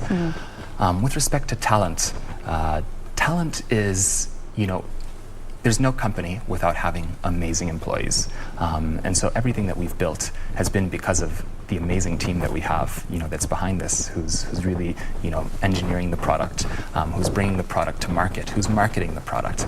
And many of those individuals sit here in Kenya. Something I'm personally very passionate about. I love Kenya. Kenya is a country that I hope to live in for the rest of my life. And one of the things that I would love to be able to contribute to, even if it's in a small way, and that we as NALA would love to do, is to be able to create more opportunities. There's so many young people who graduate from university. We have, for every one position that opens up in our operations and support team, we have approximately 150 applications of qualified individuals. And that's low compared to the numbers that we hear out here. That's low. And that makes it super competitive. So how can we bring more jobs to Kenya? How can we bring, have more opportunity? Because the talent is here. I think it's about being able to, and hopefully NALA will be one small component of being able to make that actually happen, but being able to open up, international markets in a wider way to be able to, allow the whole world to be able to tap into the talent that exists here in Kenya. How about in terms of capacity building? Because There's the schoolwork that you do. You study, you have your degree or your diploma, and then there's the skill that is needed for you to actually do the job. And the tech industry keeps changing on a daily basis. I mean, there's something new even right now being created, So what are you doing to ensure that these developers, engineers, you know, the whole ecosystem, that they are up to speed? Well, I'll give you an example. When I graduated from university, and I don't want to say the date, but I graduated from university, and when I went into my first job, I didn't know exactly what to do, right? I didn't have the skills to be able to do, from day one, the job that I was expected to do. But what my job did a very good job at was they gave me a training program. They gave me the skill set and the tools to be able to, excel in the role that I was in, when I first entered the job force. So we think about that in a similar way.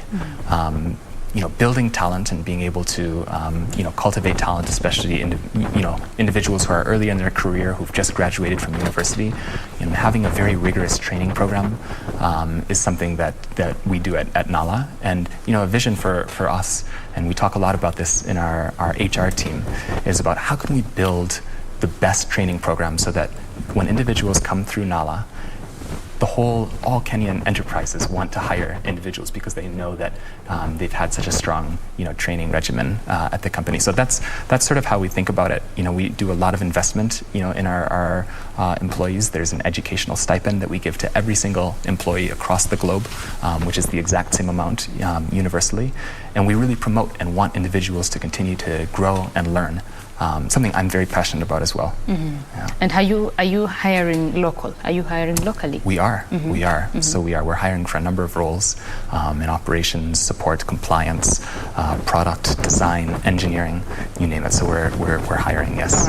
All right. Let's talk about the understanding of the market. There are very many fintech companies that someone has a light bulb moment. They create an amazing product, but they do not look at the market.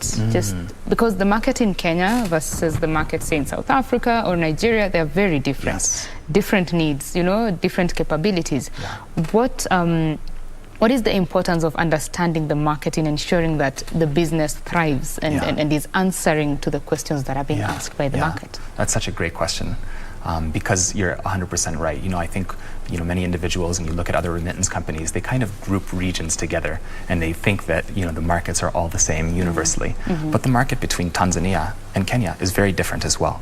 And I think that's something that is extremely important to understand if you want to build a successful company.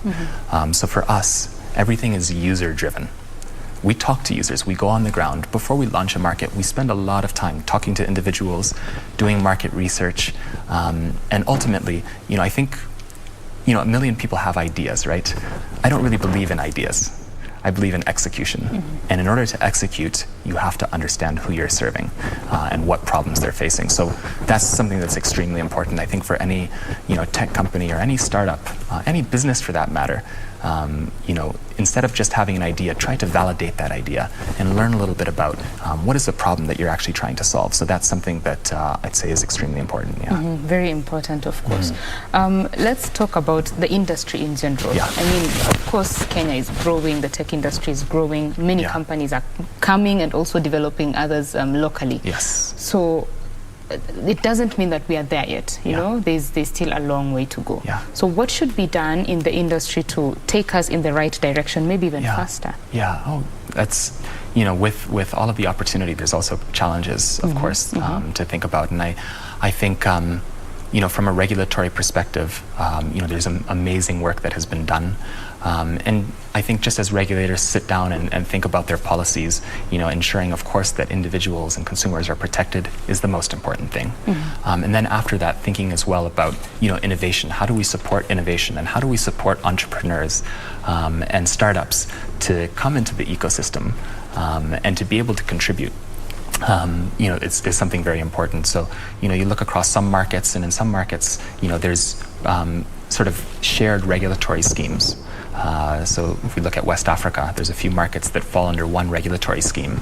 It would be interesting to see sort of how that might play out, in East Africa, if, the East African nations were able to come up with one universal regulatory scheme.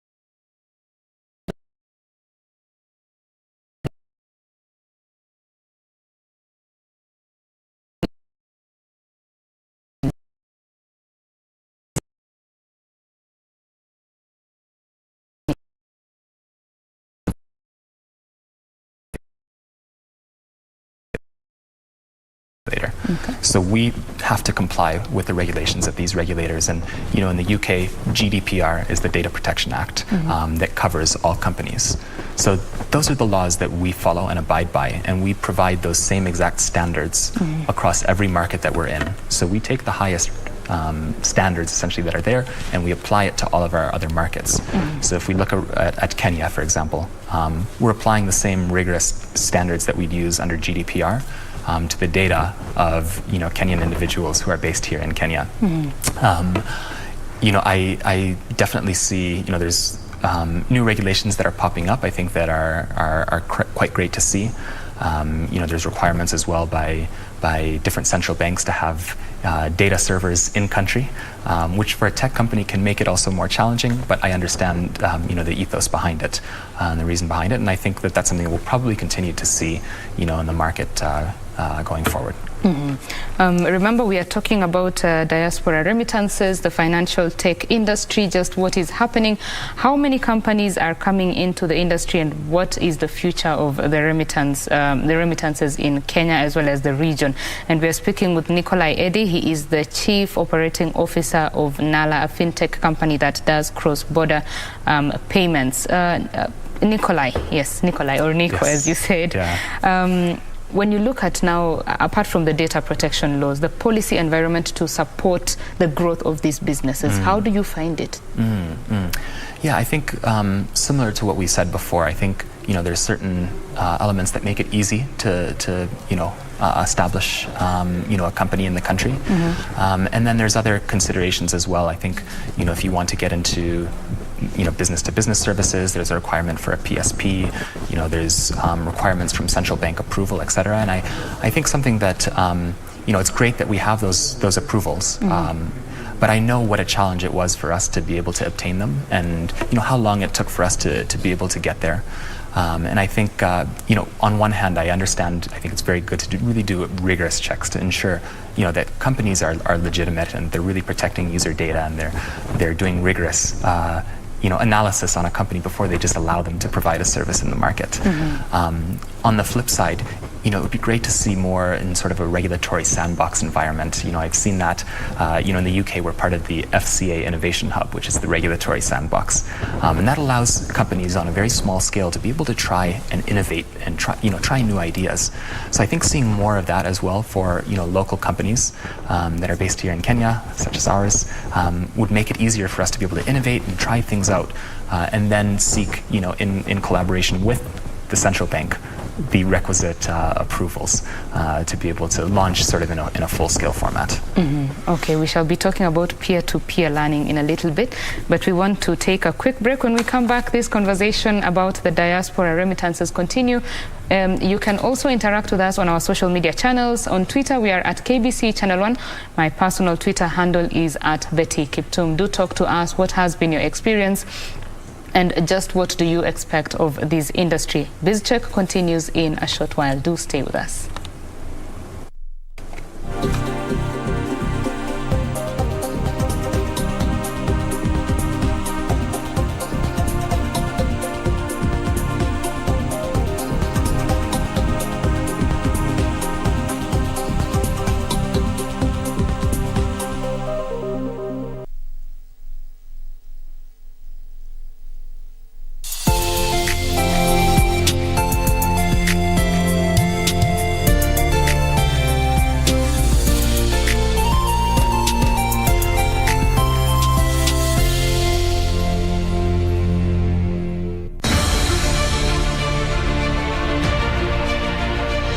Ujenzi wa barabara mashinani na vijijini katika kila pembe ya taifa hili umechangia pakubwa katika kuinua maisha ya Wakenya. The record is there for all to see. Across all 8 former provinces in each of the 47 counties, we have transformed our country 1 kilometer at a time. His Excellency the President has had a good agenda of doing roads throughout the country. We are able to maintain those roads in that condition for posterity. Tunashukuru sana Mheshimiwa Uhuru Kenyatta kwa kutufikiria. Hapa kwetu hata tunaiita Uhuru Road kwa sababu he is the only person who promised na akatenda.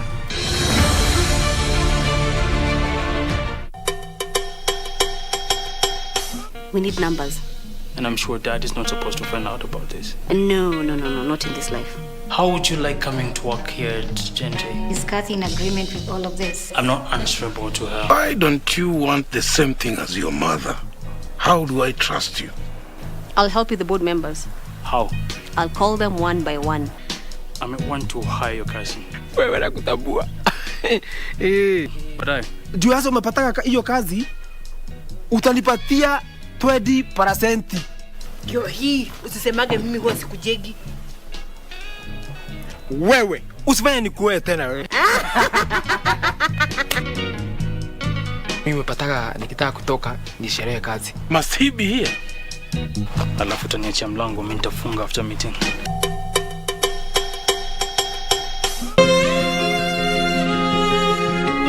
Can you feel the excitement in the air?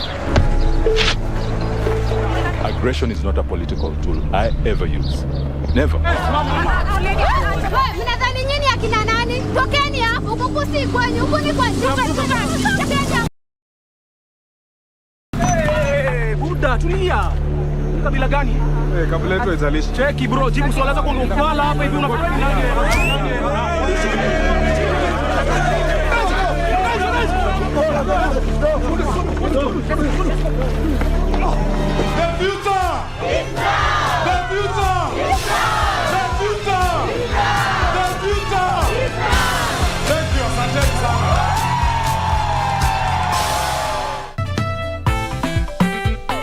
Agatha, hebu funga hiyo mdomo yako kubwa.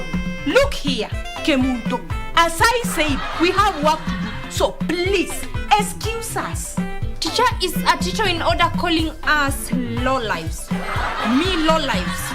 Can you stop interrupting my line of presentation? Sir, what is that you're taking that is making you frown? No, this is chamomile tea with a pinch of turmeric, cardamom and cinnamon. All of you are rusas, I'm telling you. Rusas nyinyi wote.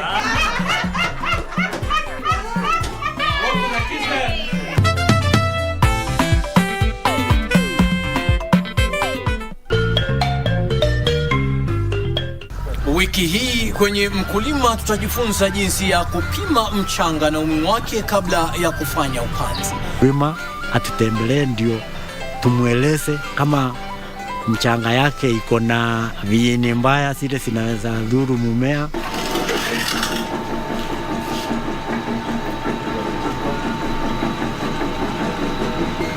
Ungana nasi Jumapili saa 9:30 hapa KBC Channel 1 kwa uondo kamili.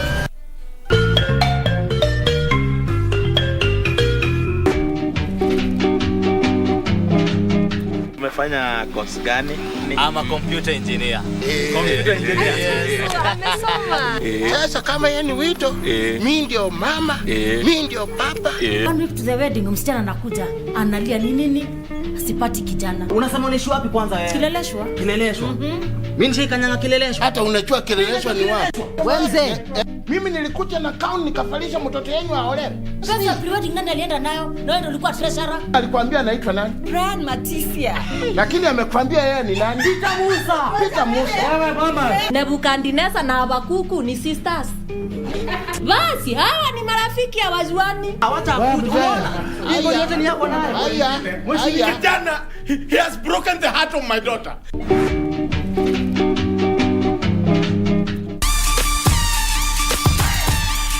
Mexico has also been known for being home to one of the most spectacular forms of pro wrestling ever, Lucha Libre. Major League Wrestling competes with the grandest Lucha Libre organization in the world, AAA. Oye la murga.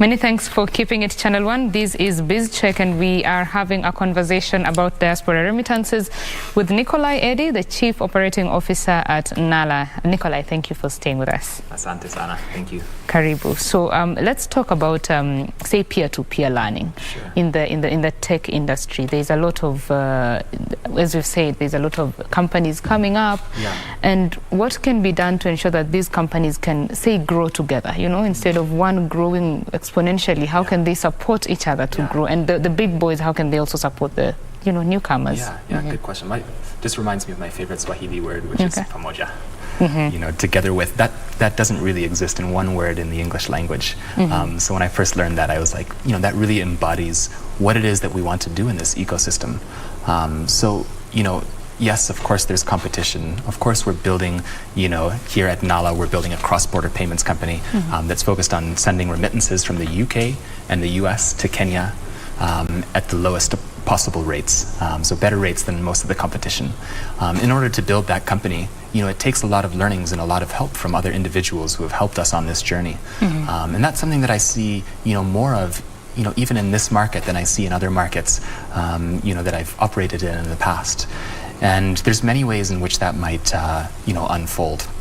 I think for one, the tech ecosystem here is so strong that we have, you know, founders from a competing company that might want to help out founders from, you know, another company. So we think a lot about that as, you know, there's other companies that are up and coming, other Kenyan startups. You know, one of the things that I love doing in my free time is being able to spend time with these companies to be able to share some of the lessons that I've learned. So hopefully, you know, they don't go through the same challenges, you know, in the same ways that we went through, and they can sort of avoid them. And you know, we've been very fortunate to be the beneficiaries of those as well, of, you know, the companies that were there before, you know, the Cellulants, some of the other established tech companies, to be able to get lessons and you know, learn and grow together. Ultimately, the market is big enough to support enough innovation. You know, we're not at each other's throats trying to cut each other down. We want to build each other up, because the reason why we're doing this work is to have an impact, ultimately. The only way one will have an impact is if we work together.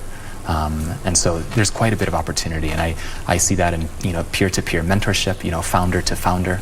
And then we also see that take place in you know, other settings. So think about incubators.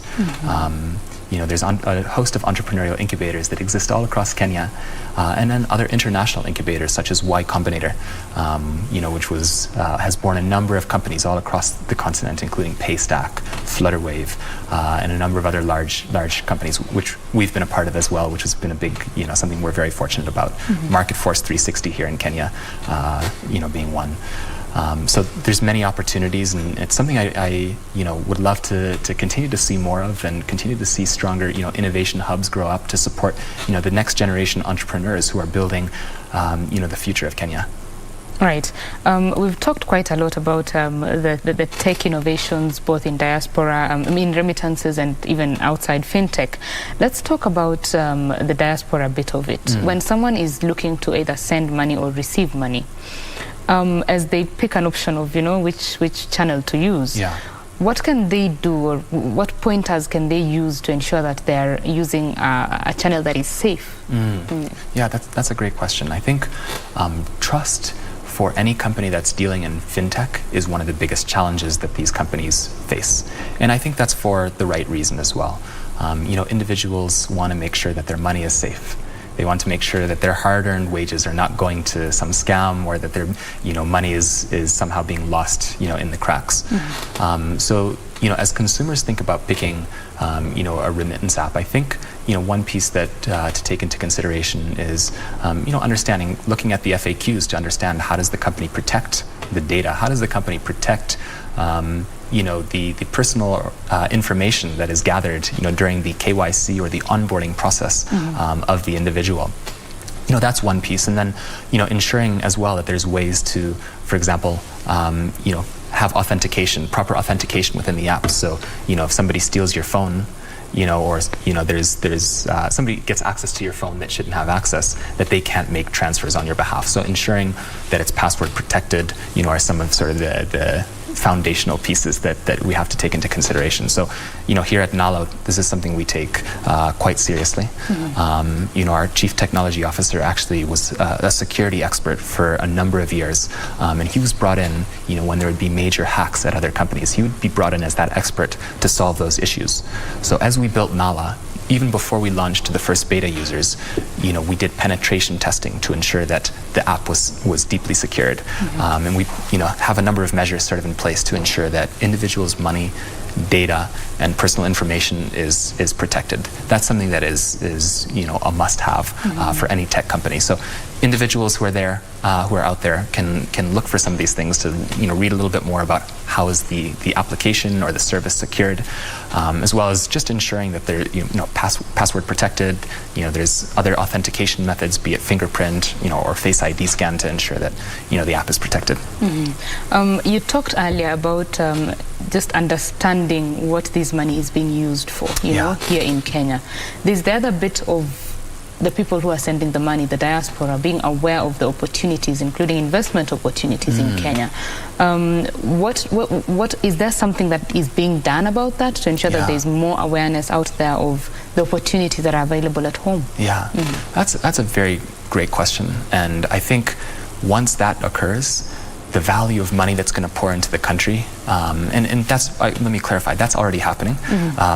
But as that continues to grow, that awareness continues to grow, the amount of money that will be continued to be channeled into the country will continue to grow. And so we just had a meeting last week with Equity Bank, and they bank a number of SACCOs here in Kenya, and there's a number of diaspora members who like to contribute to those SACCOs, but there's no provider out there, no remittance provider that's allowing these individuals to be able to provide with a payment reference an easy way. So it makes it difficult essentially for the SACCO to be able to do reconciliation, to check if Winnie or Kibet has sent their money to the particular SACCO. And so I think there's opportunities to be able to, through technology as well, to be able to allow for that to happen. So that's something that we're working on right now with Equity Bank here at Nala. In terms of other opportunities, I see in some markets this happening more than in other markets.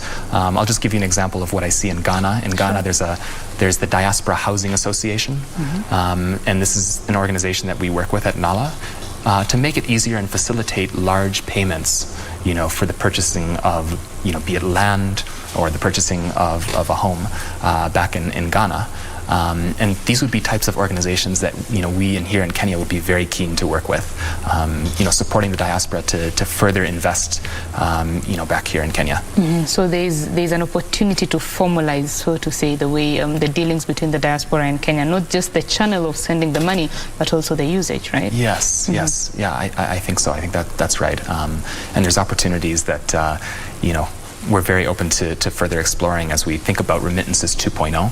I think that will be a big part of what that is it's tapping into the specific needs of why diaspora are sending money back to Kenya, be it for real estate purposes and groups that are formed within the diaspora, and allowing then payment methods to be able to help facilitate these groups, because these groups do exist. But I think it's about connecting as well, maybe the challenges that some of the diaspora groups would face with solutions that are there to be able to solve these problems. That's something I'm very keen on further exploring. Right. The remittances are quite a big foreign exchange earner for Kenya, but could you just speak to their importance in economic growth? Sure. So remittances, if I'm not mistaken, account for approximately 3% of GDP here in Kenya. Also, with numbers that are increasing, I think we're on par to reach about 3.7% of GDP this coming year. So it plays a significant part of economic growth. When we talk to our users and we find out about how money is being spent by the beneficiaries, money is being spent for critical needs, critical things. It could be things like hospital bills or school fees, which is investing in the youth and investing in Kenya's next generation of early talent. But it could also be other elements as well. And so this is this is something that that is very important. Yeah. So the demand right now for remittances is still high. Yes, demand is high and continuing to grow. And one more thing, maybe just to mention on that front in terms of economic development is most of the people who we speak to in the diaspora, most of our users, they have small businesses or small side hustles or small businesses back home. So being able to, we know that small businesses are the lifeblood of an economy, and they account for a very large part of Kenya's GDP. So enabling the diaspora as well to be able to grow their businesses back home, and to be able to which would then facilitate the additional hiring of individuals and just overall growth. It's something that's very, very exciting. When we talked about the cost effectiveness of sending this money home, you said that it's still very high in Kenya, in Kenya, in Africa in general, and your company is doing something to bring it down. What will it take for the whole industry to bring that cost down? Yes, that's a great question. I think it's a matter of time before that happens. So we've seen, fees be reduced slowly but surely. And so it's not as expensive as it was 10 years ago to send money to Kenya. And one of the things that we'll need and will to essentially facilitate that is more players that are dealing in payment infrastructure. And what I mean by payment infrastructure, these are companies that are building direct connections, between the sender and the beneficiary, direct to essentially